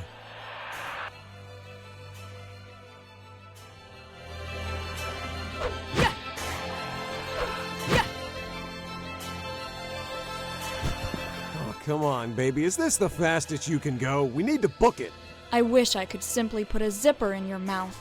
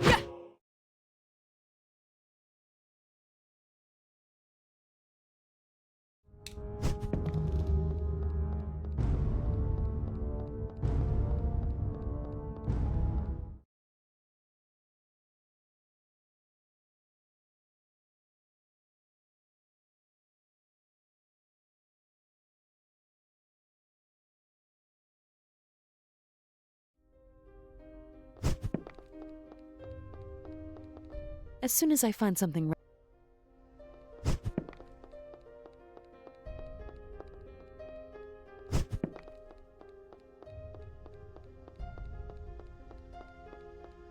I thank you. Me? I don't remember who I am.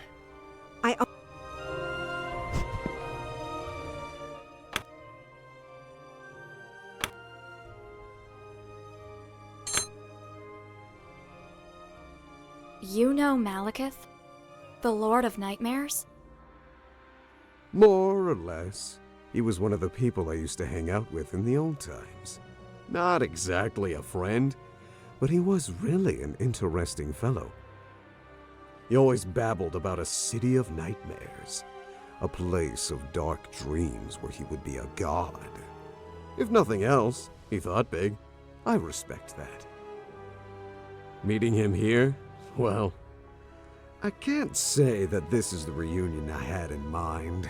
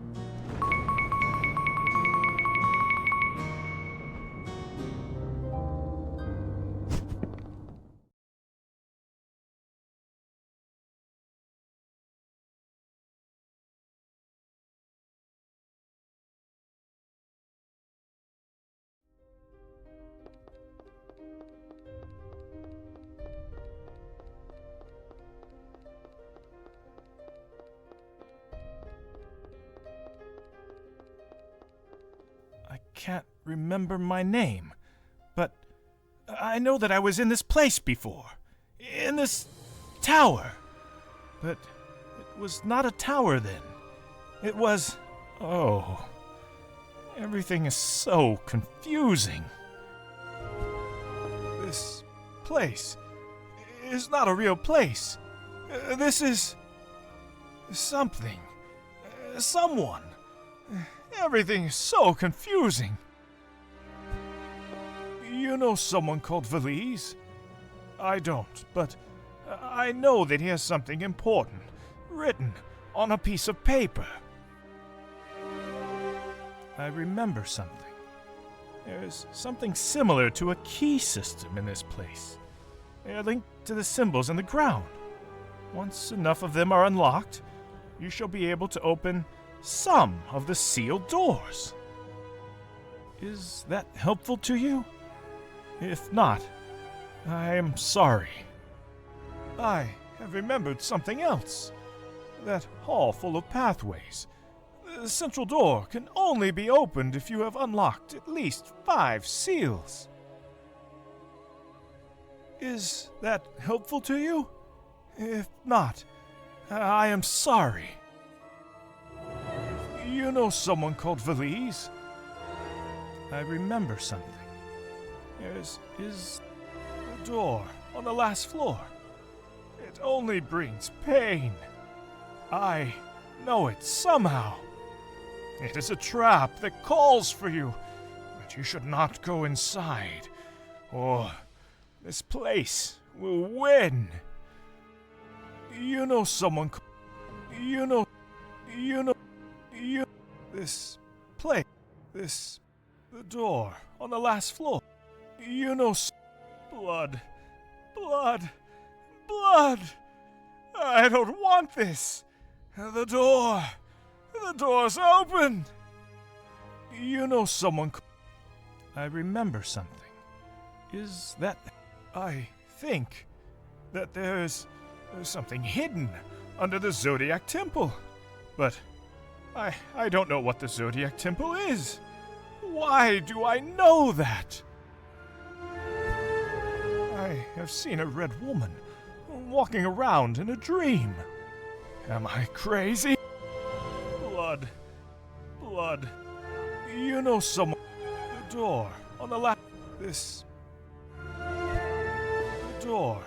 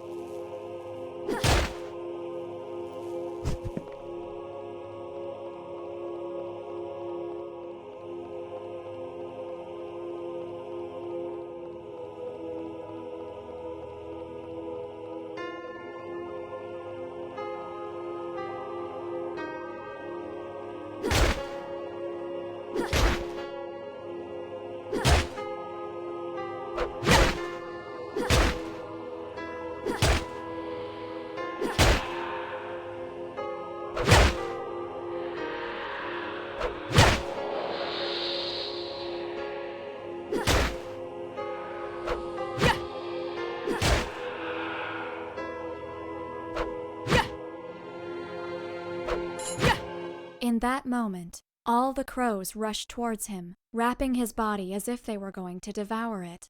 Their cries were so deafening and their movements so frantic that rather than a flock of birds, they seemed an immense mass of living darkness. The battlefield was filled with feathers, falling from the sky like black rain.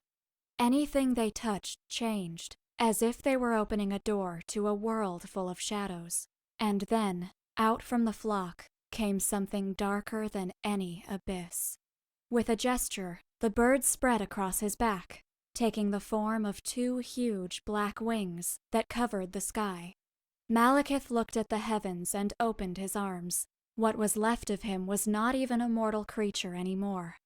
In that broken carcass, there was only fear and nightmares. An ultimate horror that even shadows would learn to fear.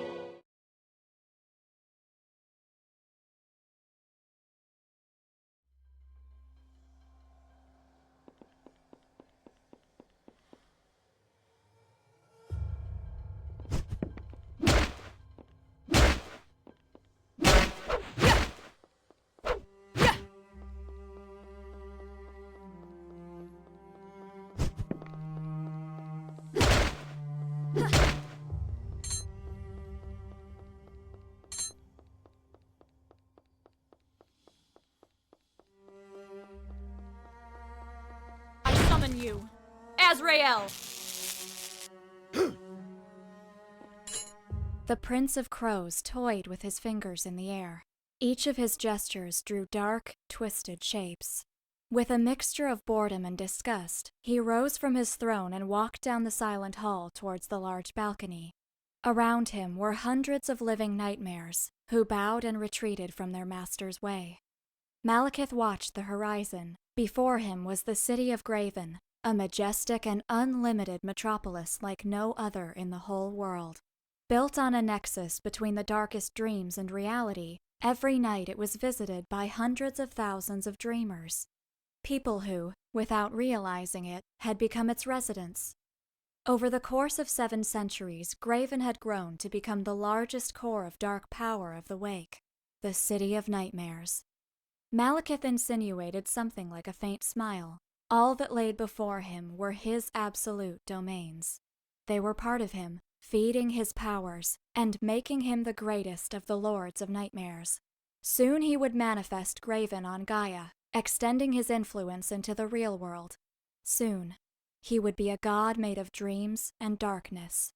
Soon, he would obtain everything, and he would see the world changing before his eyes.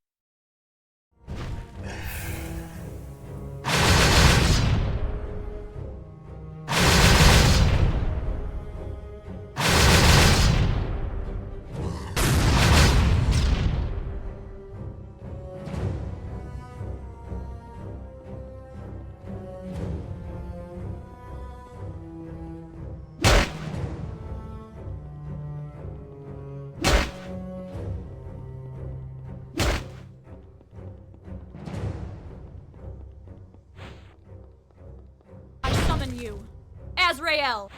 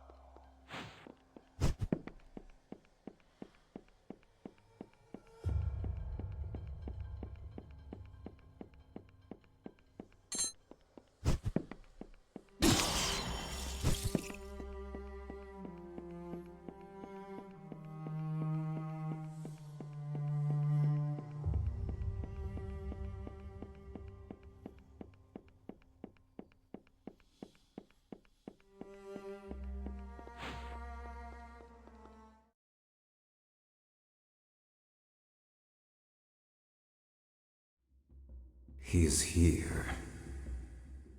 We need to hide in the darkness, baby. If he finds us, it's game over. We should wait until he's away, and move only when he isn't close to us.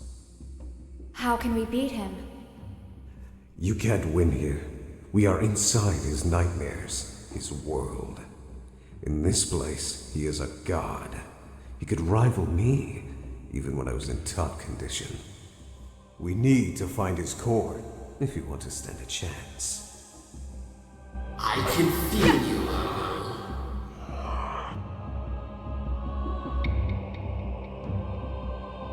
I can feel you, Ergo.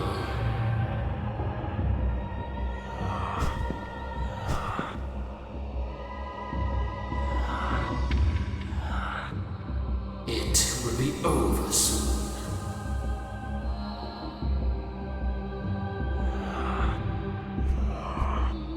Come out wherever you are.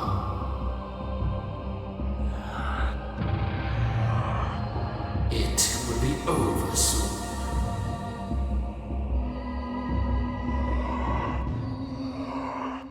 It will be over soon.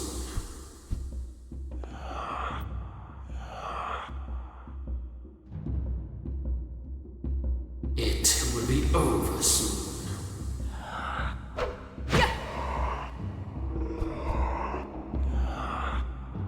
I know you are near, little rabbit.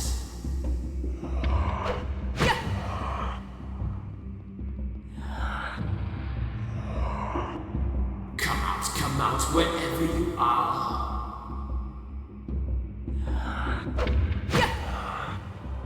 I know you are near, little rabbit.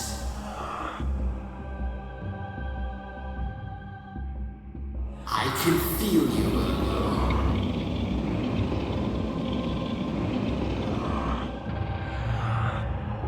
I know you are near, little rabbit.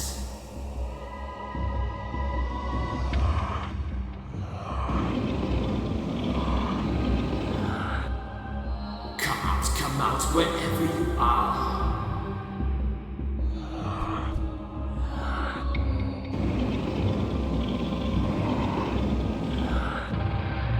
I can feel you, Ergo.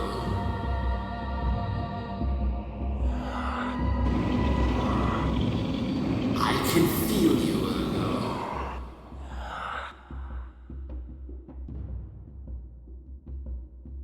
I know you are near, little rabbit.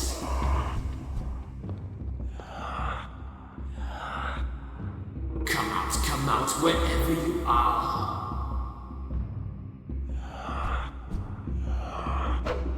I know you are near, little rabbit.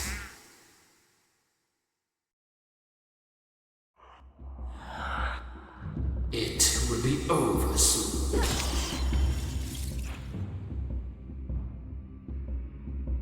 I know you are near, little rabbit.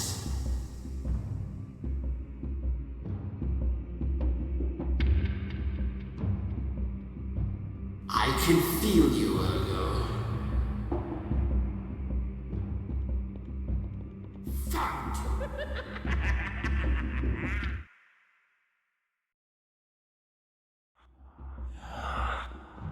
I know you are near, little rabbit.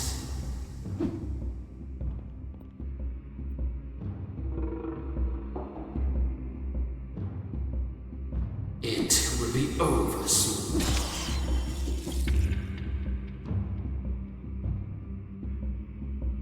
I know you are near, little rabbit.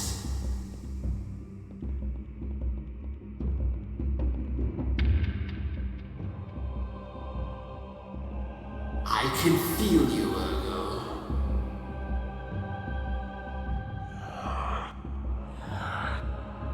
I know.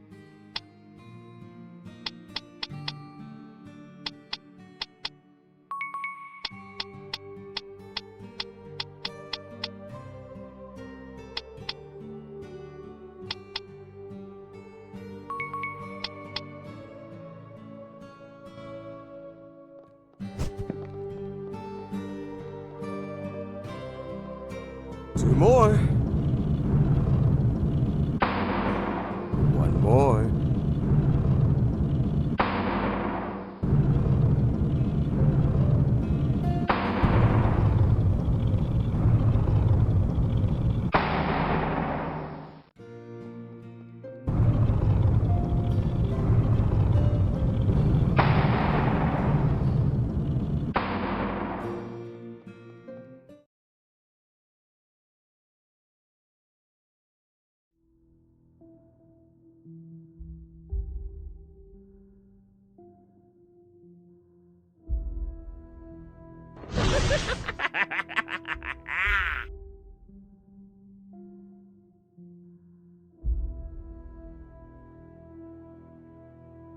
Ergo Mondes, this is an unpleasant surprise. Welcome to my realm. Malekith? Hey, buddy! Long time since we've seen each other. I guess you're doing great with that cool city you were building last time. You were great once, Ergo. I respected you. You were a prideful, crazy bastard, fun enough to challenge the whole existence. I even remember that I wondered if, for the first time, I was in front of something greater than myself. But now, look at you. A mere chained dog. A tool following another person's will. Not even a shadow of yourself. Oh, come on. I've heard this story a lot lately. Too much even for me. I didn't know what was happening at the time, and it's not my fault that I can't die.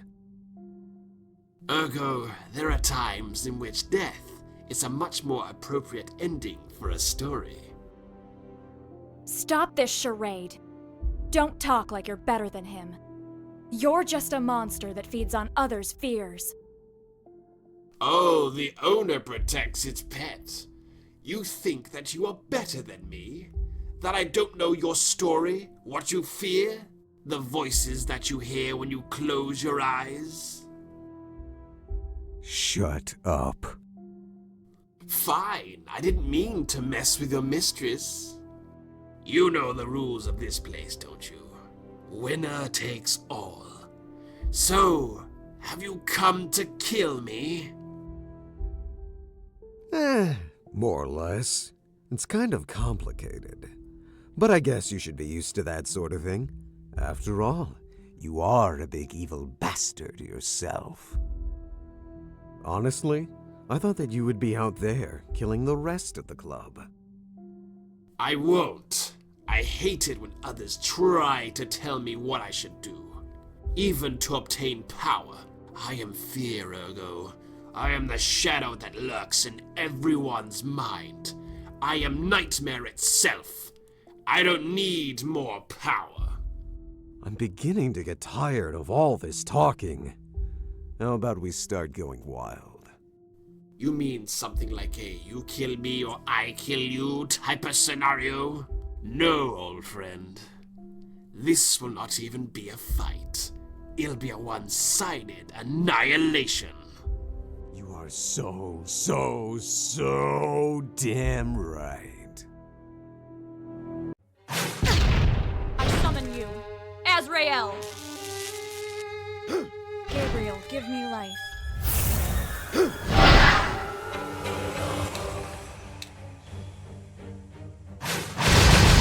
This ends now!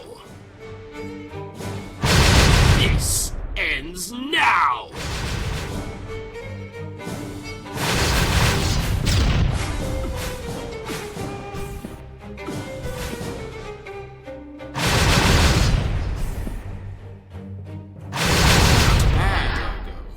You are still quite powerful.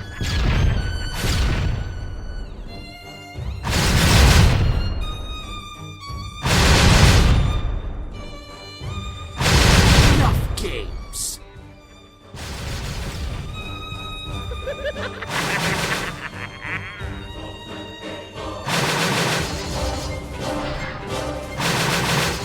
Not bad, Ergo. You are still quite powerful.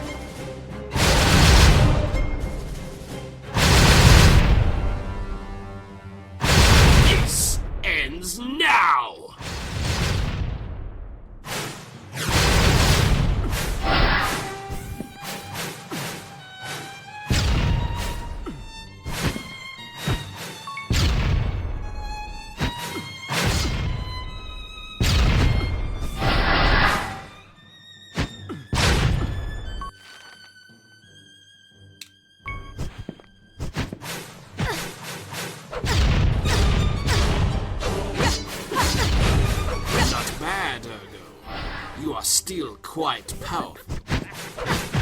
I summon you.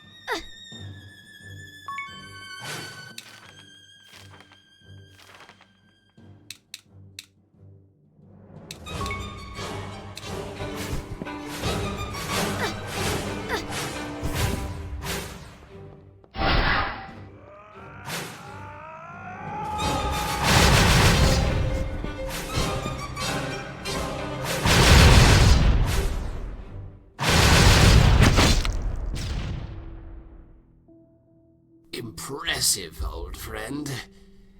I didn't think that I could be defeated. Maybe this is my end. Well, it is not so bad after all. Look out, Ergo. This place is not what it seems. The messages of the end. We are not being reunited. This is just a facade to hide the real reason why we're here. They are summoning just a few of us. The ones who are needed. What do you mean, buddy? Who's doing this? It is coming back, my friend. The darkness that I see when I close my eyes. And even the old, you could not stop it. How do you expect to do so, now that you are so weak? It's yours, Ergo. My share of the power. I doubt it will help you. Goodbye, friend. Shit! It's the same thing again! Ergo? No! Try to resist, babe! Come on!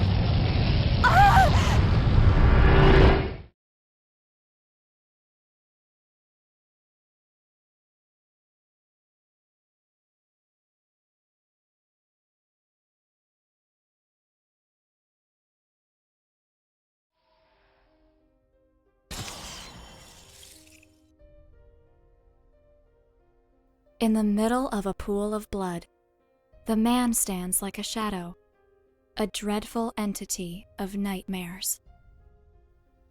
Suddenly, the man who came from the darkness notices something.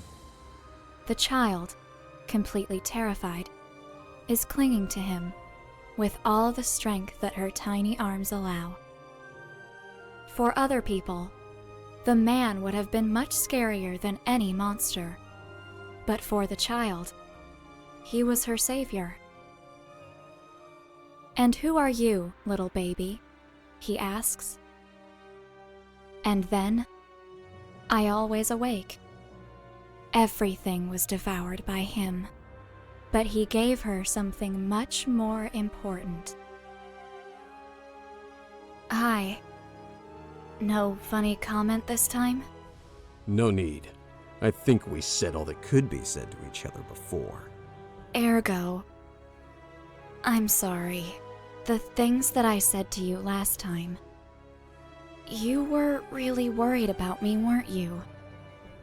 The horrible monster, Ergo Mundus, was worried about me. I really am afraid, Ergo. I feel like something inside of me is breaking. If even you, who's never afraid, were worried for me. Oh, you are a real idiot, baby. You really think that I would let anything happen to you? Oh, man. It's just too much fun for me to tease you to allow that to happen. Idiot. Don't worry. You'll get through this. I'll make sure of it. Thanks, Ergo. Thanks for everything. Let's go. We need to find out just what is happening here.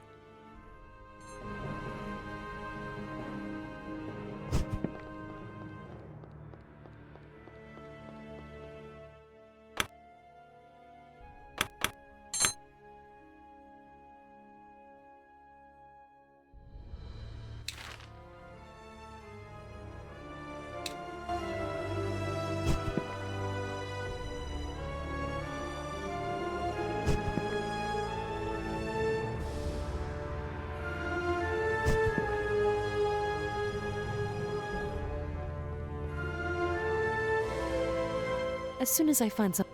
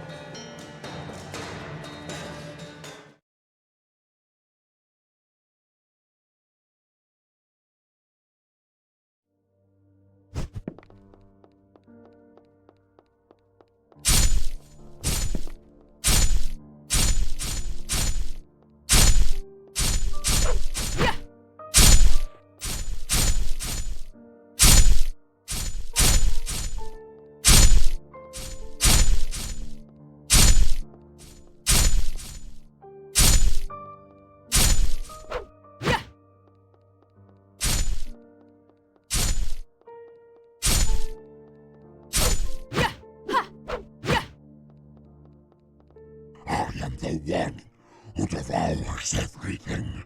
the one who stands over creation itself. I am the power.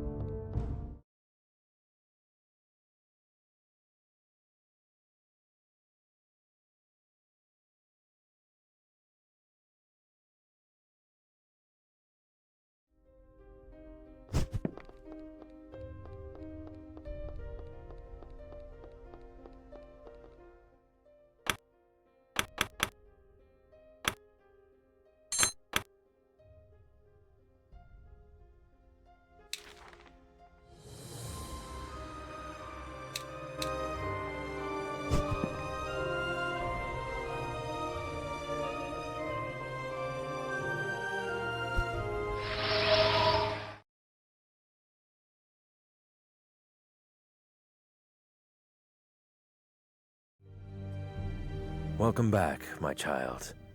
You have done well. I'm proud of you. I always have been.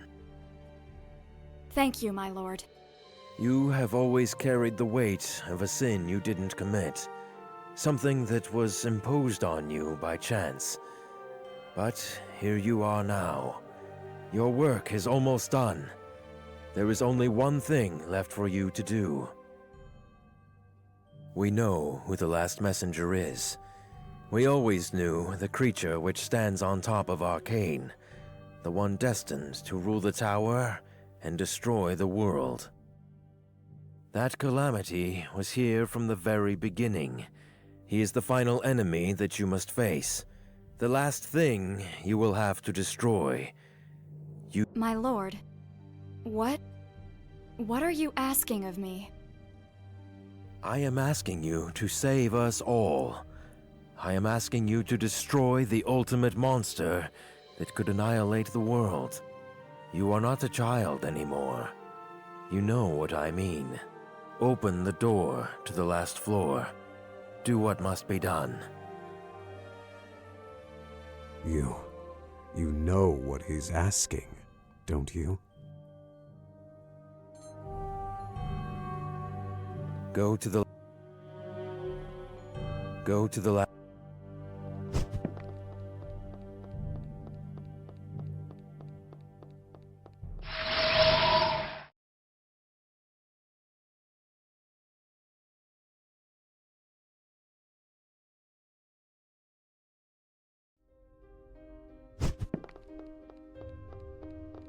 As soon as I...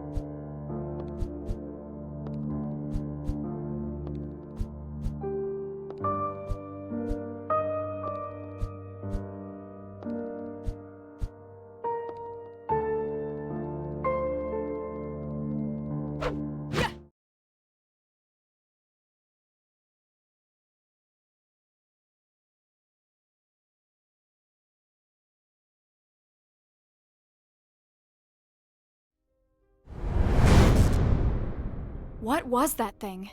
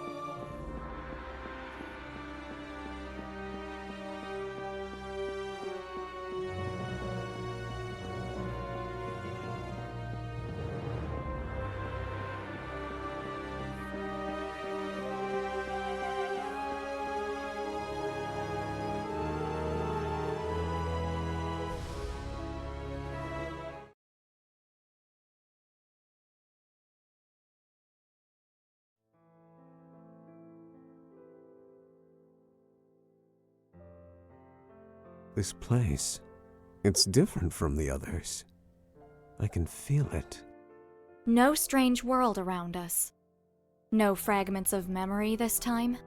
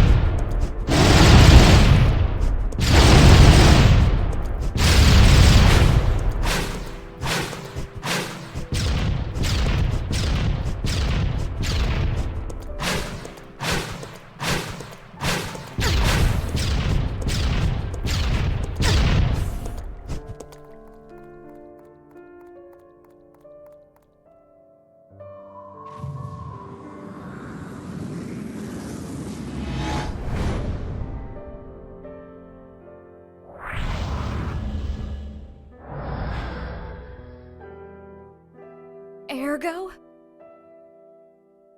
What? Stop!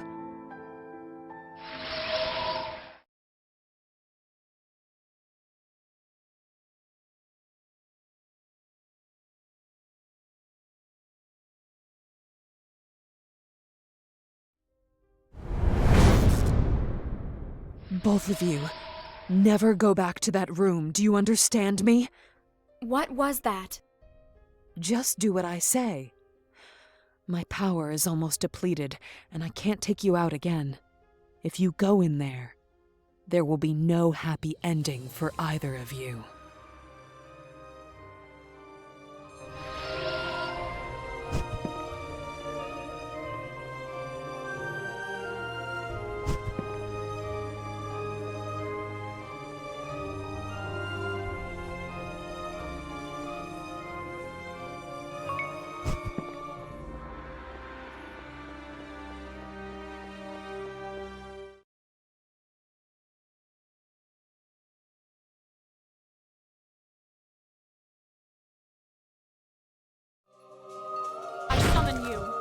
Azrael!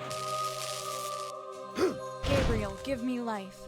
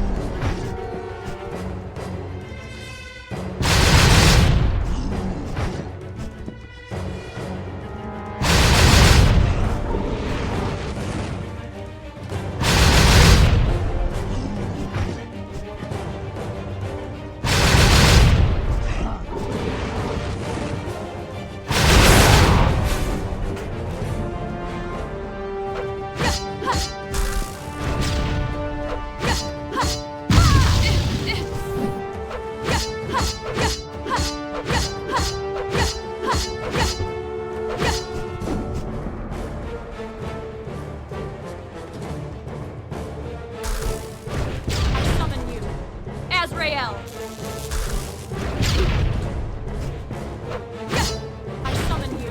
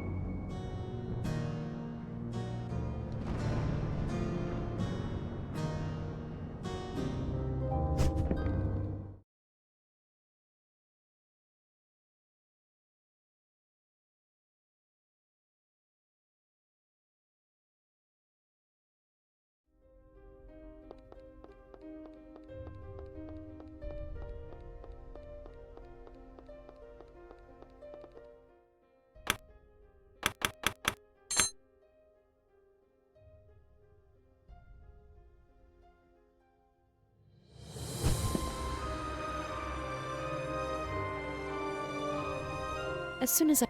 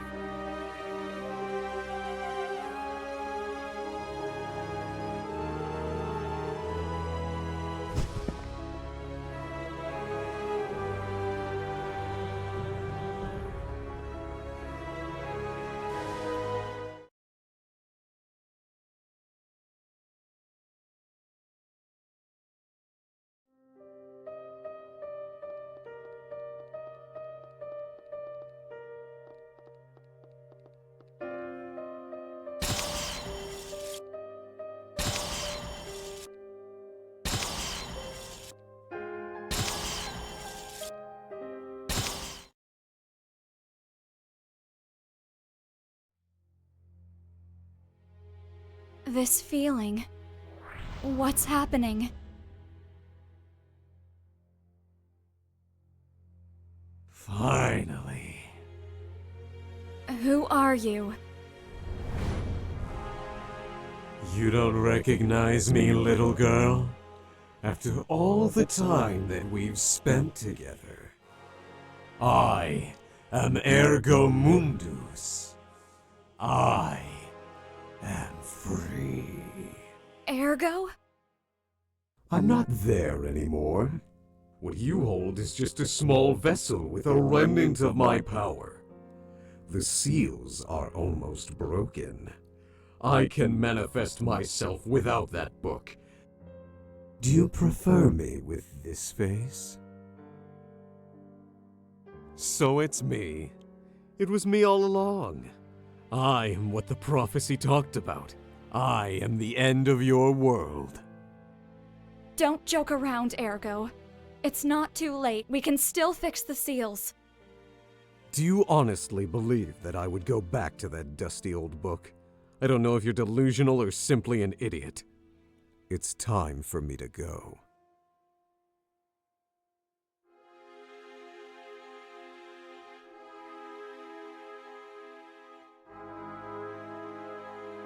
Don't stand in my way. You won't win. I won't let you go. I control your power. You control a piece of my power. I am that power.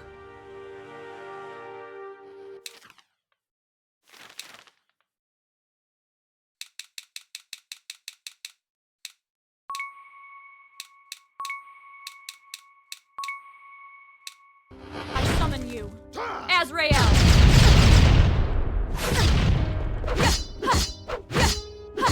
Don't try to stop me. I don't want to destroy you. Don't try to stop me.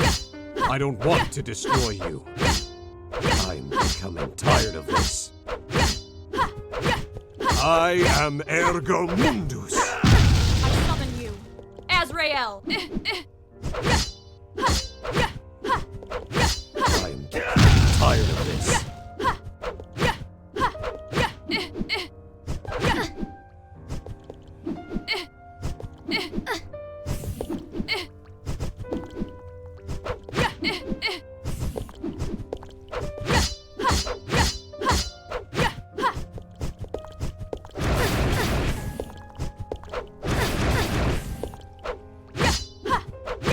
Stop this! We don't need to go on with this nonsense.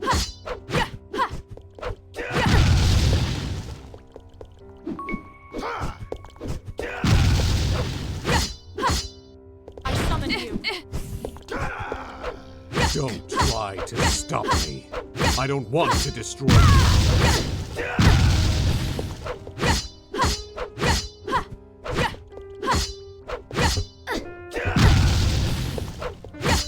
I am Ergo Mundus. Don't try to stop me. I don't want to destroy you.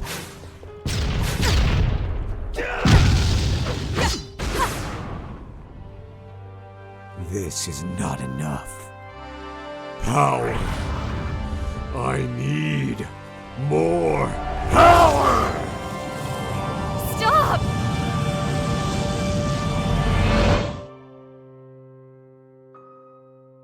Ergo.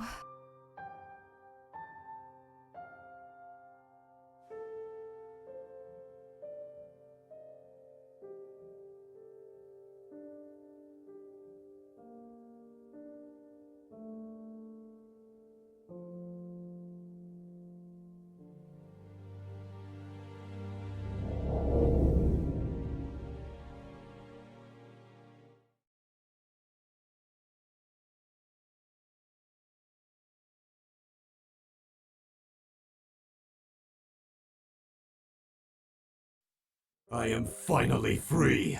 After more than 5 centuries, I am whole again. No rules. No restrictions.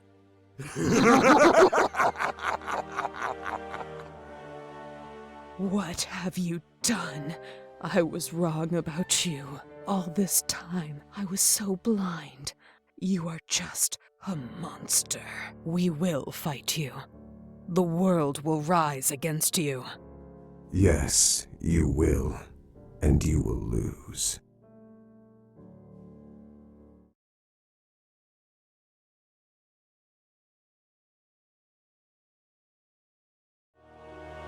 This is it. I have everything. I am the most powerful creature in the whole of creation. Everyone will bow before me. I am complete!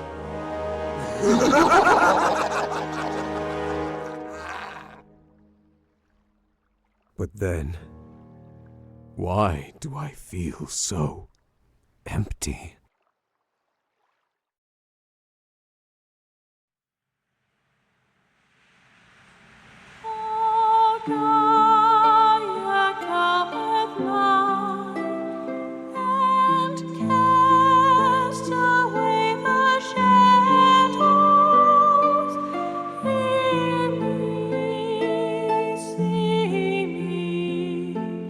Leave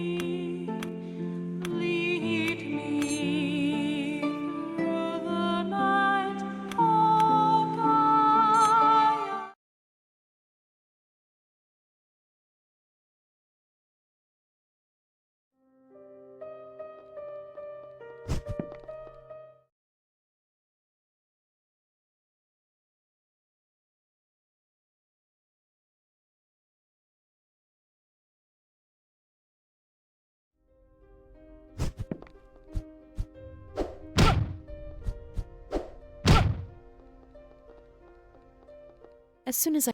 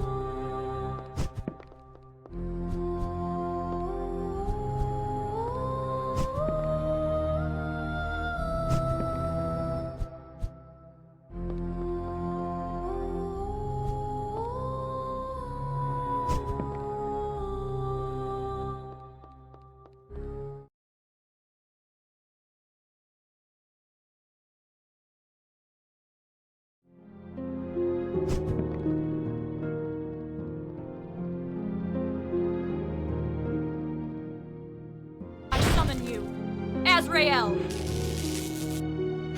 Gabriel, give me life. Messenger. So, you two are finally here. You took your time. We have many questions for you. But I have no answers for you anymore. You won't obtain your fake salvation. Playtime is over. I won't hold back anymore. This is the hand of death itself. Everything that faces me will die. Come, there will be no interruptions this time. Let's end your story, once and for all.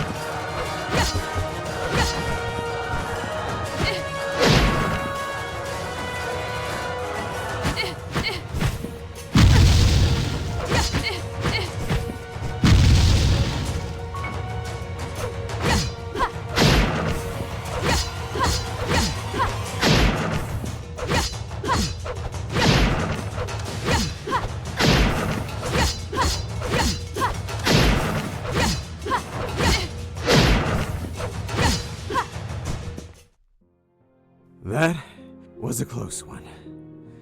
Congratulations. Not many entities have been able to push me as far as you have. This is the end, Messenger. Whatever it was you were trying to do, it ends here and now. Just tell me something. What did you want to achieve? Was it the prophecy of Grimoire? Is that why you did all of this? So you really don't know anything.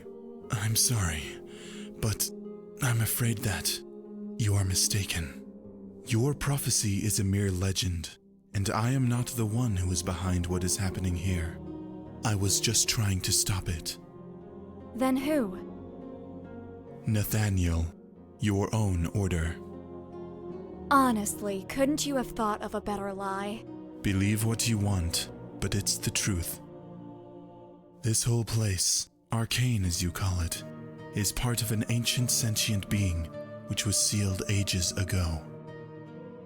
Baal, the Gate of Memories.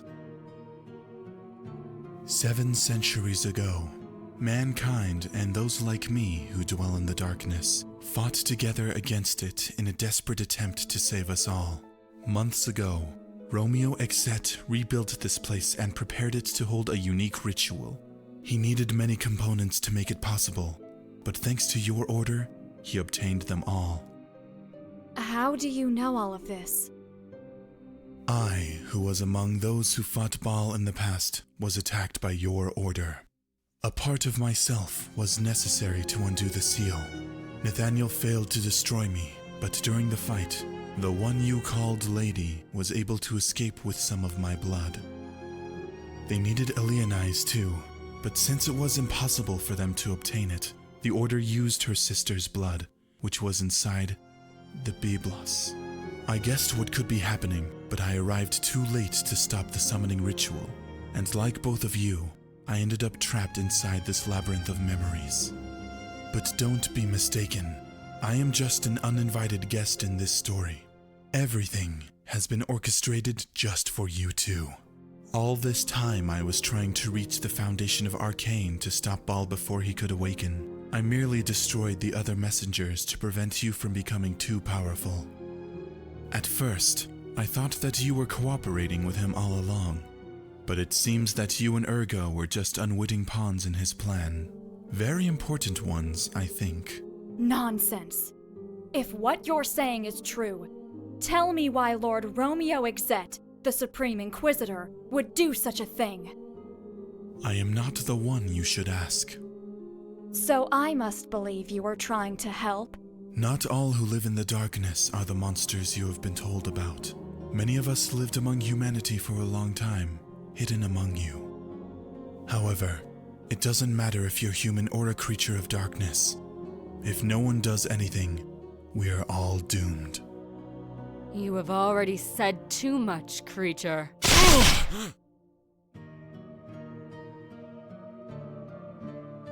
You? I saw you die!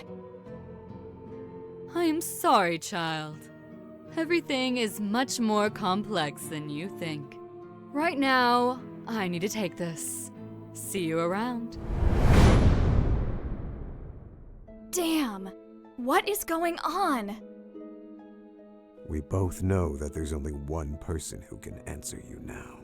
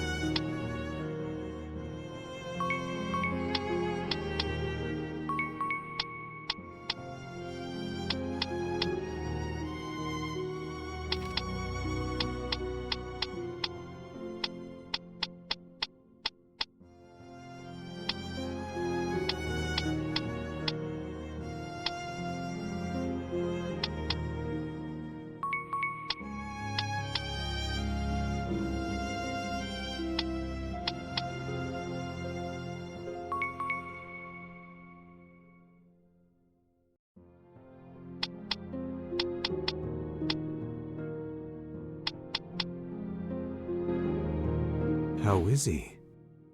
I'm not sure. The damage is critical, but I don't know how to treat him. He's a tough one. We can tell from first-hand experience. If anyone can survive this, it's him.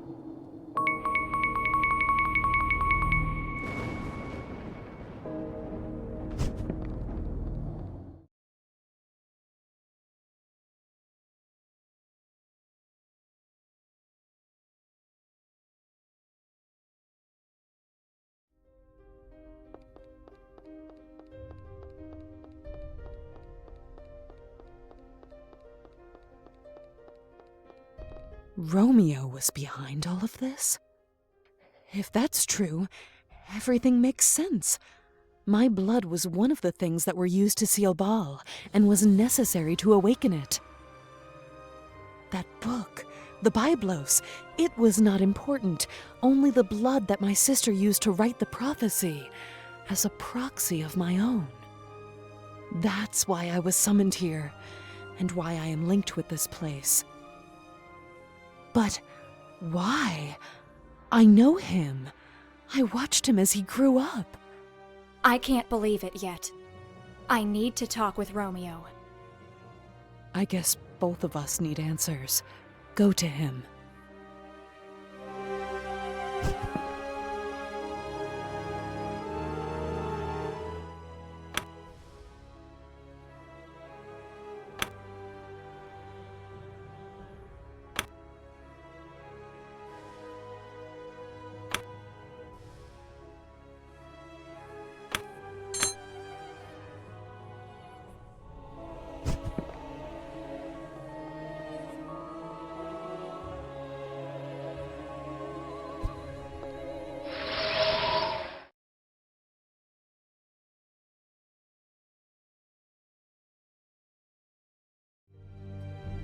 What are you doing here, Bearer of Calamities?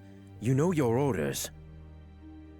My lord, I know what this tower is. I know you and Lady summoned this place using the blood of Grimoire and trapped us within.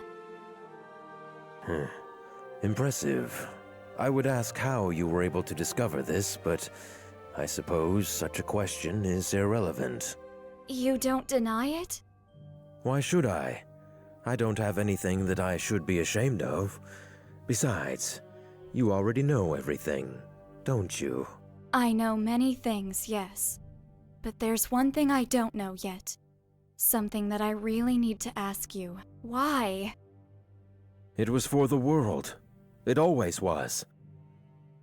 Gaia is on the brink of war, a fratricidal confrontation that we won't be able to stop. All our attempts to reach a peaceful resolution have failed. We called ourselves guardians and protectors of humanity for so long, and now we can't do anything. Millions will die. It's so ironic that sometimes it makes me want to cry. But I understood. Humanity needs something that unites all of us. An enemy that makes everyone, regardless of their nationality, race, or creed, stand together towards a common goal. A real monster. But it couldn't be just anyone. It had to be a dreadful monster, an unlimited and unstoppable creature that would make darkness itself rise with him. However, we couldn't simply release something like that in the world. We needed the ability to control it, limit the destruction that it could cause. An unstoppable monster that we could stop. And there you were, Ergo. I gathered those who shared my vision. I explained what we should do, and they decided to follow me of their own accord. I didn't include you, dear child, because I feared that your faith in humanity could tarnish your perspective, and if you refused, Ergo would know our intentions, and everything we were building would collapse. But the calamity, limited by the seal system created by Alienai, could not yet serve our plans.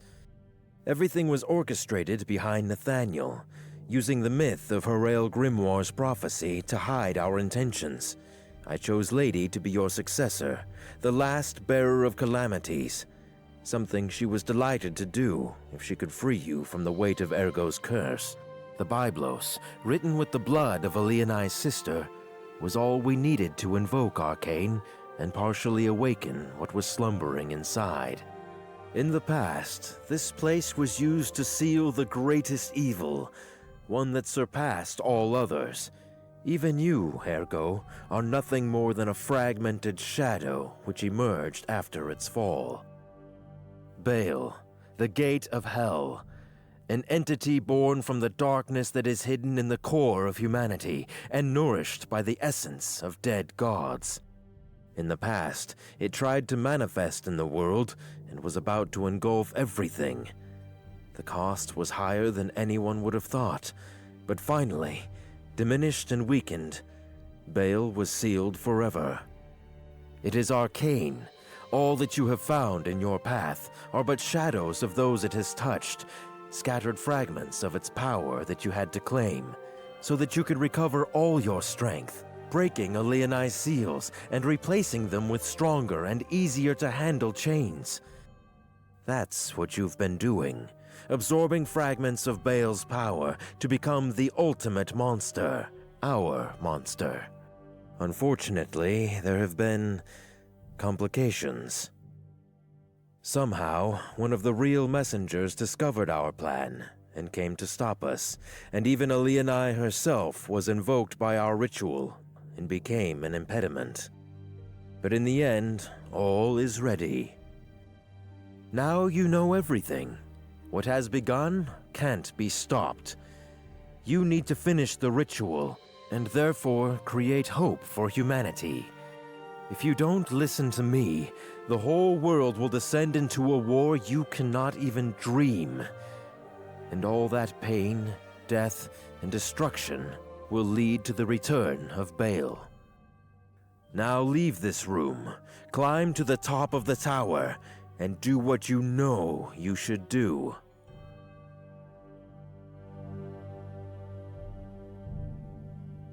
So, this is your choice then. I am sorry.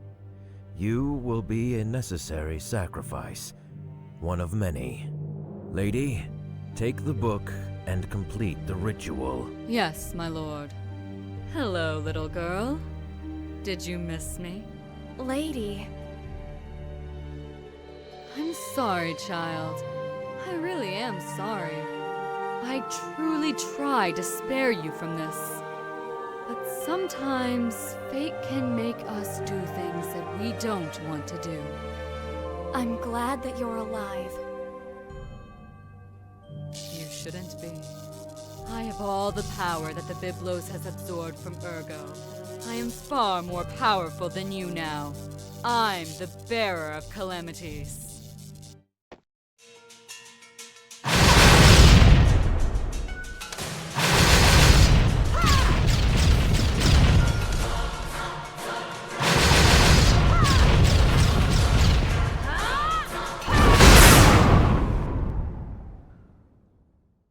Enough of this. I should have known that you couldn't win against the Calamity. No, my lord, I said enough! I'll take care of it from now on. Be prepared. Here he comes. I am the Word. I am the Savior. My hand will bring the salvation, and those who stand against me stand against the world. Get ready. Romeo Exxet, the Supreme Inquisitor, will face you.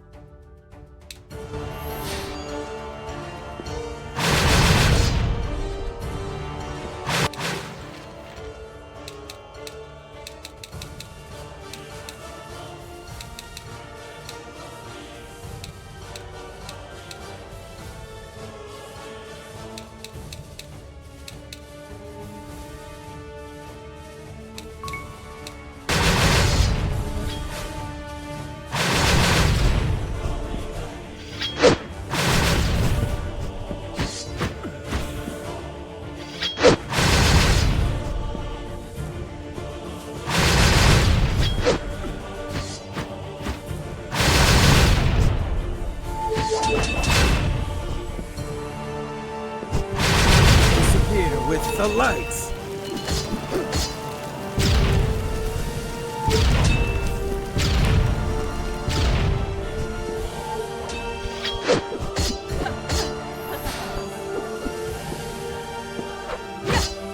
Futile. Futile. Futile. Futile. Be gone! Be gone!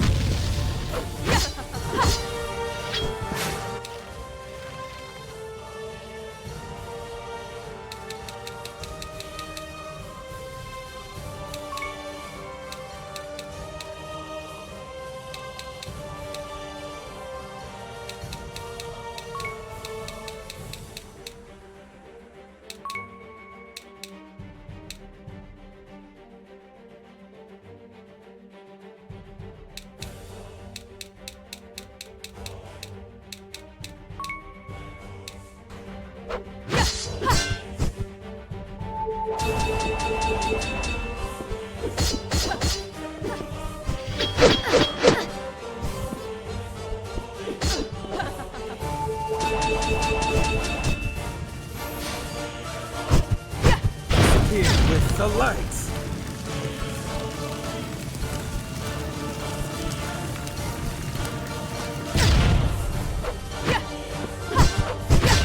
Here with the lights!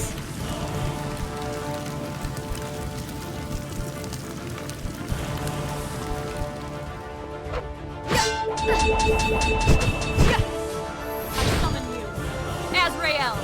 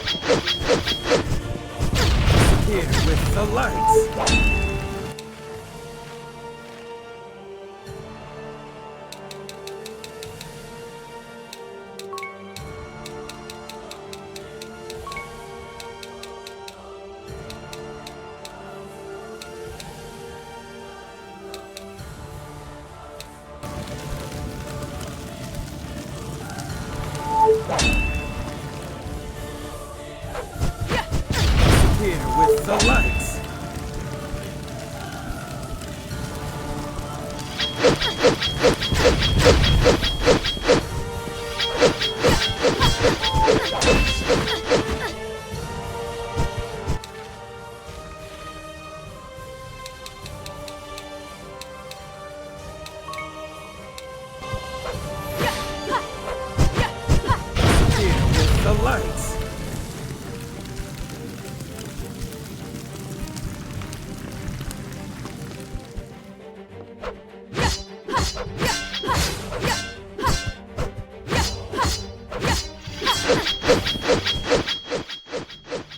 No!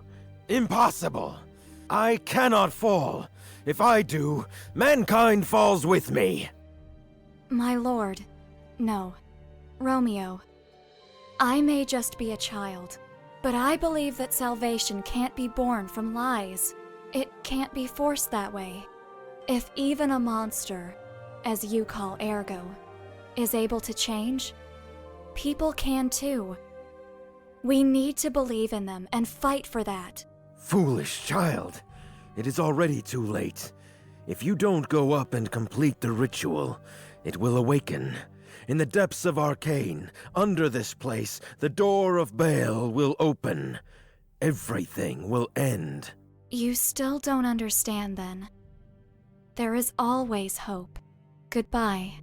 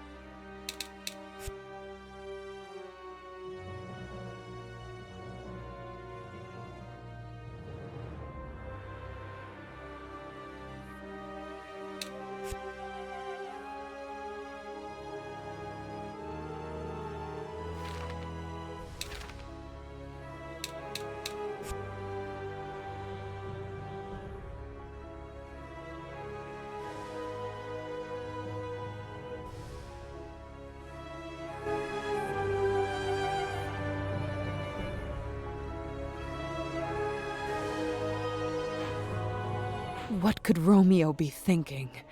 He doesn't understand what he's done. I can feel it. Somewhere, in the foundation of this tower, it has begun to manifest. The ritual that Romeo was talking about. Could we use it to stop Baal? No, he's wrong. You can't hope that such a thing would be enough to suppress the Gate of Memories. I'm afraid that it's already too late. Even if you tried to make Ergo take more of Baal's power, that would only delay the inevitable. He will awaken sooner or later. Can you open a way there? To the foundations of Arcane, where the gate is? Yes.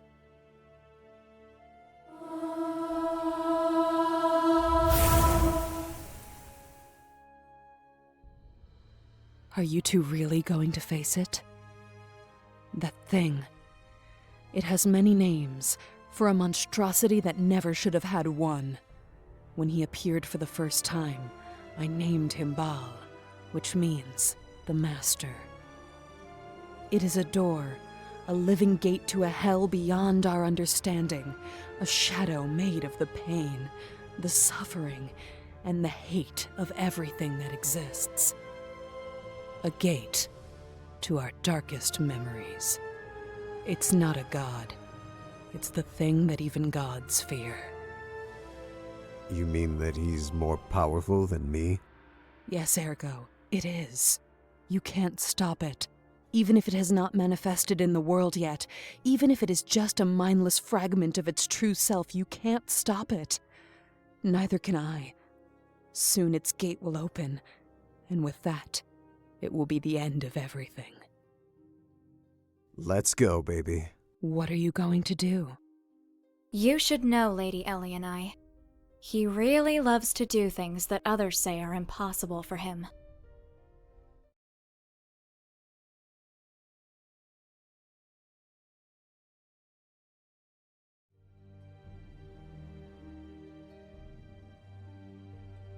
Lady Ellie, aren't you going to chastise me? It doesn't matter anymore. They can't win. The door can't be closed. I have destroyed the very world that I wanted to save. You know, Romeo, I have looked into the heart of darkness, and there was only hope.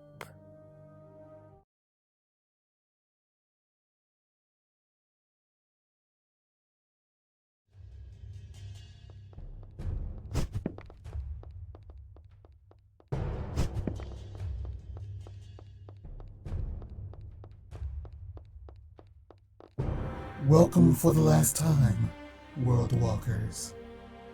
You are Lai Giovanni, the Lost Emperor, I's lover, one of the people who stopped Baal in the past. No, I am just a shadow, a memory of a man dead long ago.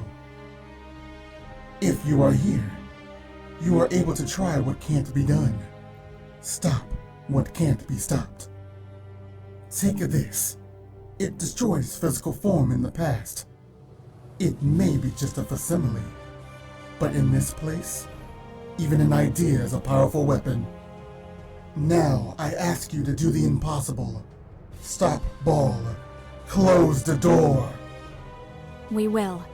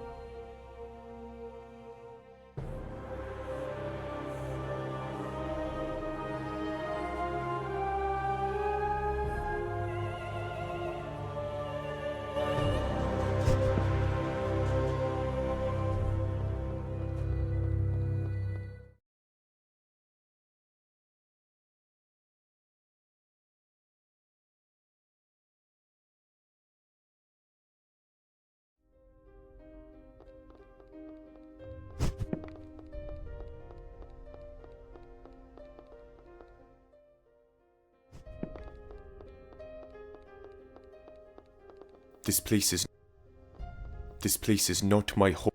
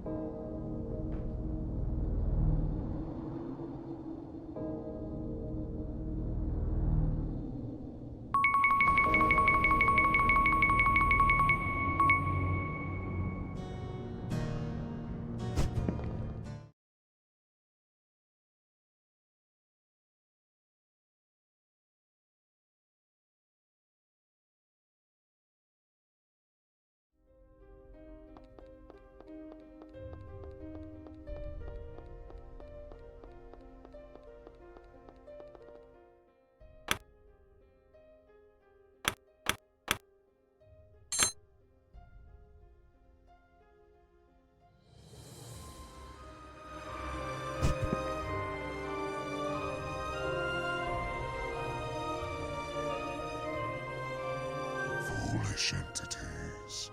It is done. I am complete. Come if you dare. Face unlimited power.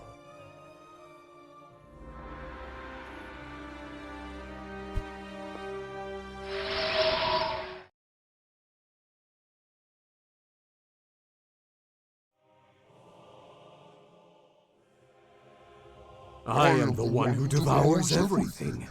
The one who stands over creation itself. I am the power.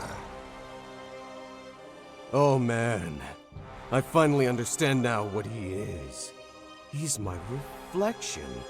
An image of myself created by the memories of residents from throughout Arcane. Suggestions? His power, it may be close to my own. This will really be the ultimate fight. Come, meet despair.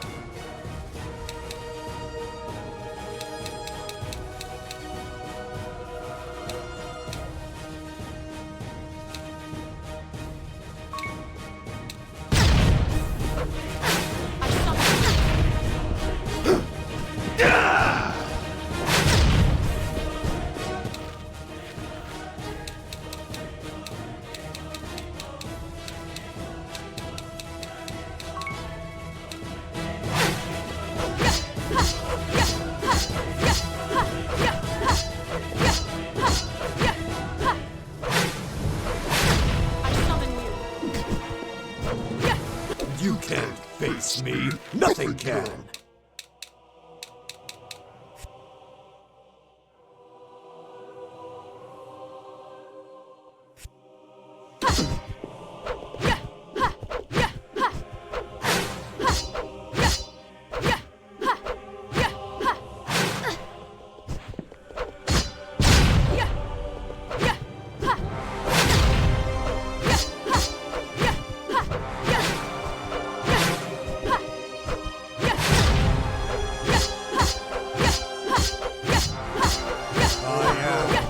Ergo.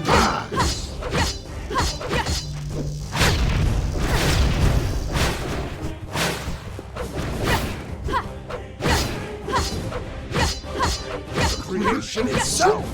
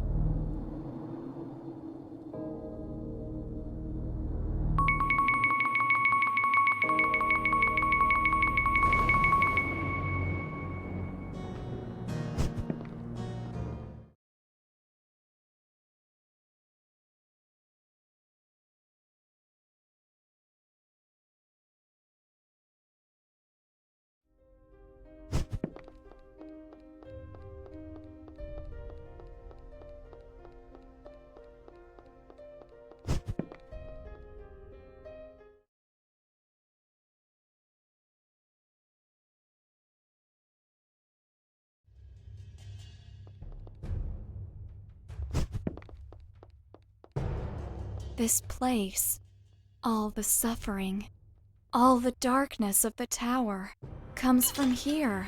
For once, I'd say you're right. But we're not even close to the core.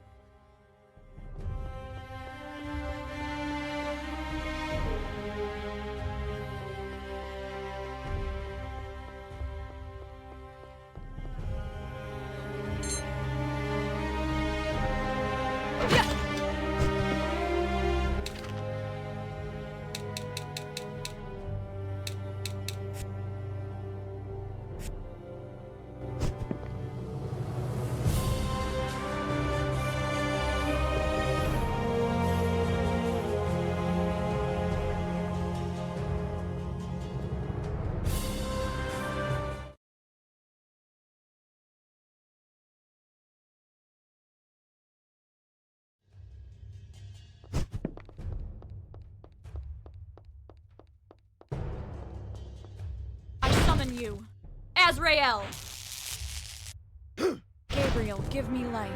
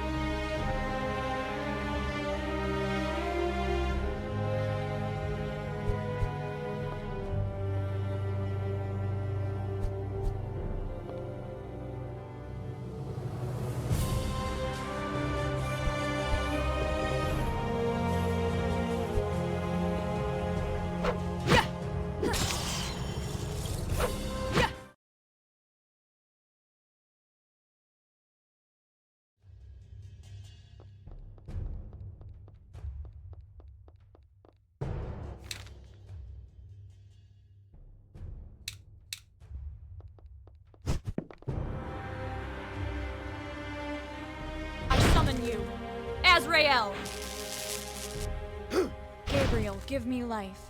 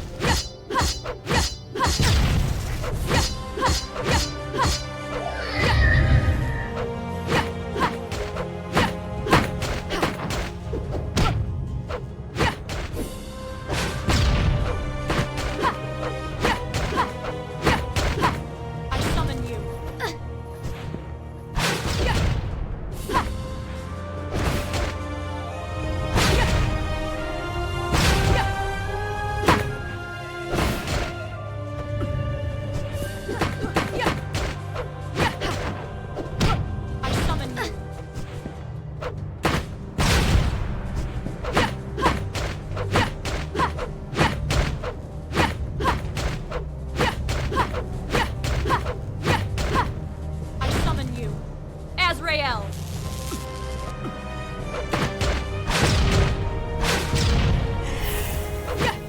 I summon you. Azrael! Gabriel, give me life.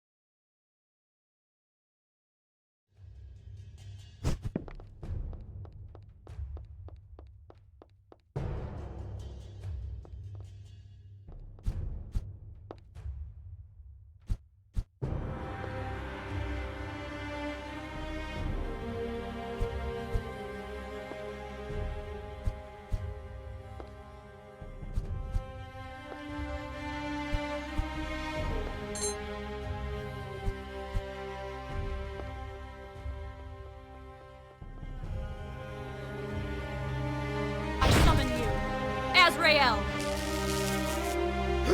Gabriel, give me life.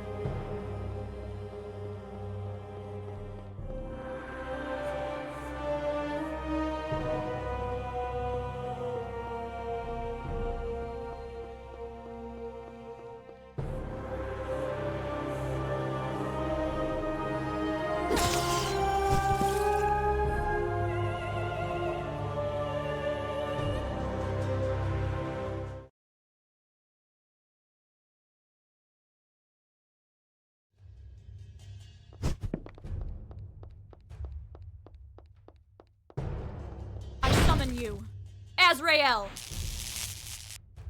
Gabriel, give me life.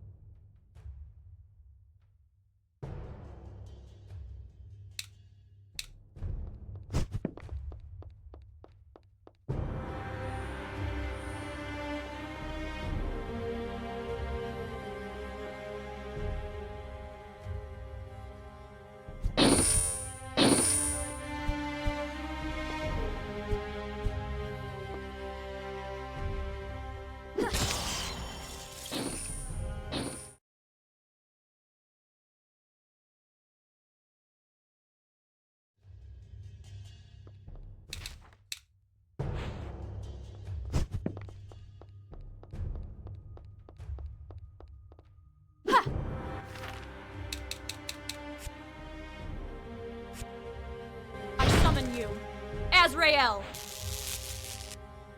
Gabriel, give me life.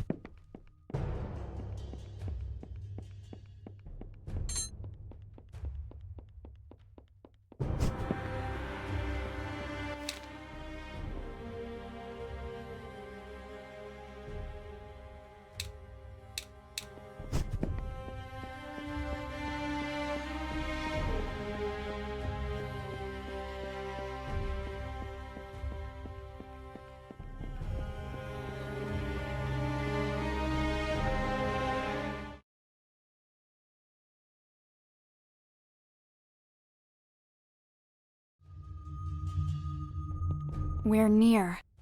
I can feel it.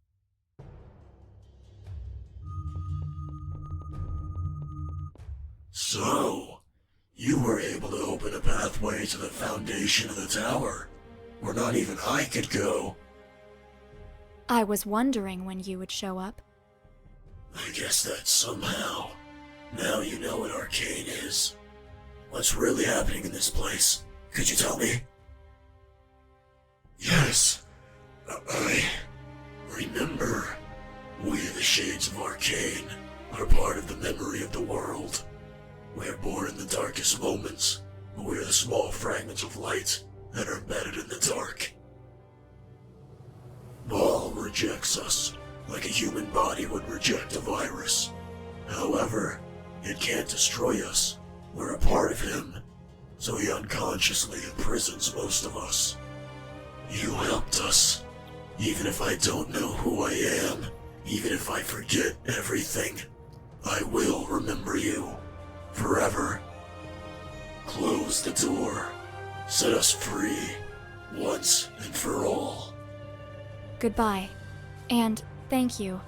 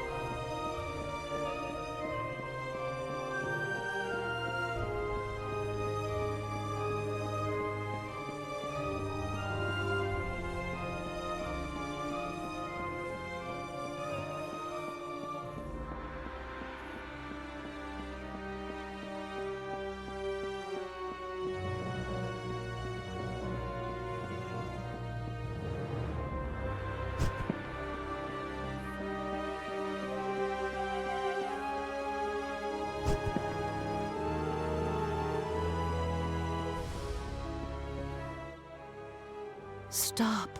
Don't do it. This is not the way. Please step aside. This is wrong, little girl. I hope that you understand that before it is too late.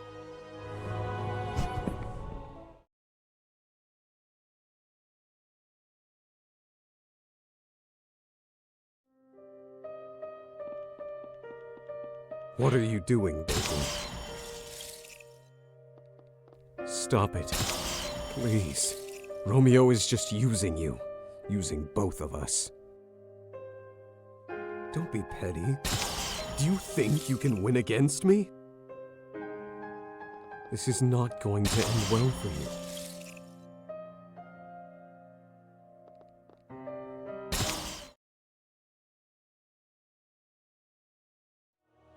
It's done.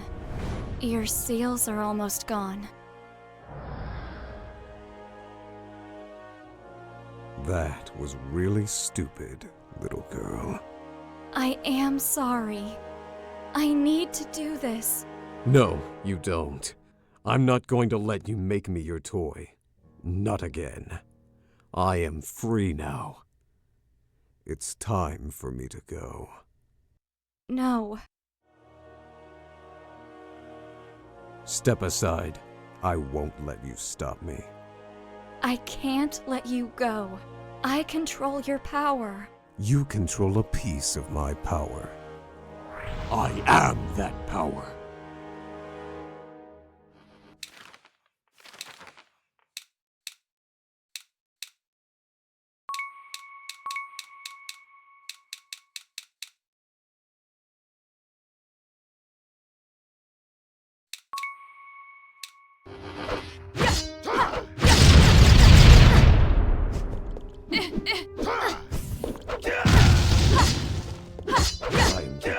Tired of this. My remaining seals. If they are broken, your body won't withstand it. You will die.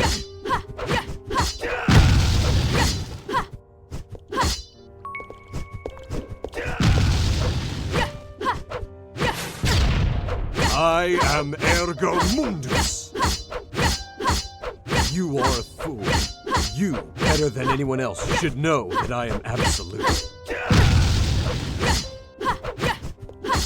My remaining seals. If they are broken, your body will...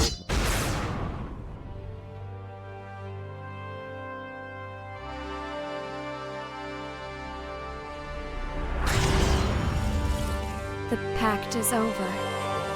You are free, Ergo.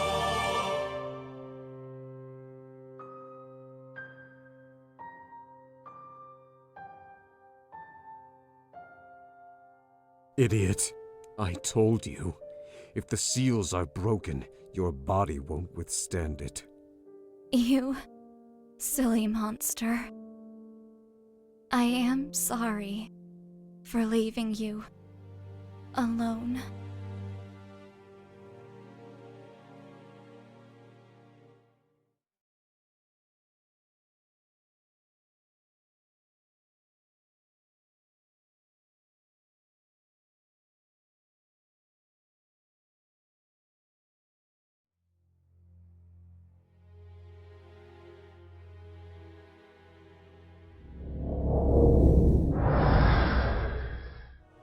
Ergo, it is time for you to become what you are meant to be. Lady, form the pact. Yes, my lord.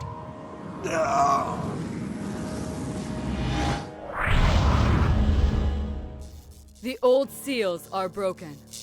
A new chain is made from its remnants, stronger than it ever was.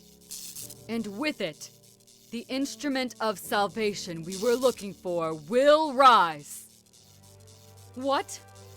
This power! I can't control it! The seals! They're consuming me! Ah! It's not possible. He couldn't forcefully break those chains. They're 100 times stronger than the ones Ali and I made. Why are you so afraid? The world will burn. The stars will fall. And mankind will be united. by my own hand. For heaven's sake, what have I done? Romeo Exxet, you wanted to create the ultimate monster, one that would surpass them all. You succeeded.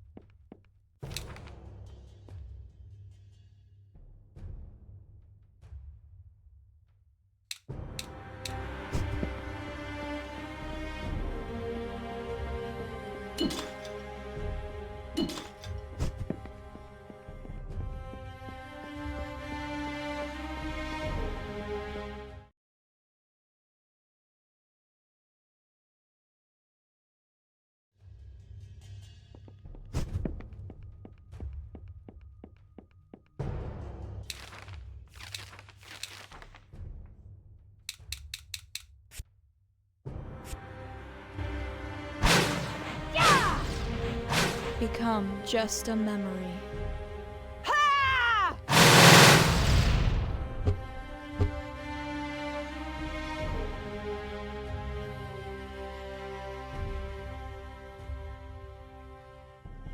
I summon you, Azrael!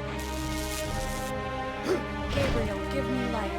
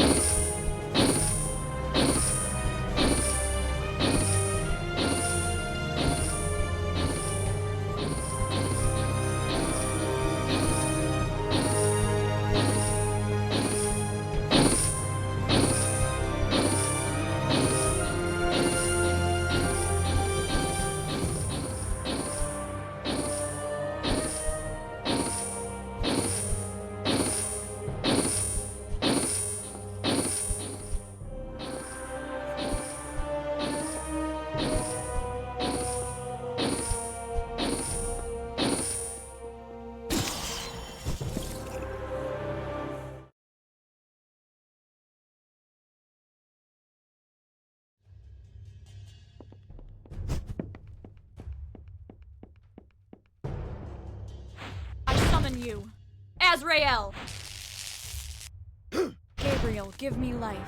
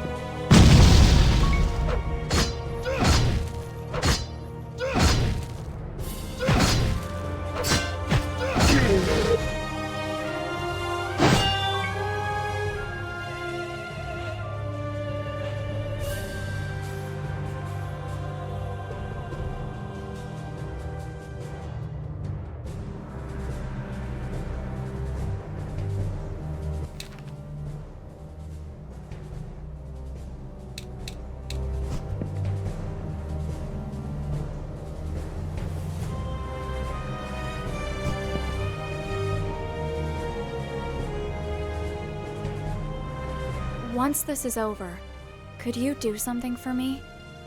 Women. You show them one moment of weakness and suddenly they want everything. What do you want?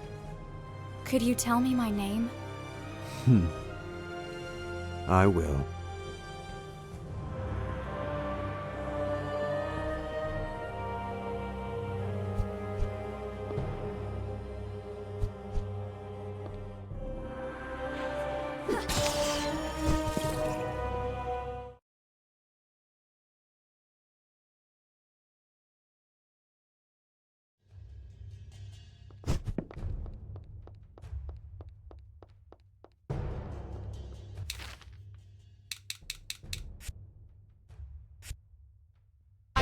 You. Azrael! Gabriel, give me life.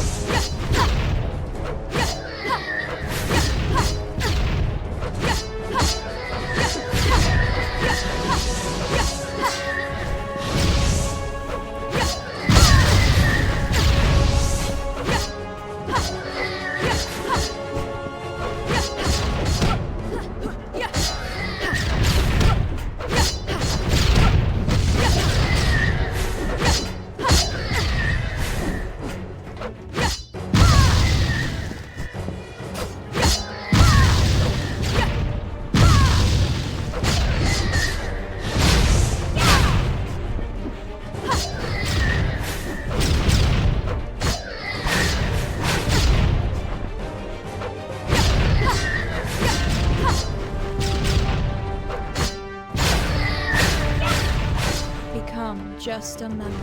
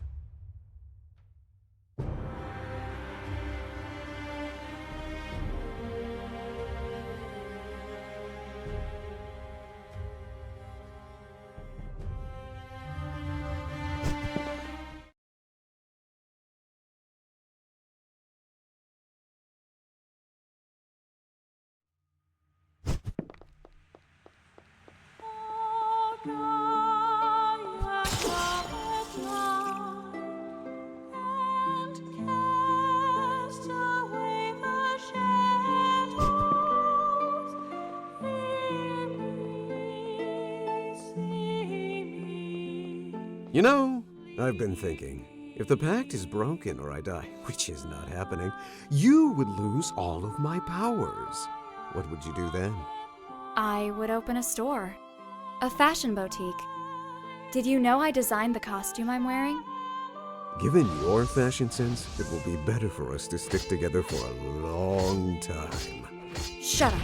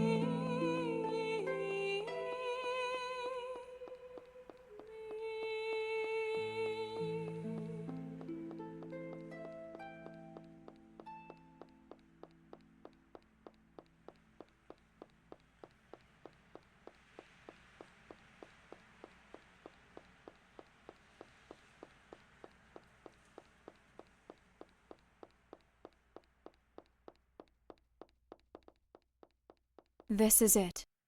Behind this is Baal. Yeah, if there is something that you still want to do, this is the moment.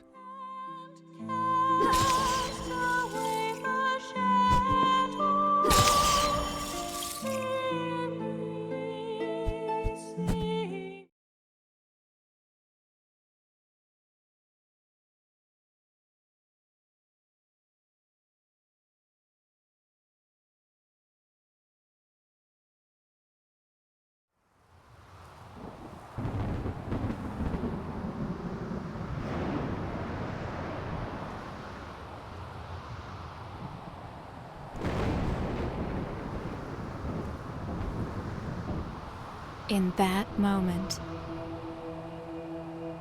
my eyes teared up. My throat became dry. My heart stopped beating. For a second that seemed like years, for the first time in my life, I saw a true monster. That thing? Ellie and I was not joking. It's gargantuan. It's not the size. I have easily destroyed bigger things before. But its spiritual power is overwhelming. To make matters worse, this is just a small part, a fragment of its true self trying to escape from that aperture. It knows. What? It knows that we're here.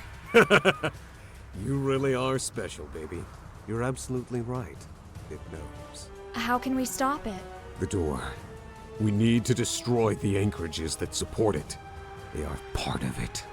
The ones that link Ball with the real world. With them gone, this whole place will collapse. You make it sound so easy. This time, it won't be.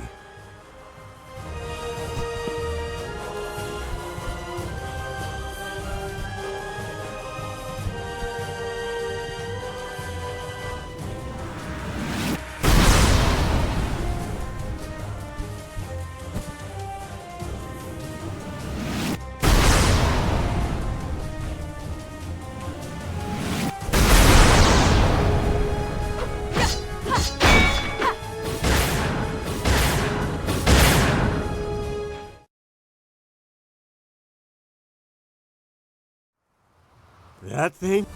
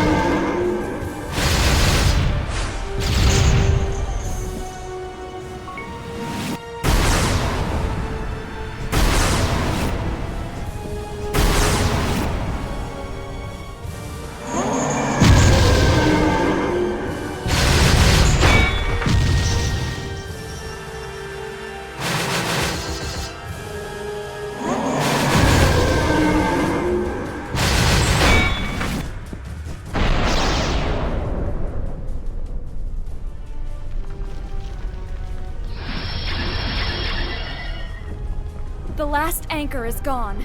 It's collapsing. We need to get out of here. No, it's not over.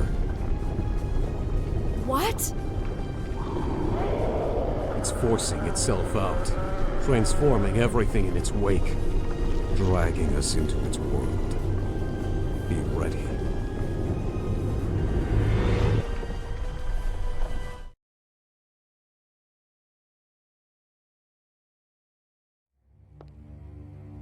Where are we? I don't know, but it is here. Why do you try to stop me? It is you who called me here. I am life. I am mankind in its purest form. The world created me. You created me. You wished for a reason, and I became real. Why? People needed a justification. For pain, for sadness, for death, for evil. There must be a reason for everything, people thought. And they called me here. I am you.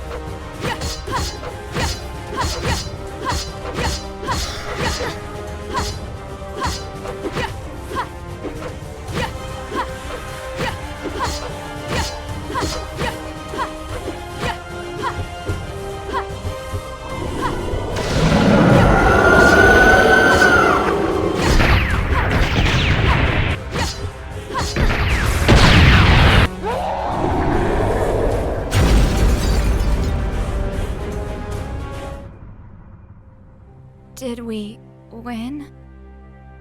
Yes. Baal's fragment is destroyed. It has lost all links to the world. What's happening, Ergo? It's not over. The door is still open from the other side. It must be closed from there, or everything will have been for nothing.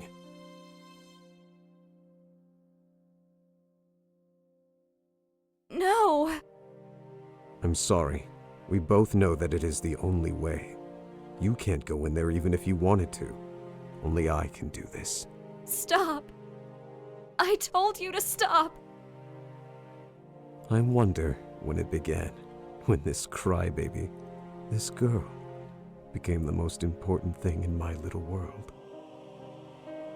I was alone. I always was.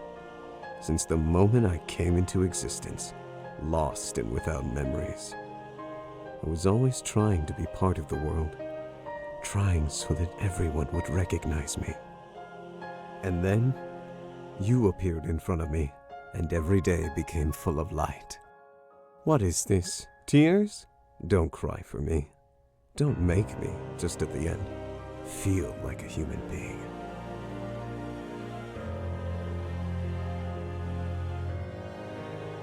Don't go, Ergo Mundus! I'm commanding you! I'm sorry.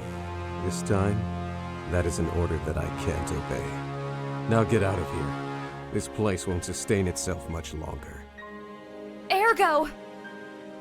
I'll see you, Anne. Idiot.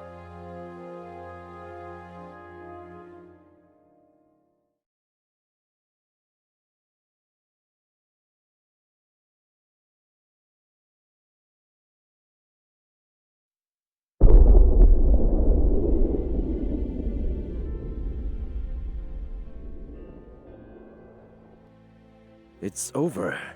Somehow, those two were able to prevent Baal's materialization. Well, Lady Ellie and I, what will you do now? I have consumed too much power, and I can't stay awake any longer, little Romeo. But I won't forget what you did today. I will leave everything in your hands, for now. You have much to atone for. If you stray from the path again, I will be the one to stop you.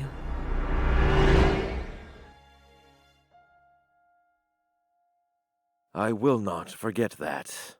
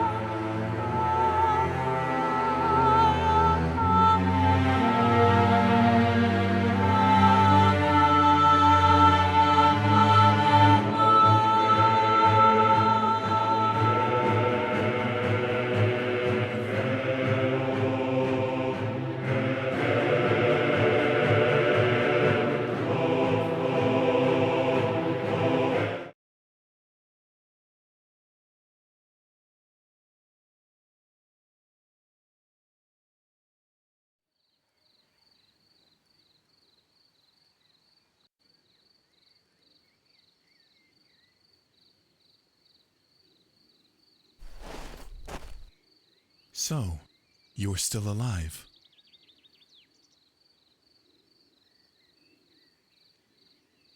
I could say the same of you. By the way, I don't think that we were ever properly introduced. My name is Anne. It's a pleasure. Hello, Anne. My name is John. You know, the world is still on the brink of chaos. A war could break out at any moment. But before that happens, I'm sure that you will be engulfed in the spiral of fate once more. Nathaniel will forsake you. Darkness will hunt you. What are you going to do? Well, I am the bearer of calamities.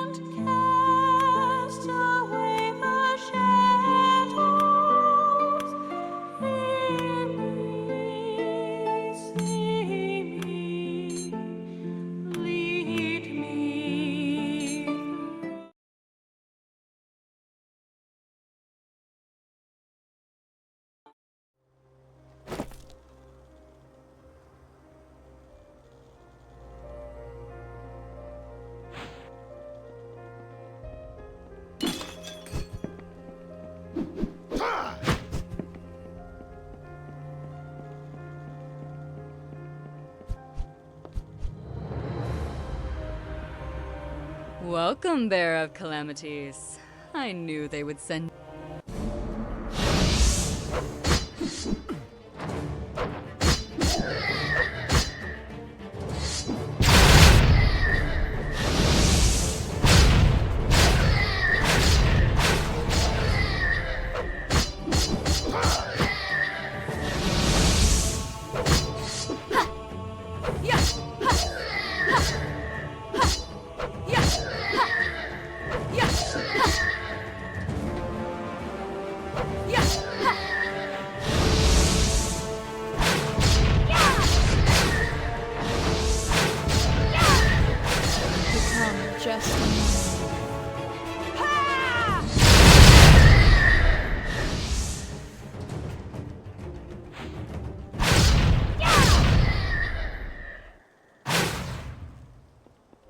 I was surprised that you didn't pounce on that woman.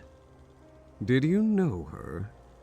She is one of the people who took care of my indoctrination after I signed my pact with you. Something like your teacher, eh? Shut up.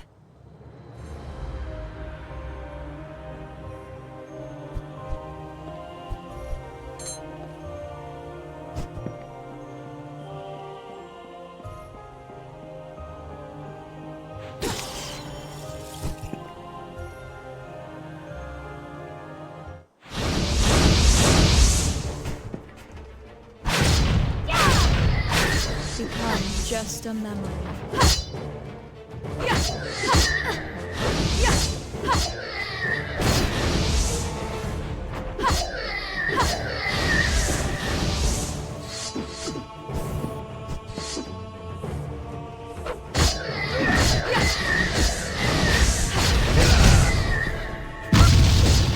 Heaven's wrath!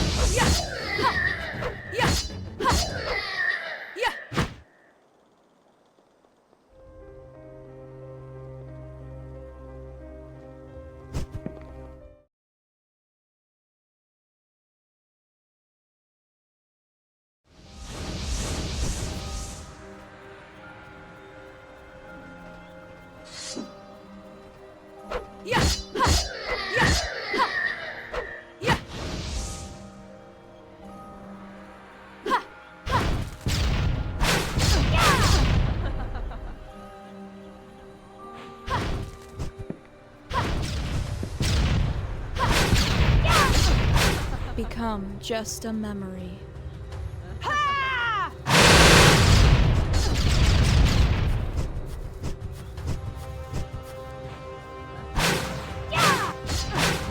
Become just...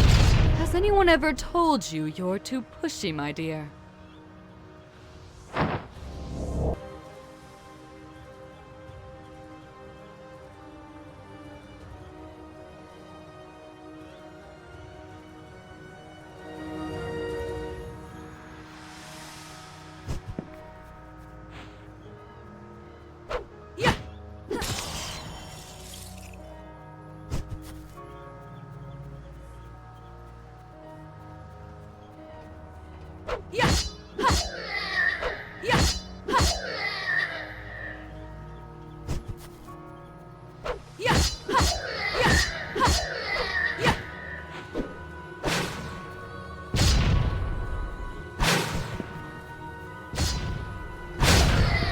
One down.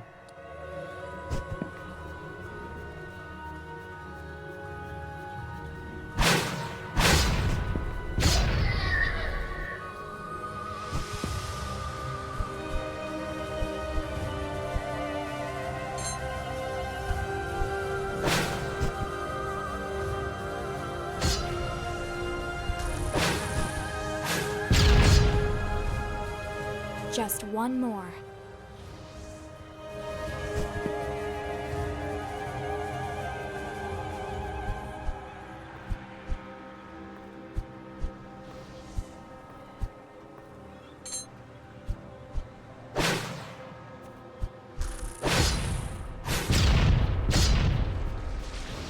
The barrier has fallen.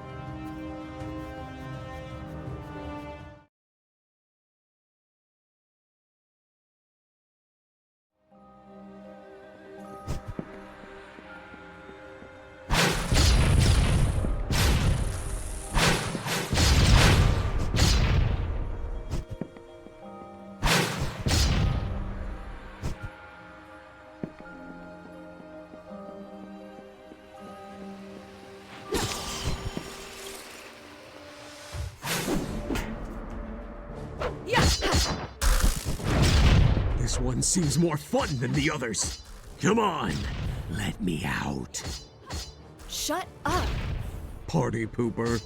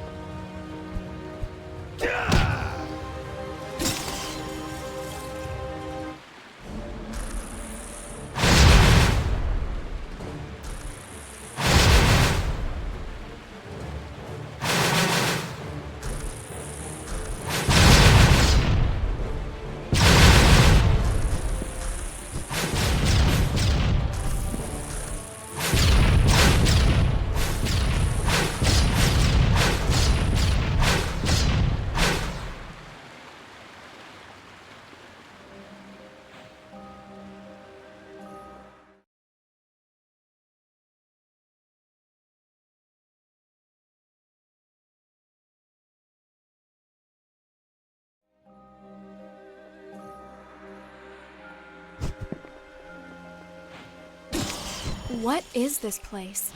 I've never read anything about such ruins here. I don't know, but whatever it is, I feel something ancient.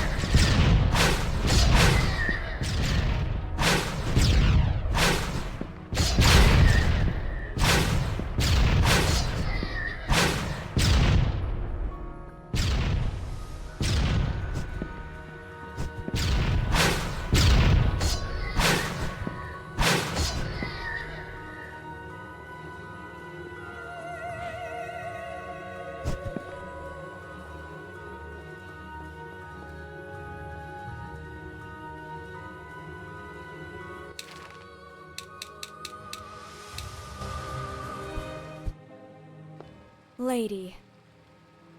I'll admit, I expected to have a little more time, Bearer of Calamities. The Byblos is not ready yet. What do you want? Want? I don't want anything, my dear. I'm just an instrument of salvation.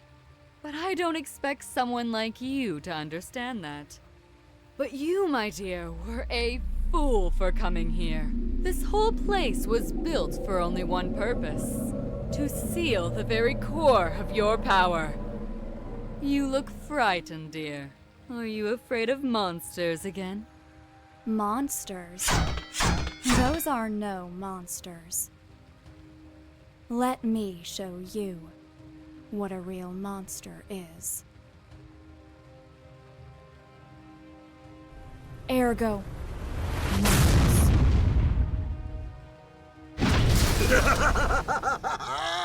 I love it!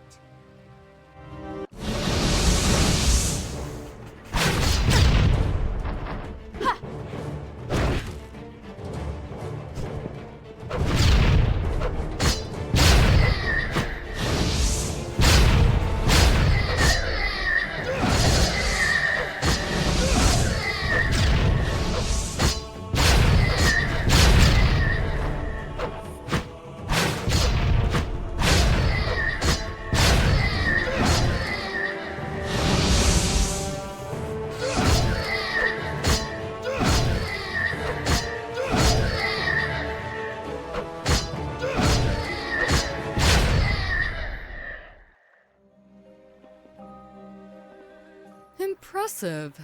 And to think that you only have a fragment of your true power. I guess this leaves me no choice but to interfere.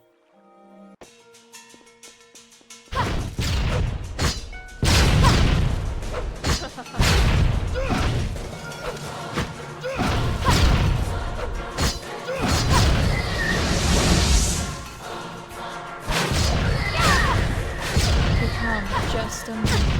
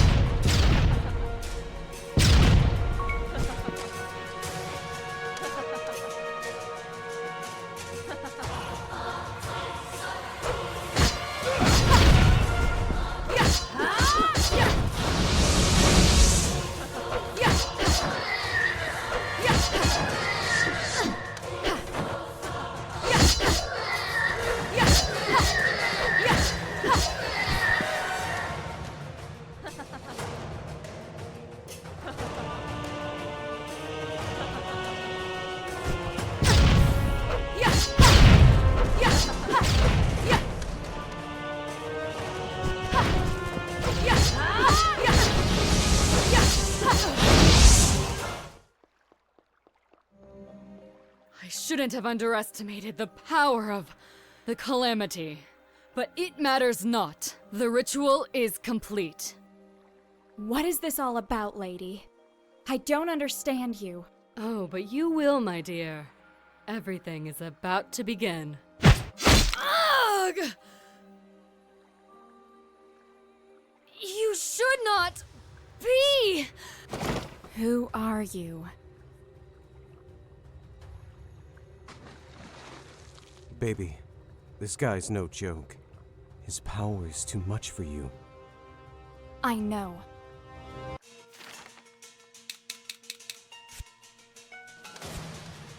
I summon you, Azrael! Gabriel, give me life.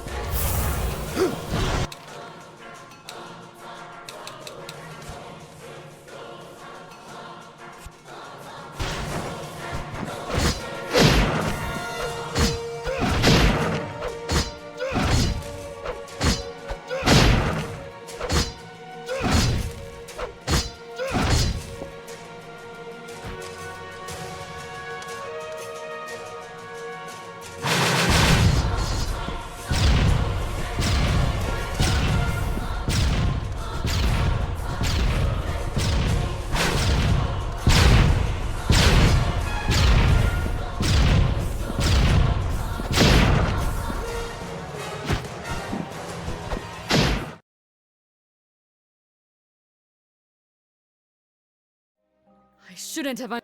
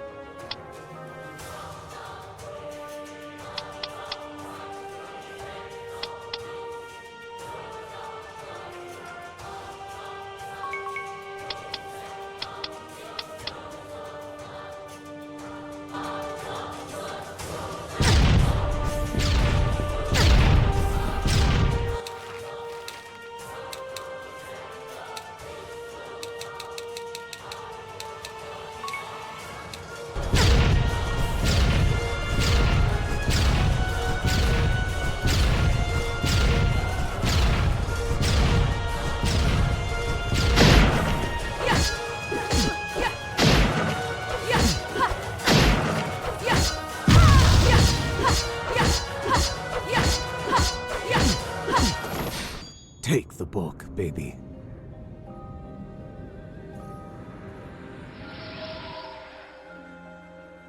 You wanted to stop the ritual? So, I was wrong. I don't know who you are, but you killed someone I loved. You have a lot to answer for. What are your intentions? It doesn't matter anymore. It seems that my presence here was unnecessary. Just be careful. At least if you don't want to become an instrument of salvation. Run! He is going to destroy this place!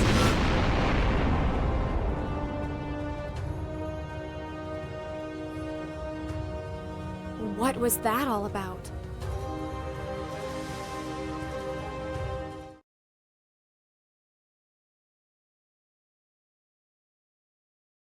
My lord, it's done. I have recovered the Byblos. You did? I'm quite impressed. But I'm afraid that Lady was killed by an unknown entity. We won't be able to know why she took the book. You may go, bearer of calamities. You have done well. Yes, my lord.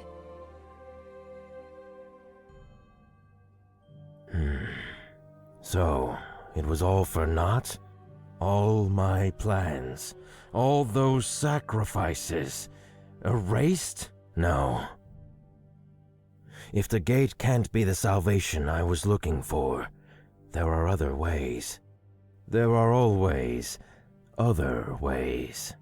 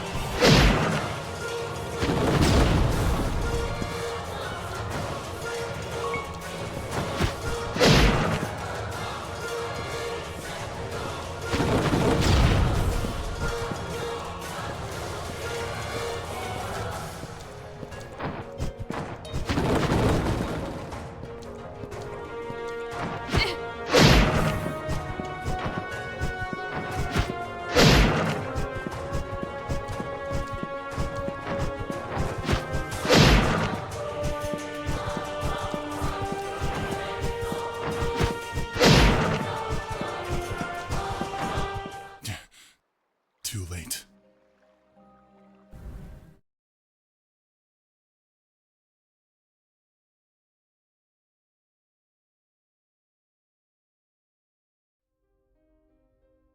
Once more.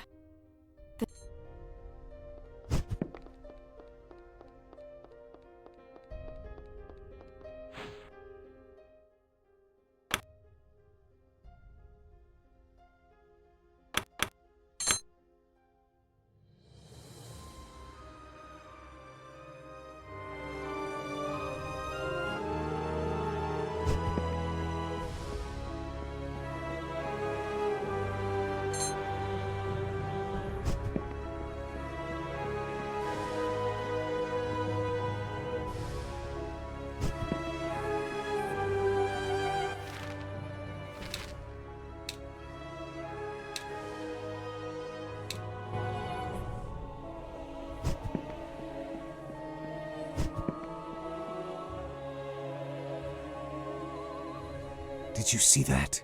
Someone was there. I know.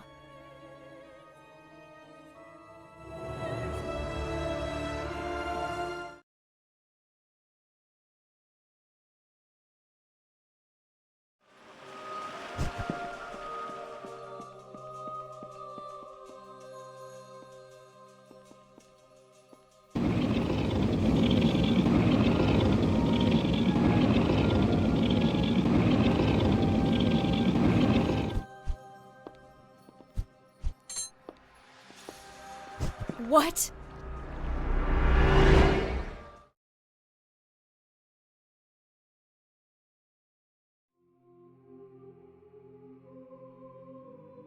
Wherever we are, this is not the world we both know. Go back. This place is not safe. You? What the hell are you doing here? Not the time or place to talk. Go back from where you came. I will wait for you there. Ergo? You know what that thing was? Let's go back, baby. Answer me. There is something I need to check. Let's go back. Babe, just this one time. Let's go back to the other room. Why? She was right. There's something ahead. Something that you can't win against while I am so weak. Let's go back.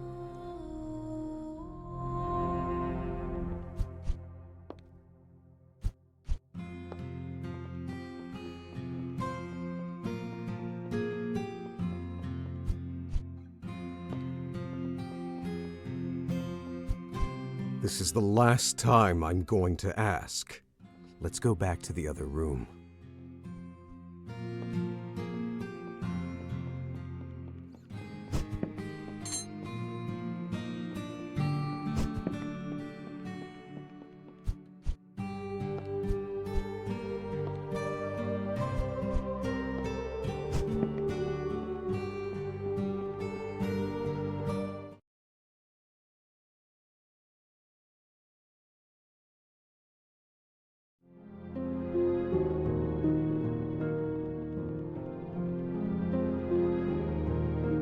Let's end your story, once and for all.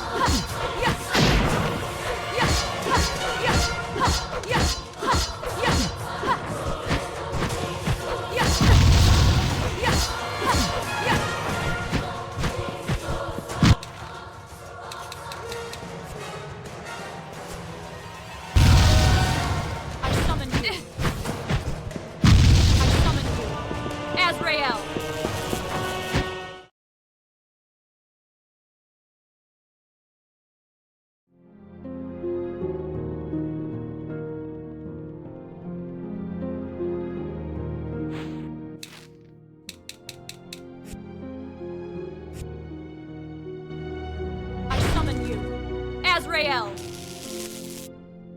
Gabriel, give me life. Let's end your story, once and for all.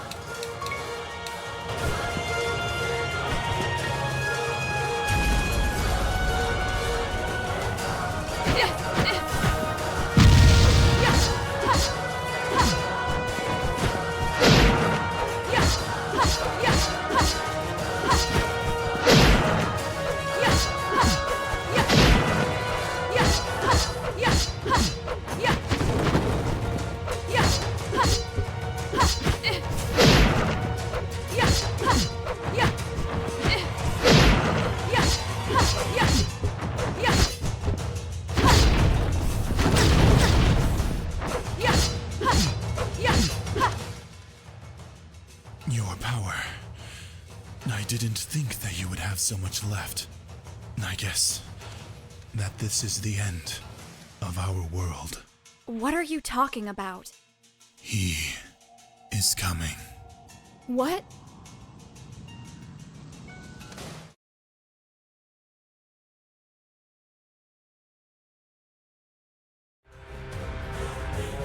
Where are we?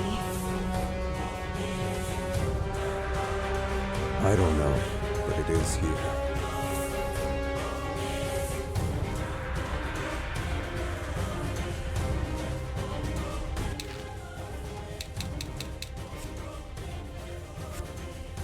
I summon you, Azrael!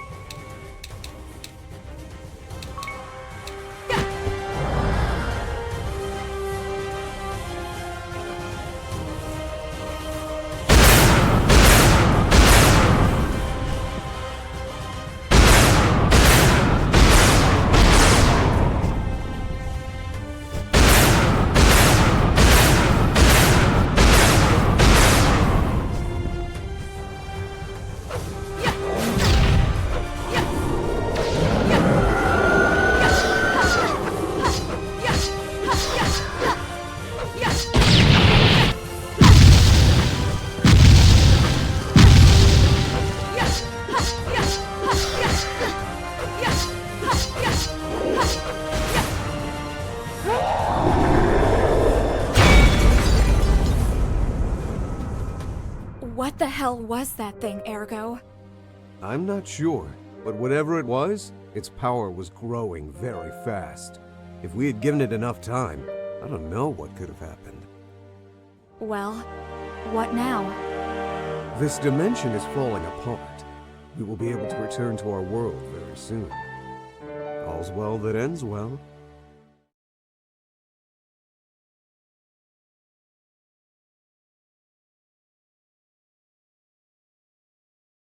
My lord, we're back. I am sorry. The Byblos was somehow destroyed. What? How? We were engulfed by a strange light. And there, we met a strange being. Fighting him, well, it seems that the book was destroyed, summoning some kind of demon. We kicked his ass. It was pretty fun. You... what? My lord? What's wrong? You're making a strange face. You... what? Lord Romeo? You... what? Baby, I think something is wrong with his head. Perhaps he is going a little senile? Should we call someone? Sorry, I was, thinking about things. Important church stuff. Yeah, don't be concerned about me. Now go. Your work is over. Yes, my lord. What the hell was that?